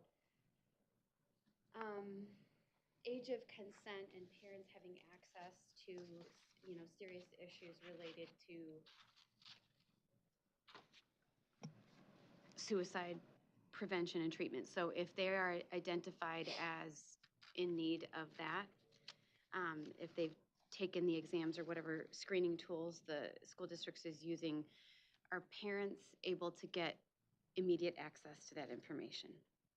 Yeah, so if you think past that past presentation when we had West Shore join us, remember we had a school-based provider talked about they have that obligation within their licensure to report to parents. Absolutely. Okay.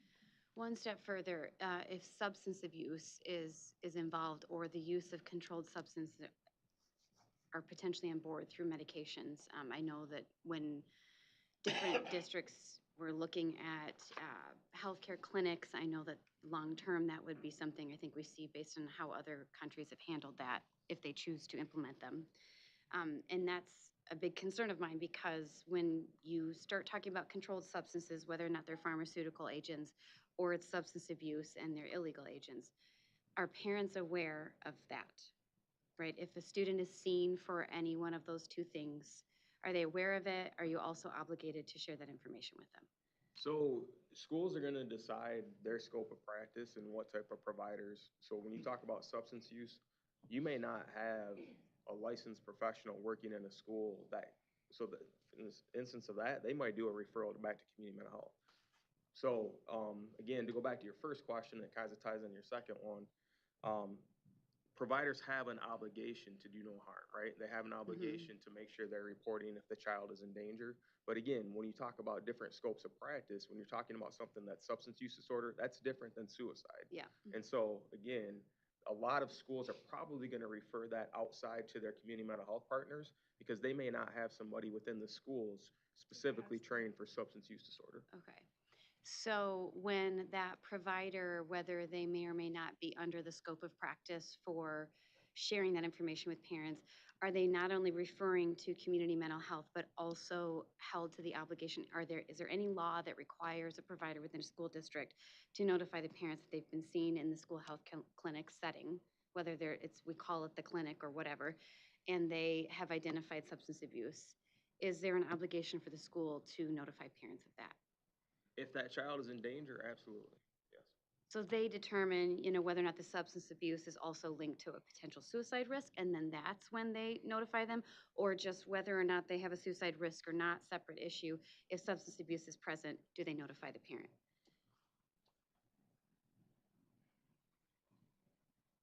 I mean, I'll be perfectly honest with you. I would feel more comfortable having somebody that is licensed to provide that care. I don't feel that I'm the appropriate person to answer your questions because you've got a lot of hypotheticals. Well, I don't think it's hypothetical. I think it's an everyday reality. That's why I want to have the conversation. So if you feel like it would be best for us to discuss what standards of care would look like in a school setting for substance abuse, controlled substances, and suicide, being that they're three separate things, but also research shows they're very much related to one another. I would just want to know that parents have immediate access to that information.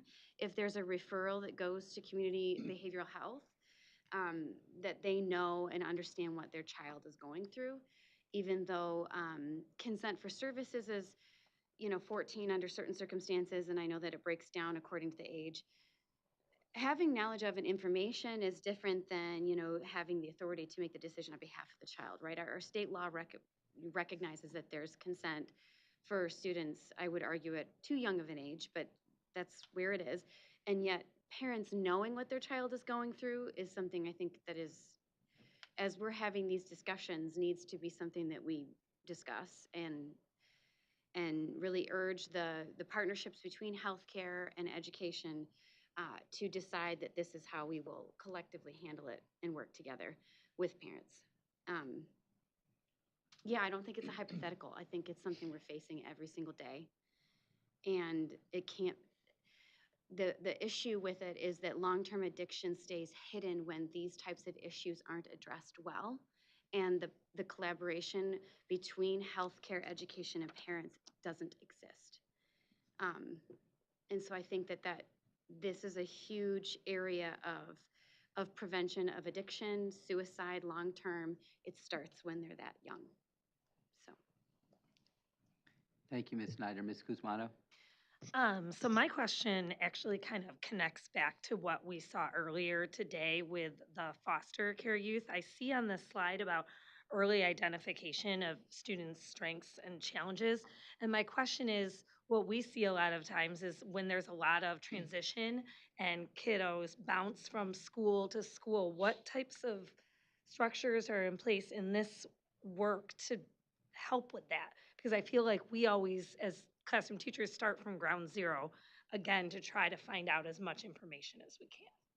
Yeah, that's where BH Works has really been helpful. So again, we're at 43, as I mentioned, of the ISDs. Now, again, that doesn't mean every school district within each of those 43 ISDs. However, if you do have a school district that participates with BH Works, it does help considerably with what you're talking about, so that you're not starting over when you go to that new school. But again, that's all with the right permissions in place. It's not just, that information can go without the permissions that are necessary in place. But that's a huge piece of why we wanted to have some type of state system for that exact reason. Because a lot of our students that are getting these critical care are also unfortunately transient, and they're moving from school to school for different reasons. So BH Works has definitely helped with that. We also, again, because the number of providers are increasing, you've got more networking, more collaboration. Again, if you've got the right permissions in place, you can reach out to that new school, right? So that communication, collaboration can take place again. It all comes down to having the right permissions, so. Thank you. You're welcome. Thank you, Ms. Guzmano. Senator? I mean, I had some other questions, but this conversation kind of brought me back to kids with addiction, no matter what age, especially if they're transient, are good at hiding those things, right? Before they get identified, whether at home or in school. The permissions are usually for folks who've already been identified, if they're on psychotropics, et cetera, right? So my brain was like, are you insinuating that the schools don't inform the parents when the kid has addiction? Because if that kid is doing what they do, they're good at masking and hiding. And so home is missing something too. So I don't know how to put that on the schools sometimes, as a person who's worked in social services, trying to, it goes to the thing that the brother just talked about. It's either this or that. You can't, it's not like, if it's not the parents' fault, it's the school's fault. Sometimes it happens, things happen, or people are good until it's identified. Sometimes it's late in the game, sometimes something tragic happens, but we start blaming, or we want a clear-cut identification and who's at fault. It could be both. It could be neither. It can. And so I'm trying to, my brain went to, are we insinuating that the school is purposely not telling the parent that their kid is addicted to something? I believe you're asking me a question. Can I answer it? Yes. Okay. No insinuation, no blame. No one's at fault. This is about designing and developing a system where people are partners in that early identification. The road you're going down, I have no idea what you're talking about. Yeah, because you were asking a specific, you wanted him to answer a Guys, specific. let's come I through know, here. I'm sorry. Yeah, beautiful, okay. So you've got the floor, go ahead. No, I'm good on, that was just, I wanted clarity in there. So she's saying that's not what she's asking, so I'm good. Thank you, Senator. Who else has a question or a comment? Question or comment? Important area. Remind us, because there's so many different facets to the development of a comprehensive mental health system. So, you put up your slide from the University of Maryland with the 8 graphics, but it's not simply the eight areas, it's sub areas, it's sub areas, and the like. So you talked about helping professionals, and you talked about the walk-up of 31N social workers, which are social workers housed in our ISDs, pushing into our LEAs and supporting our students in LEAs. In total, how many helping professionals have we grown by in the state in the last 5 years? Do you recall? Total, besides just 31N funds, right? I can safely say we're well over 1,500, if not closer to 2,000. Right. And so those are with a mix of funds, right? 31N, OP, 31AA, in some cases 31A at-risk funding as well. So local school districts have cobbled this together. And local school districts will say, on the one hand, this has been really helpful. On the other hand, we need more. And by helping professionals, we mean guidance counselors, we mean school social workers, school psychs, and nurses. Yes. Tell us about money, because you mentioned 31N, and we've told this story before, how the first time I was aware of 31N funding was when I came to the department. It was new. It had been around for, I think, 12 months, just shy of 12 months, 10 months, yeah. And it had had no impact yet in my district. So where are we now in terms of overall children's mental health and school safety funding? So we have over $100 million in 31N, Section 31N, which includes both school-based health centers as well as those helping professionals that we were just talking about. We have some, in the FY25 budget, we have some recurring funding in 31AA. And then you'll hear in a few minutes the walk-up of that recurring funding proposed by the governor for FY26. But 31AA up until this last year has not been recurring. And so that's been a difficulty for local school districts to hire when the funding isn't listed as recurring. Okay, so to the question, we went from nothing in fiscal year 18 to, in total, fiscal year 25? I'll have to get you the numbers. I don't remember the numbers off the top of my head. Well, they'll come in an hour Yes. in your presentation. but basically about $250 million, okay? A little bit more than $250 million when you add the 31AA funding to the 31N funding. Yep. So it's a wholly different world from 7 years What we ago. had. Not where we want to be necessarily, but a tremendous amount of progress in 7 years. I mean, the state legislature and the governor did not fund these areas in the past. And it's only been in the last 7 years that these areas began to be funded. So literally, we are building a system from nothing. And it is not fully formed. It's going to take us quite some time to work on that system. But there are many, many, many different parts. It's in part about funding. It's in part about staffing. It's in part about data systems. It's in part about how we train up our staff, and not simply those who are defined as helping professionals, but teachers as well. One of the very, very, very best helping professionals I ever saw wasn't defined in any way, shape, or form as one of these four elements. He was a teacher at Kalamazoo Central, and he was the go-to guy for all these children who didn't perceive themselves to have a go-to guy. He was it. He was the person who opened his classroom at lunch for all sorts of children who didn't have a place to go or felt they didn't have a place to go, to camp out, to park, and to feel whole, and to catch their breath in a large school of 1,700 kids. So the training for staff is not simply those who are the most trained. It's often for those of us who are least trained.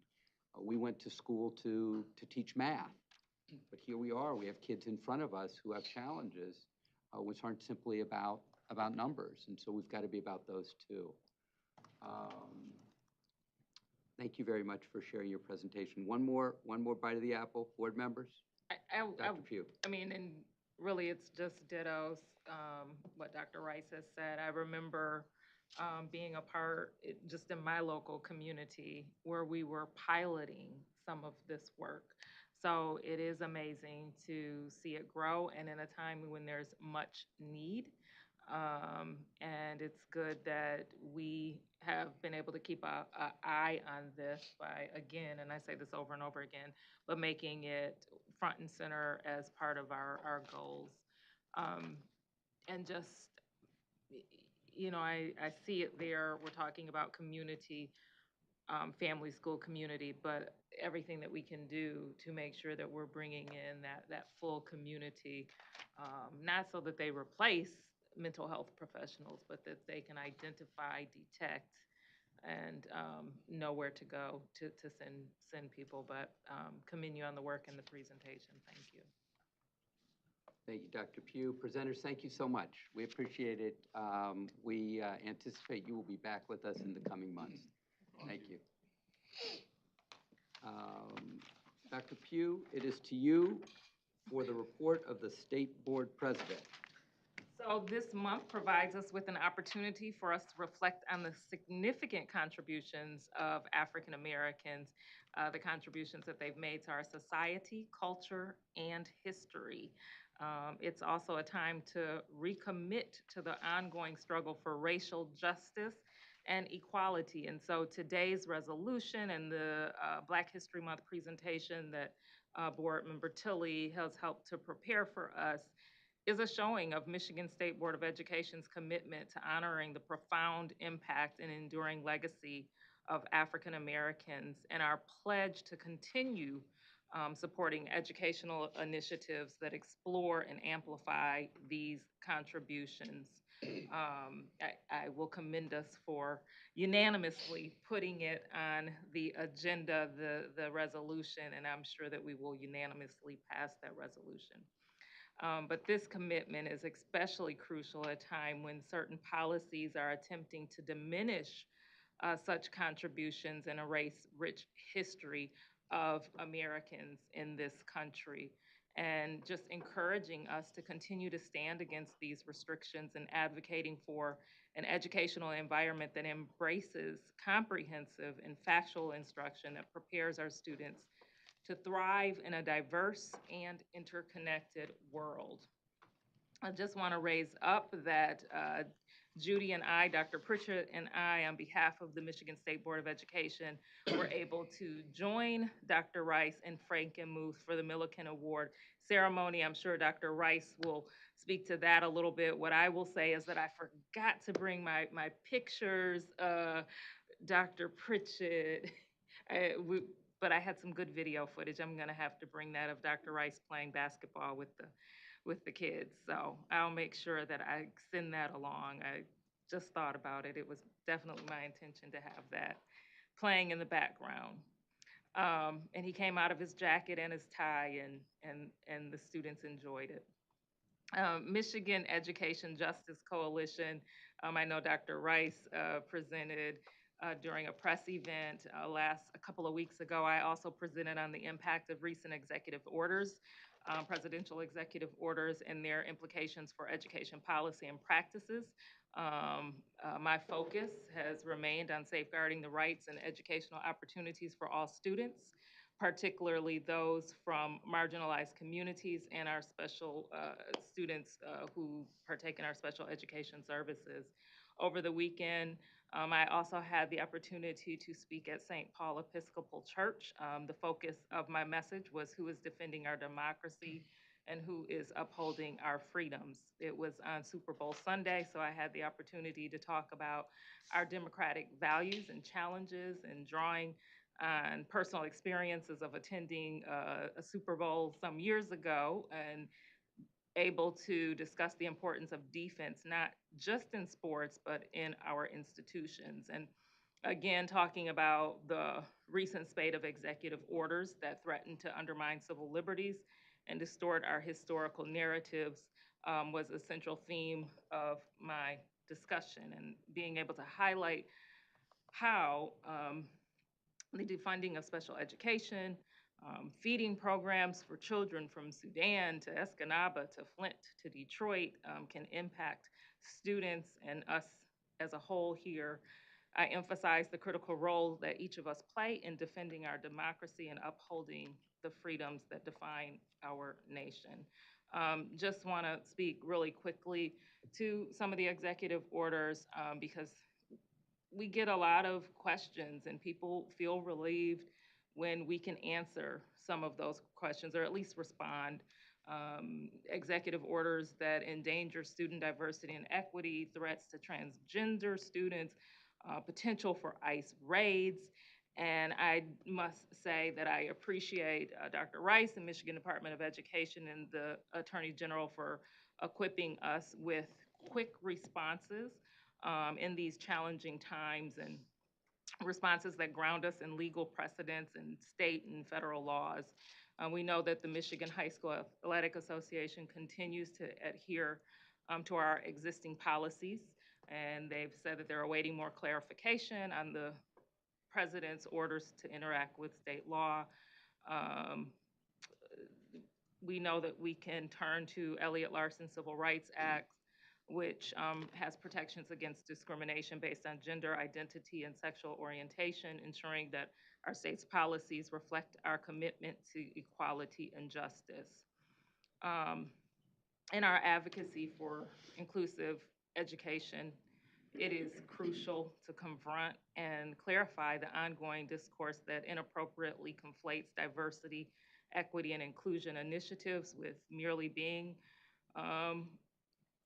about specific demographics, such as being Black, Hispanic, or of the LGBTQ plus community. These narrow perceptions risk casting individuals and organizations identified by these characteristics as the sole targets of restrictions meant for broader DEI efforts.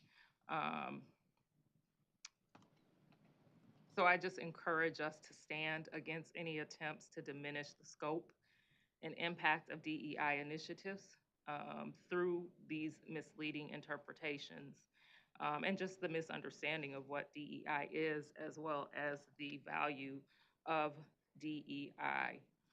We affirm our commitment to comprehensive DEI policies that promote fairness and inclusion, not just for some, but for all members of our school communities, ensuring that every individual's contributions and potential are recognized and valued. And in light of these concerns, particularly around DEI and this confusion and what I call sometimes the unintended consequences, I did ask that we reach out to AG Nessel and get further guidance on compliance with non-discriminatory laws and federal funding to ensure that all educational institution and government entities in Michigan handle federal funds in a way that upholds civil rights laws firmly. And in closing, I just want to mention that the presenters today heard them loud and clear. Look forward to further discussion regarding the students and their concern. in regards to the Autism Alliance and the survey that has, the SEAS survey that was completed. I know that Ellen has been talking about the results of that survey. Others have as well. I've heard Dr. Rice as well. And so I greatly look forward to us bringing back during next month's legislative discussion something that speaks to the recommendations that was in that survey and that report. And that concludes my report. Thank you, Dr. Pugh. Members of the board, members of the community, I appreciated hearing the remarks of Professor Davis, and thank Ms. Tilley for the recommendation of the dean as our Black History Month speaker. You never know what you're going to get when you bring someone in from out of state, and he was well worth it. I really enjoyed his talk. Black History Month makes me reflect upon literature and history. What I read and what I should also have read, Ms. Kuzmano, when I was young. As I've shared before, I grew up in Dayton, home of the Wright brothers, Ms. Pettit, which we were taught in school. It was also the home of Paul Laurence Dunbar, the famous poet, classmate, friend, and one-time newspaper business partner of Orville Wright, trustee, which we were not taught in school. I never knew any of that growing up, never questioned why there was a Dunbar High School in Dayton, Senator Bullock. It wasn't until I graduated from college, moved to Washington, and discovered a second, and then a third, and then a fourth Dunbar High School that I realized there was something here. And I asked the obvious question, who was Dunbar? Once I realized that he was a poet and a Daytonian, and that I had grown up 15 minutes from his home, I began to read him as an adult. In reviewing his beautiful poetry last weekend, I remembered that my discovery of Dunbar opened the window of discovery for my speech team. One of my best public speakers, Afriye Emerson, did an oratorical interpretation of When Melindy Sings, which was published in this book of Dunbar poetry entitled Lyrics of Lowly Life. Here's the second stanza of another Dunbar poem, perhaps his most famous, We Wear the Mask. Why should the world be overwise in counting all our tears and sighs? Nay, let them only see us while we wear the mask. Dunbar's poetry served as inspiration for Maya Angelou, whose first book, I Know Why the Caged Bird Sings, gave a nod to the central metaphor in Dunbar's poem, Sympathy. As Biggie said in Juicy, and if you don't know, now you know. Langston Hughes, another poet of the next and the next generation, was likewise an inspiration for many. The true dream poet, Hughes wrote in Harlem, part of a much longer poem, Montage of a Dream Deferred. What happens to a dream deferred? Does it dry up like a raisin in the sun, or fester like a sore and then run? Does it stink like rotten meat, or crust and sugar over like a syrupy sweet? Maybe it just sags like a heavy load, or does it explode?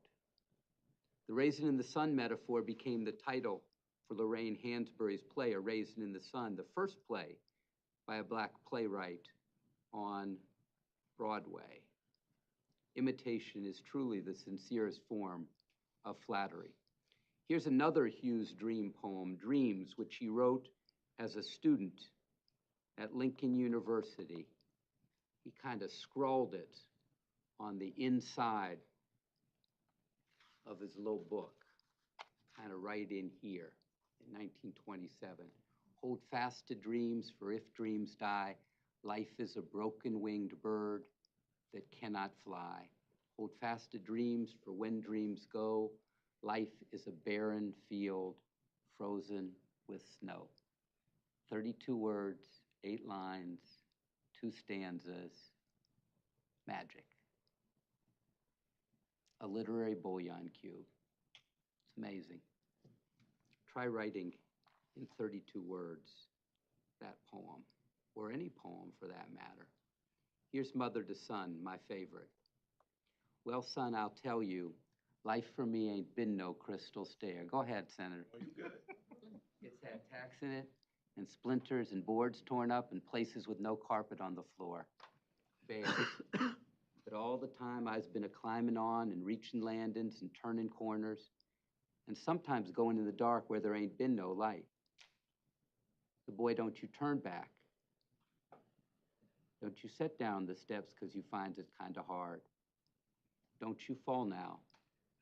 For I's still going, honey, I's still climbing, and life for me ain't been no crystal stair.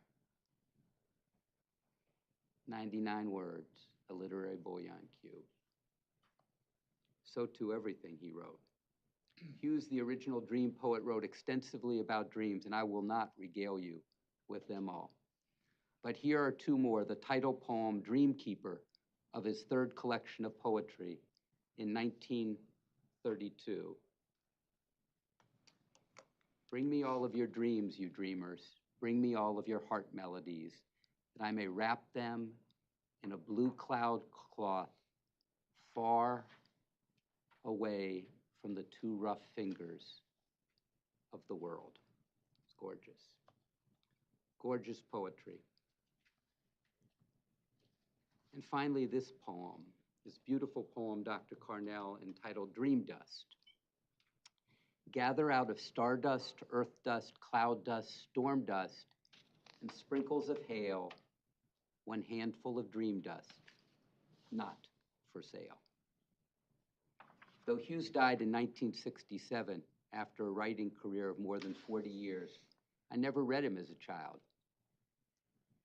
I lived within 2 miles of him when I was first on Earth, for the first 3 months on Earth. Didn't know that. Wouldn't find that out until many, many, many years later. But I never read him as a kid. Didn't read him in middle school, didn't read him in high school, didn't discover him until I discovered Dunbar as an adult. Left college at 22. I knew everything. Just ask me, I would have told you. And by 23, I'd realized that in fact, I hadn't learned much at all in my first 22 years of life, and that I had a whole lot more to learn. It's in the spirit of what Professor Davis shared with us today.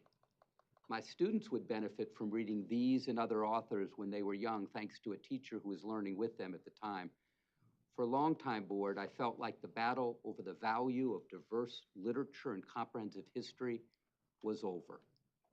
The new battle I felt was teaching teachers, like myself as a young man and many, many others who hadn't grown up with diverse literature and comprehensive history, once taught that teachers would engage their students.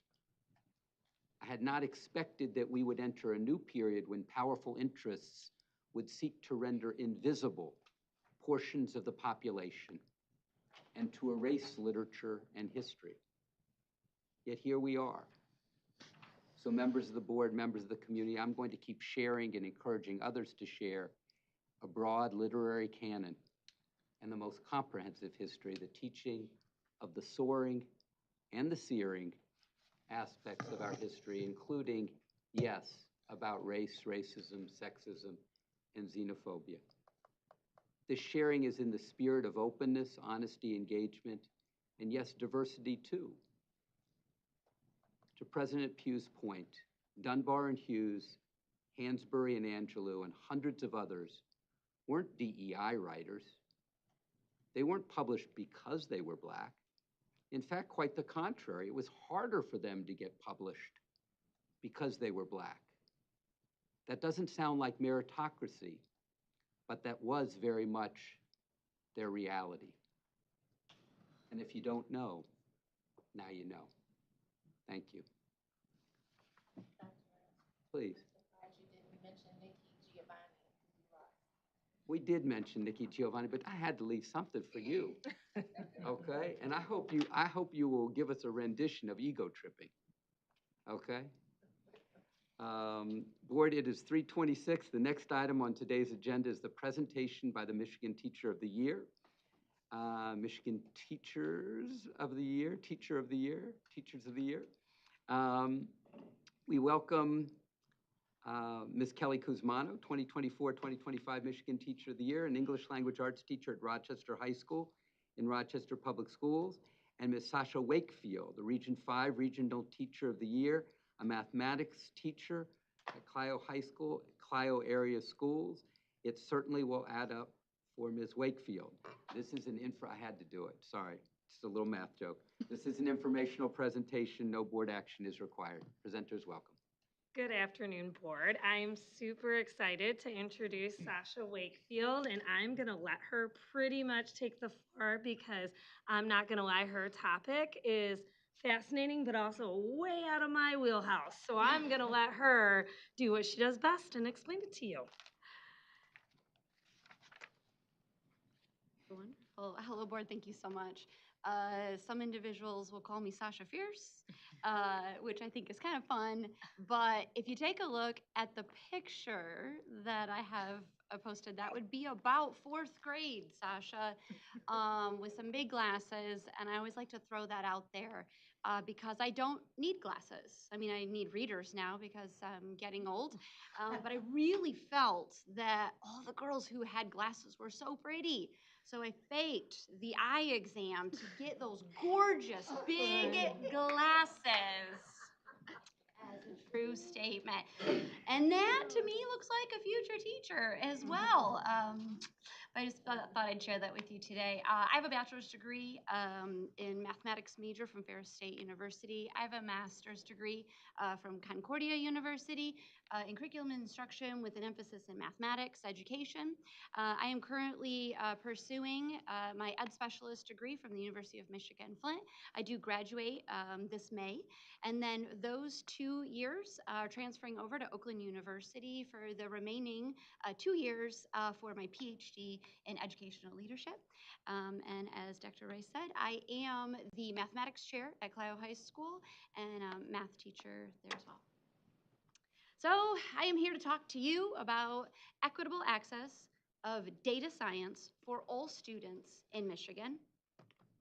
And some of you might be wondering, what even is data science? So Michigan State University defines the data science as a process of analyzing, interpreting, and using data sets to gain insights and to make decisions. Now, each organization has their own definition of data science. Instead of a rigid definition, data science is often understood through its core principles. Data science interweaves mathematics, computer science, and a domain expertise, combined with artificial intelligence to make informed decisions. Now, we are and we live in the digital age of data. The advertisements that we see on social media, the news that we watch, the suggested items during a shopping experience, even our weather forecast, maybe big snow tomorrow, all of it is underwritten by this invisible layer of math. This data is collected, it's analyzed, and that information is turned into insights. So why K-12 science or data science for all students, for K-12 students? Well, because every second of the day, the world creates enough data to fill 50 Library of Congresses. Every second of every day. It is essential that our students understand the data so that way they can comprehend the massive amounts of information that is at their fingertips every single day. So a data-driven world, we need data literate students.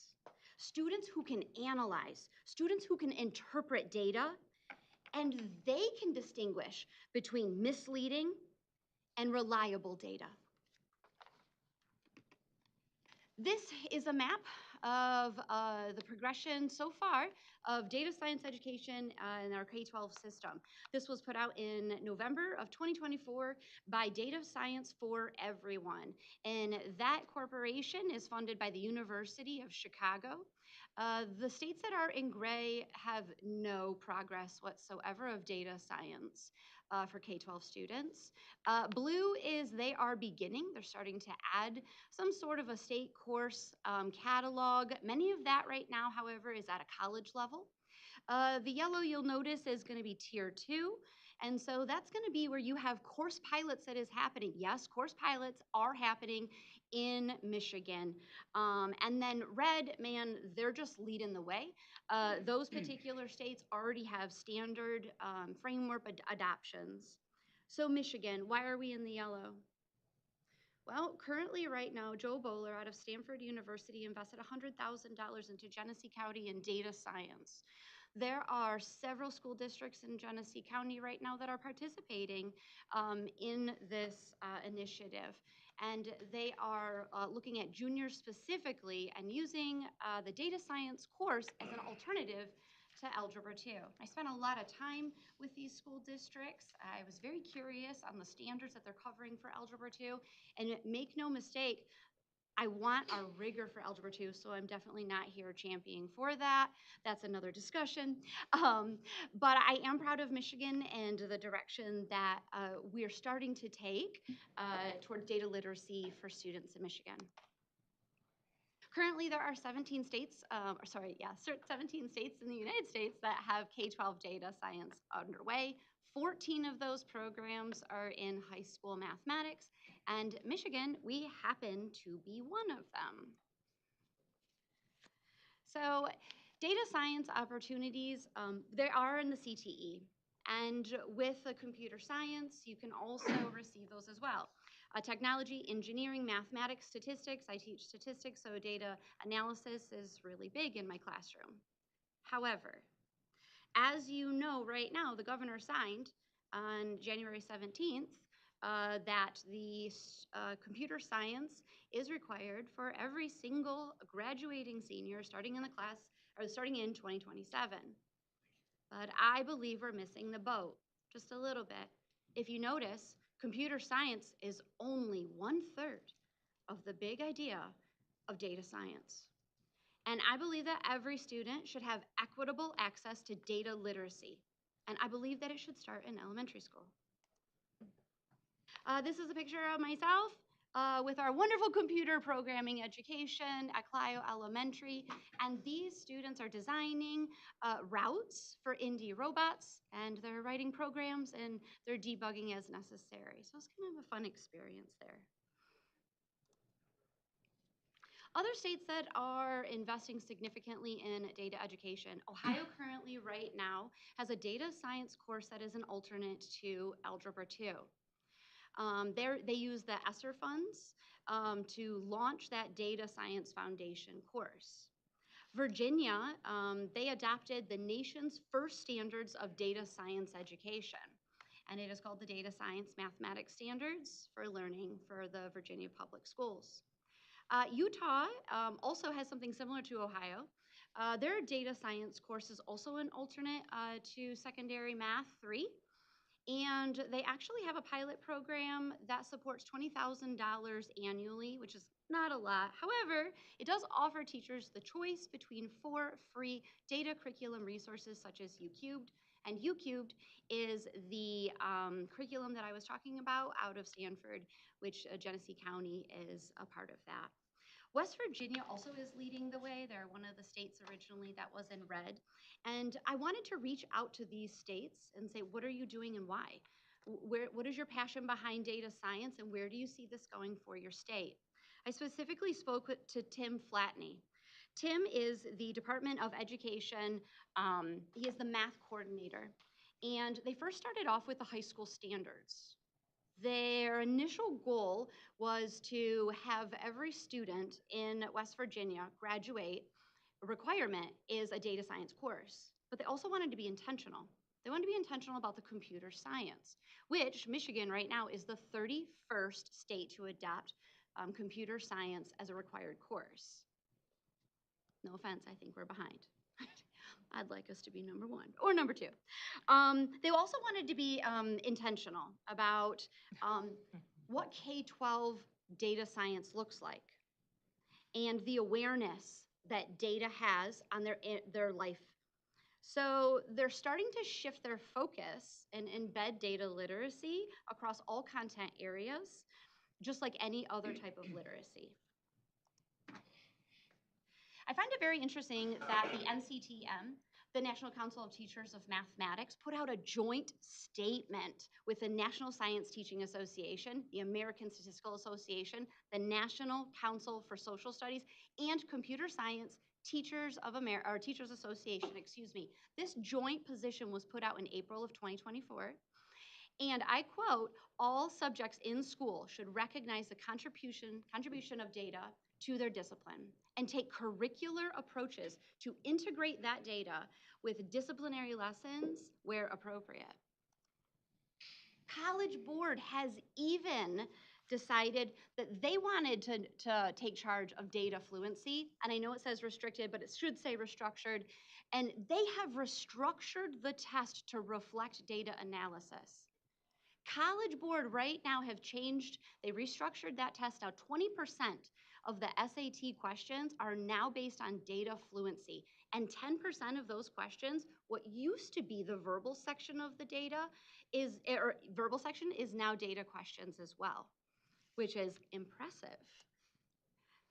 David Coleman, CEO of College Board, he stated that we need to make what students experience in high school far more relevant. And I couldn't agree more. If we want students to engage, it's time to change the invitation.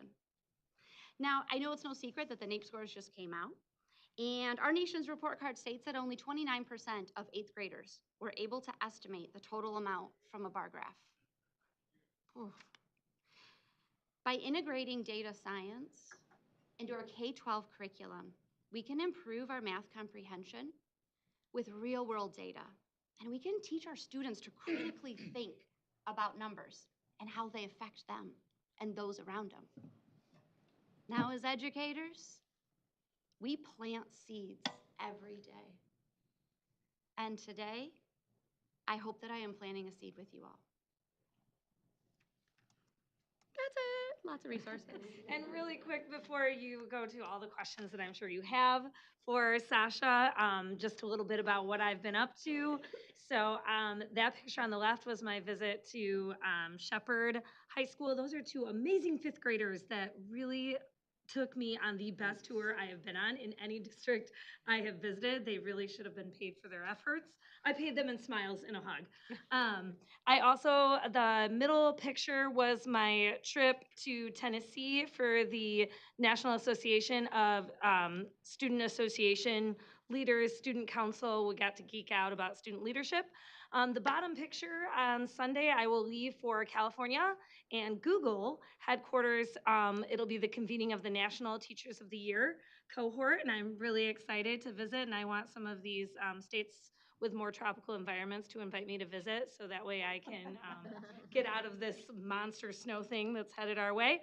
The top picture on the right is my conversation at the Continuous Learning Improvement Conference. Those are 2 district leaders of mine. And then the bottom is the picture with Laura Baker, who was the Regional Teacher of the Year that you visited with last month. So it's been an exciting month, and I look forward to updating the board next month. So questions and comments for Sasha? Well, thank you both. Ms. Wakefield, these are always available if you want to become fierce. Board members, questions or comments? Ms. Lipton. So thank you for your presentation. It did bring up a lot of, sort of food for thought. So it sounds to me like when the legislature passed the requirement, I think it's a half a credit in computer science, you're saying that it really should have been broader to be a half a credit? That's correct. In data science. Was that, I'm just curious, was any of the organizations that you cited, I mean, I guess my question is, and I don't know what the conversation was in the legislature, but were there any organizations that you cited in your report that sort of advocated for broadening computer science to data science, and that sort of fell on deaf ears in the legislature, or they just didn't know, or because it sounds to me like when they did pass that, it was probably with some sense to try to at least start the state moving in that direction, but it sounds like maybe it sort of fell short. My understanding is it's kind of fell consecutive. So the computer science, I mean, as Michigan, we are the 31st state to adopt or have the computer science course as a requirement for high school. But it was kind of like this, yes, computer science is important. Yes, we need all students to be literate into computer science. And then a lot of, this is my understanding, stakeholders are like, wait a minute, there's a bigger picture here than just computer science. And I believe that that's what's exactly happening right now. Okay, so sort of after the fact, like, oh geez, maybe. Is there any thought to, I mean, amending the statute, getting a bill passed, I mean, that can be a more laborious, and there may not be any stomach to sort of, you know, revisit something that was just recently passed, but is there sort of anything that math teachers can do within that context of computer science to sort of be more inclusive in terms of data science? Absolutely. As they're meeting that standard, perhaps teachers could do sort of some of their own expansion? Yes, absolutely. I could also argue that several different content areas could also be embedding data science into their curriculum. Take, for instance, social studies or history. They're going to come across some type of a graph, and having that great conversation, looking at the X and Y axis to see if they're scaled appropriately, see if there even is an axis that is there, so that way they can see if each individual bar chart is really as high as they say that it is, right? Because if there is no y-axis, you can draw me bar charts all day long and you can make them as big as you think, but if there's no appropriate scale, then unfortunately someone could say that it is misleading. It could go across several different content areas. Math, for my view, statistics, is really where I love to show students data, relevant data. And what I'm noticing is students don't want to interpret themselves. They want to wait for me to tell them what I see. What is the data starting to tell us? Where are their confounding variables? What do you notice? What do you wonder? It's almost like, for math, it's like that algorithm of like, just show me how to do it and I'll do it over and over again. Not necessarily that they're afraid to be wrong, but when they answer, it's basic level answering.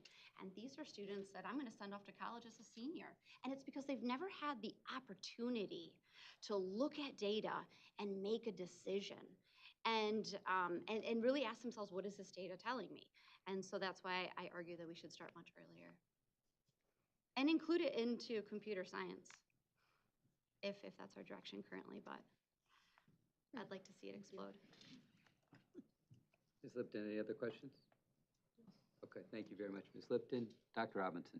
Just a quick clarification. Okay. The computer science requirement is not a graduation requirement. Not until 2027, is that correct? I don't think it is at all. It's a Requirement requirement to be that offered. schools offer a course in computer science. I see. Okay. So I think that's a pretty important distinction there. Thank I you. always feel compelled to bring this up as a music teacher. And I am not critiquing the importance of data science and not critiquing or denigrating at all the importance of our children and all of us knowing how to interpret the information that we find in various places. I think that's critical and crucial. But I also am speaking as somebody who lives in one of the 5 states that doesn't require young children to have art and music in school. We're one of, I think, 4 or 5 states that doesn't do that.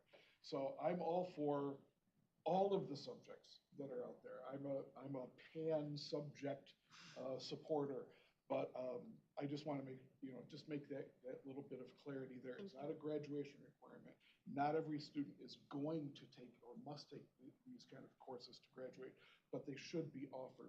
And in fact, they must be offered by 27. Yeah, thank you so much for that. Okay, thank you, Dr. Robinson. Other reflections, comments? Fears, phobias, neuroses? Can't give it away? Trying. Ms. Wakefield, if you could share additional information with Dan Centers, my special assistant, afterwards, I'd appreciate that. Thank you. Teachers of the Year, thank you so much. We appreciate you. both. We're 346 board. The next item on today's agenda is state and federal legislative update. We will now hear from Mr. Bob Wheaton, Director of the Office of Public and Governmental Affairs. Ms. Olivia Ponte, Legislative Liaison in the Office of Public and Governmental Affairs, will provide the state and federal legislative update. It will be followed immediately thereafter by Ms. Ponte and Dr. Diane Golzinski, Deputy Superintendent, who will share on the governor's fiscal year 26 executive budget recommendation. And then we will pivot to the Black History Month resolution that Ms. Tilley has offered. Mr. Wheaton, Ms. Ponte, and Dr. Golzinski, to you. Good afternoon, board members. As Dr. Rice mentioned, we have a presentation on the governor's executive budget recommendation. So we have Dr. Diane Golzinski joining us. So I will turn it over to Olivia right now. Awesome. So good afternoon, board. Good afternoon, Dr. Rice. Since the last time I sat here, the governor has signed several education bills into law. So before we get into the budget presentation, I'd like to review those briefly. So first up, the Safe Homes, Safe Schools bills were signed into law. We've discussed these bills before, these new laws, but DHHS will be required to create an informational notice about the new safe storage of firearm law that took effect almost a year ago today, February 13th of last year.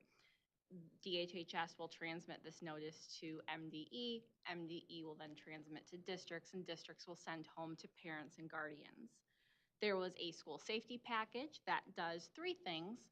It will require response terminology plans in schools to make sure that first responders and school administrators, educators are all using the same language in the event of a school emergency.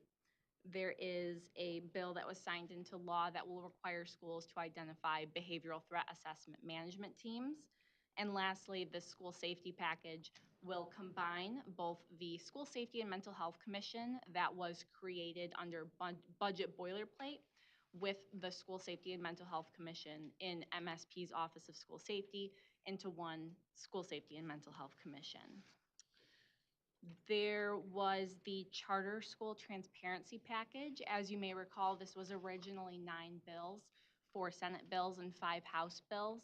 The 4 Senate bills were not able to cross the finish line. They couldn't make it out of the House. Their agenda in lame duck got cut a little short, but the 5 House bills did pass and were signed into law last month. So 4 of these bills require that the name of the authorizer and EMO appear on all promotional materials, billboards, and applications for a charter school. And then that 5th House bill requires that a charter school post average salary information on their website. Moving on, a tribal regalia bill was signed into law. This bill protects the right of Native American students to wear their traditional tribal regalia at ceremonies at their school, such as graduation.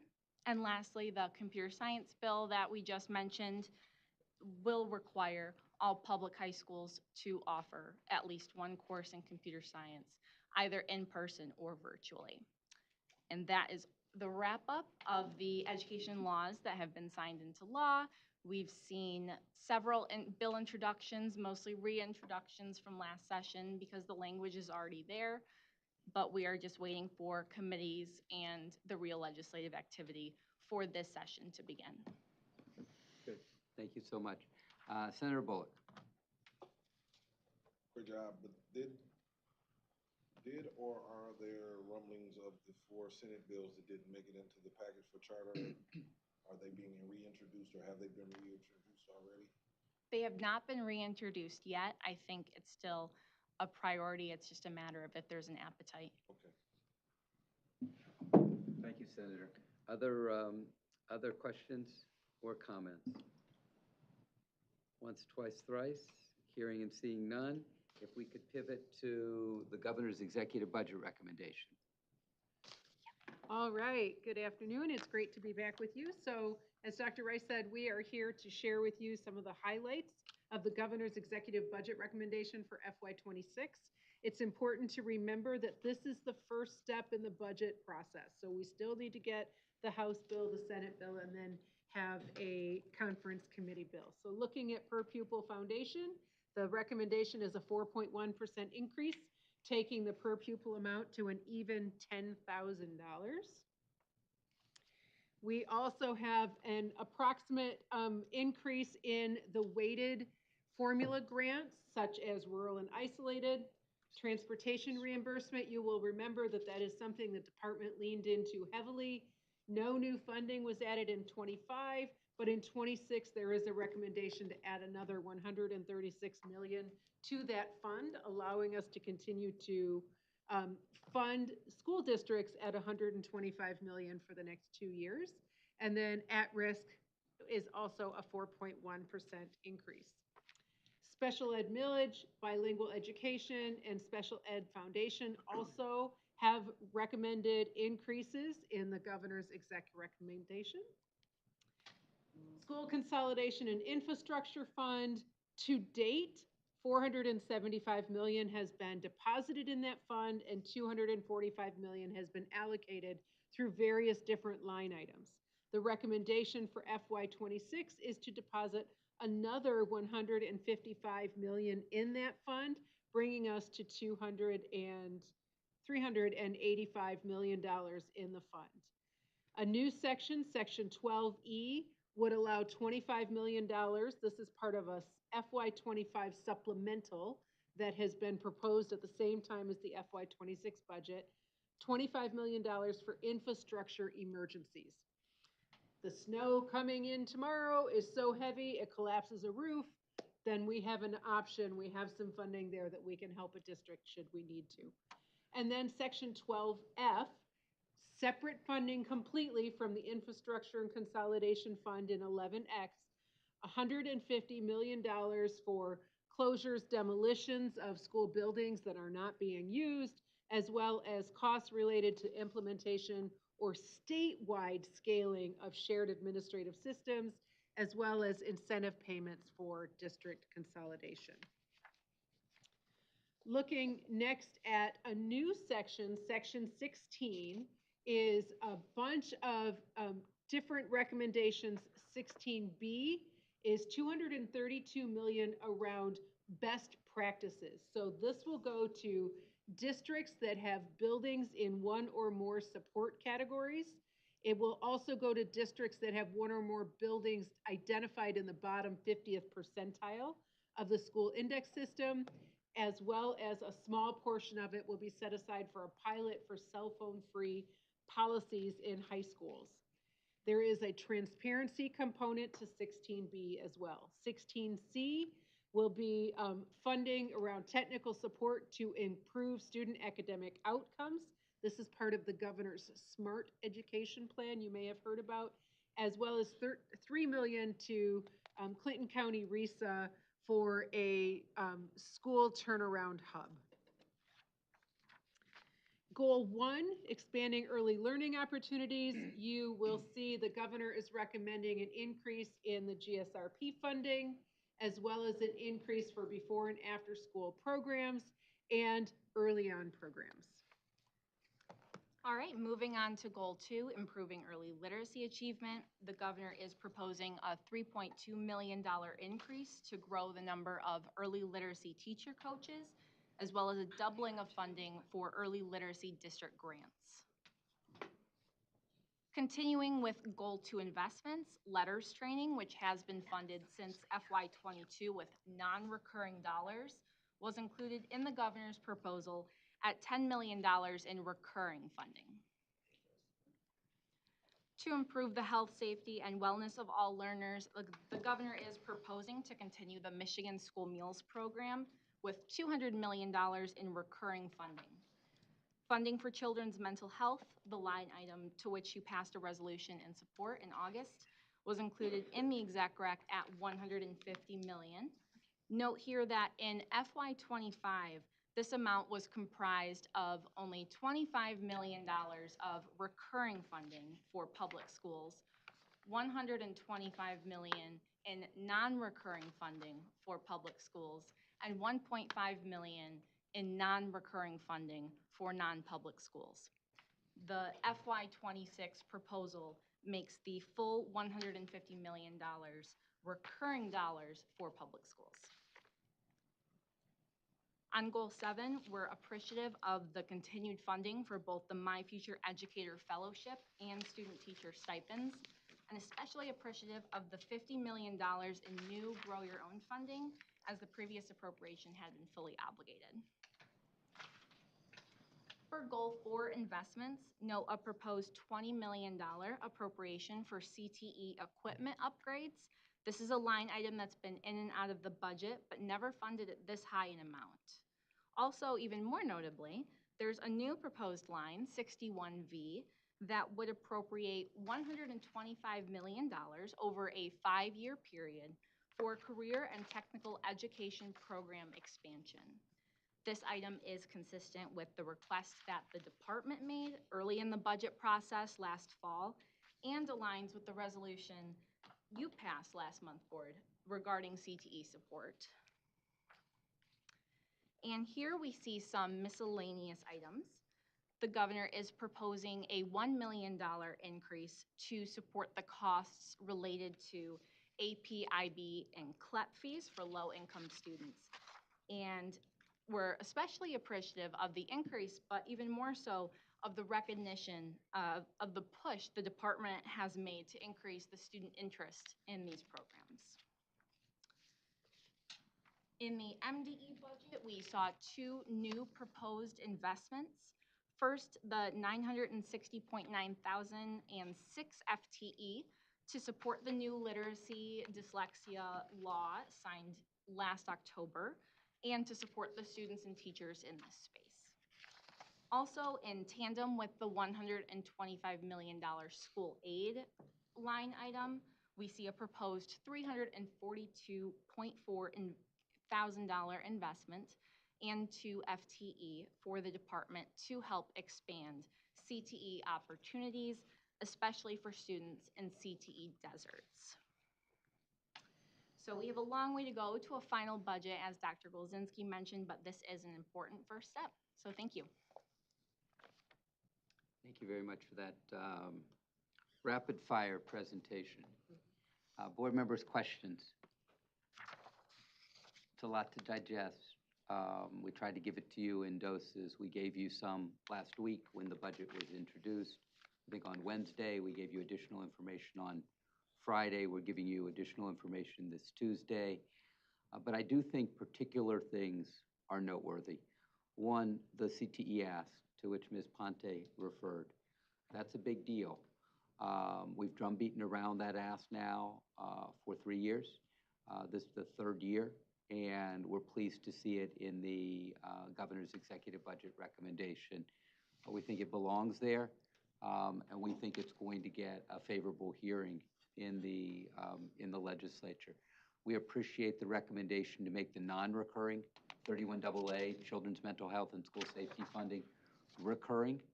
That funding shouldn't wax and wane based on the latest crisis. Our children have recurring needs, and so too do we need recurring funding, and we appreciate the governor and her team putting that in the budget. We appreciate the 3rd year, if the exec budget recommendation becomes the final budget, of general ed transportation reimbursement. This is a big deal in rural districts, and most of our districts are rural. Not most of our students, but most of our districts are rural, and we have to worry about their funding as well. And then 3 more mentions. to consolidation and infrastructure. This is an issue across the state. A lot of deferred maintenance, a lot of deferred replacement. In fact, I just got a call during the state board meeting about an issue of a district with a challenge that's gonna, I'm sure, be in my ear about now what. So, you know, this area of infrastructure can't solely be funded by the state.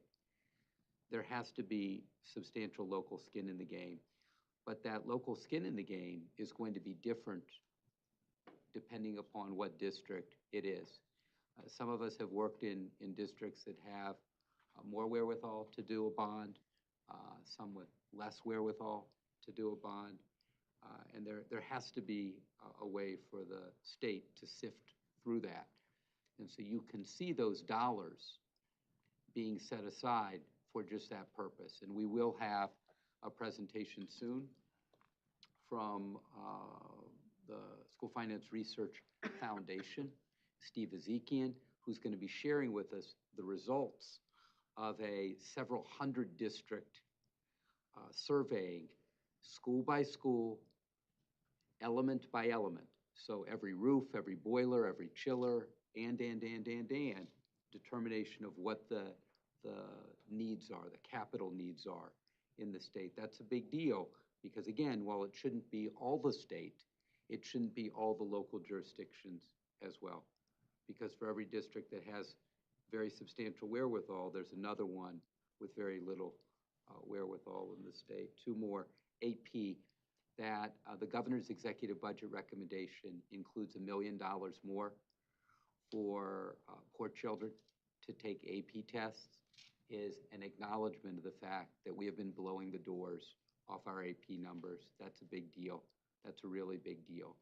And those dollars are for poor and working class children to pay for AP tests, not for middle class kids to pay for AP tests because their parents pay for their AP tests. This is for children who can't afford. So it's not the numbers generally that are going up, although that's true. It's the number for poor and working class children going up in AP, not just participation, but success as well, as the board knows from those numbers. And literacy, the governor included, as you pointed out, more money for literacy. Not a ton, but a doubling of a small category, number one, and then 6 literacy staff in her budget, which would be very, very helpful in a department with a very small literacy staff. Any other questions? Questions. Can't give them away, sorry. Dr. Pugh, go ahead. I'm just looking at slide 10, improve health and safety and wellness of all learners, and looking at 30D, the free meals for all students. And these, just questioning that, do anyone know offhand, like, what it costs to provide free meals to students? Because this is state funding. This Correct. There would also be federal funds that go with that. So I guess my question is, what's the federal allotment and what's our, what are we appropriating? Correct. So the federal funds that come in for school lunch are just under $1 billion. This is the state investment to make all of the meals free. Now that $1 billion includes all of the child nutrition programs. I'd have to get with the group to pull out what's specifically school lunch and breakfast, but it's a significant amount of federal investment with a small amount of state investment to make them free. And we've provided requests for additional state dollars. Is that correct? So right. So you may recall that for 2 years during the pandemic, all meals were free as part of pandemic relief. We tried to get an extension. We were not granted that extension nationally. A number of state chiefs pushed on that. We were not able to get that. Meals dropped in that ensuing year. That ensuing year was 22-23, the year without universal, so-called universal meals. 23-24, they became universal as a function of this additional state investment. So it was initially 160 million. I think it's now walked up to 200 million on the slide. Right. So it covers the residual. What's left over after the feds do free lunches, free meals, and snacks, reduced price meals and snacks. Does that help? It helps. I mean, of course, it's concerning given that there are people who don't think that children should be fed meals in schools. So it's a concern, making sure that we're able to provide that service, much needed service for our children, regardless of what the federal government does. Well, and I think sometimes people have trouble following this line of logic, but it's an important line of logic. We do well to connect a dot here. To reduce the federal contribution in meals would increase the state effort necessary to keep all children whole. So that is a concern in this area. And it's not simply a concern for us, it's a concern for the other 7 or 8 states that are in this business of trying to serve all. Yeah. Thank you. Anything more? Okay, any questions, you'll let us know. Very good, thank you so much. Board, it is 4:07, and Ms. Tilley would like to move her resolution. I would, and I already read it into the record, so I would like to move that the Michigan State Board of Education resolution be Support. Thank you. Move support. Yeah. So we have a motion from Ms. Tilley, a second from Dr. Pugh. Ms. Tilley would- Recognizing and honoring February as Black History Month. Sorry. Very good, thank you very much. You care to share additionally on it? I just, when I got to this board, we were not doing anything for Black History Month. And so I wanted to make sure that we acknowledge Black History Month and educate folks around the table.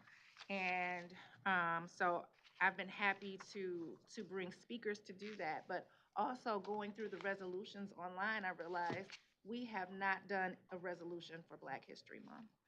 So wanted to bring this forth and definitely would love the support. Thank you. Okay, thank you very much. Anything more for the good of the group? Going once, twice, thrice. Okay, Ms. Evans, a roll call vote, please. Bullock? Yes. Lipton? Yes. McMillan? Yes. Pritchett? Yes. Pugh? Yes. Robinson? Yes. Snyder? Yes. And Tilley. Yes. Motion carries. Unanimously. Very good, thank you very much.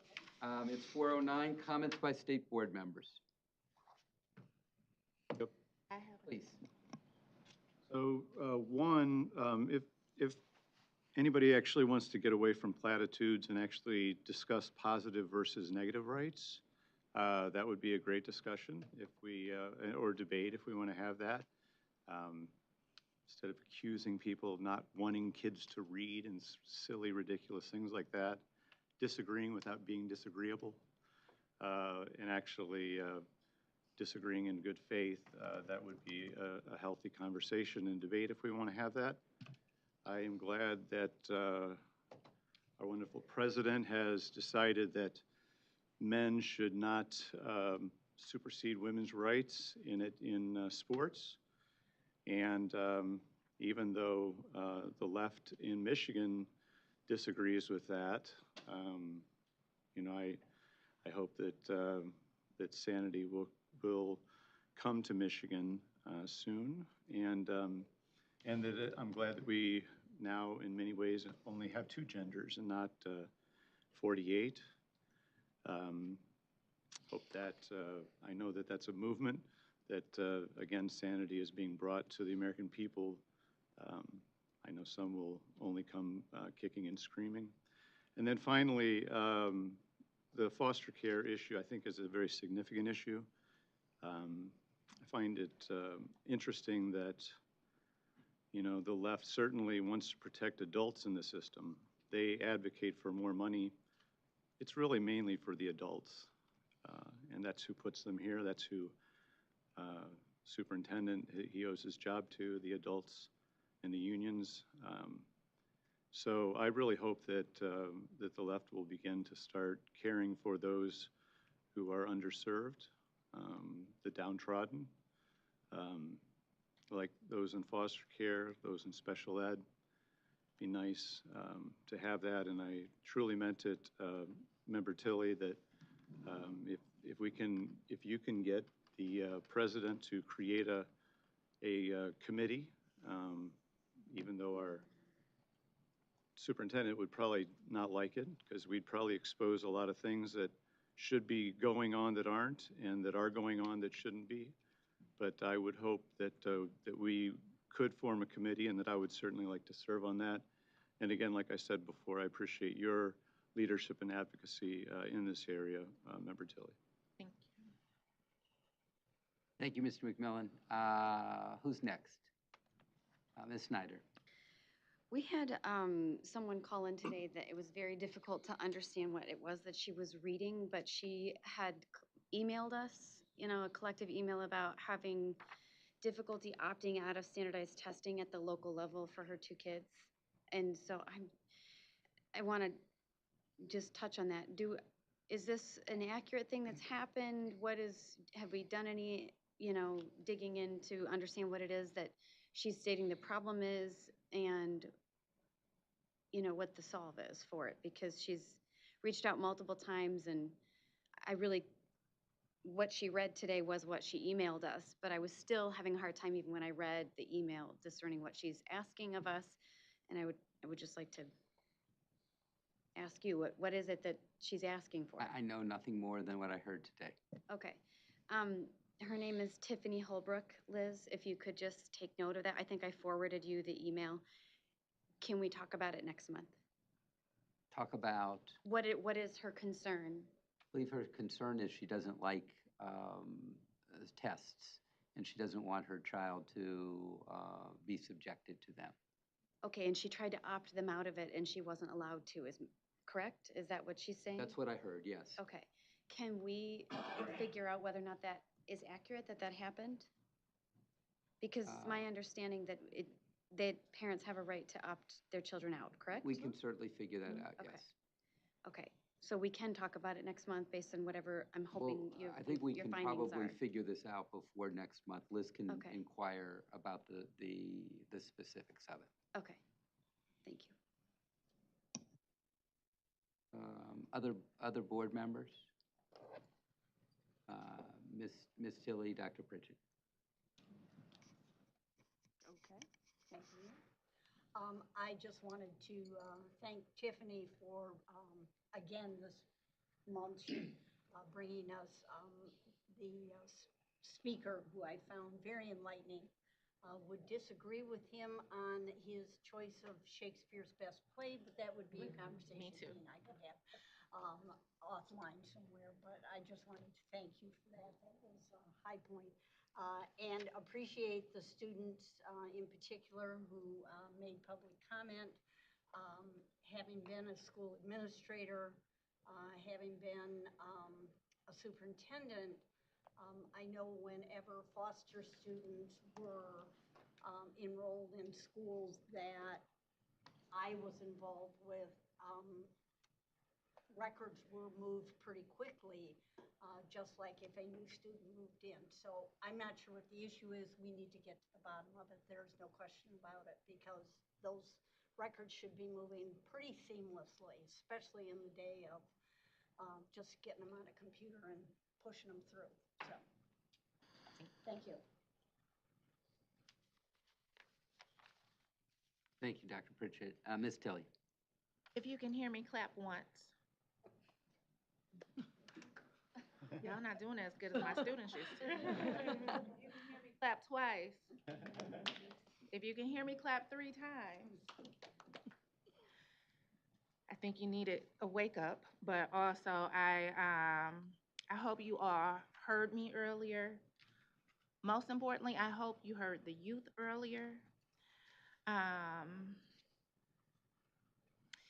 I've known Saba for about 20 years now.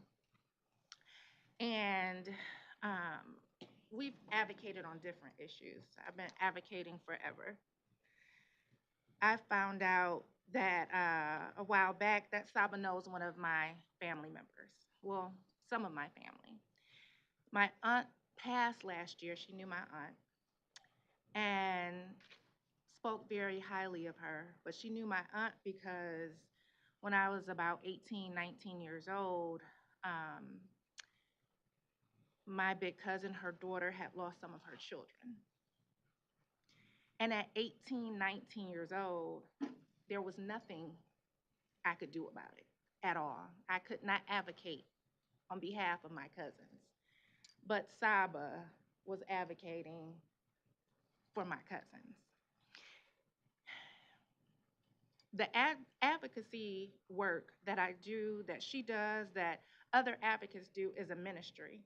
And it should be respected just as much as teachers, educators, nurses, whatever other professions, health, attorneys, the different professions that are at this table and that we represent. With the way that I grew up, having a very ill mother, I could have easily, if not for the grace of God, having family and friends of family help out, I could have easily ended up in the system.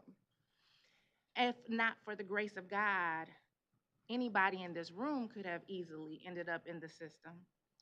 Any of our children could have easily ended up in the system because anything could have, God forbid, happened to any of us. And we saw that with COVID. We saw where parents passed from COVID and children ended up in the system. So I take this very seriously. I hope that the point was made about youth-driven voices and how important the work is that they've been doing and them remaining at the table at the level that they were initially. And I hope that we can rectify what's happened and reach a happy medium. Thank you. Thank you very much. Anyone else for the good of the group? Once, twice, thrice. Future meetings of the State Board of Education are Tuesday, March 11th, April 8th, May 13th, all Tuesdays, 9:30 a.m. Tuesday, May 20th, a work session. More on that to follow. If there are any topics board members would like to recommend for future meeting agendas, please notify Ms. Evans or me. Board, it is 4:19. Enjoy the gift of time. Thank you.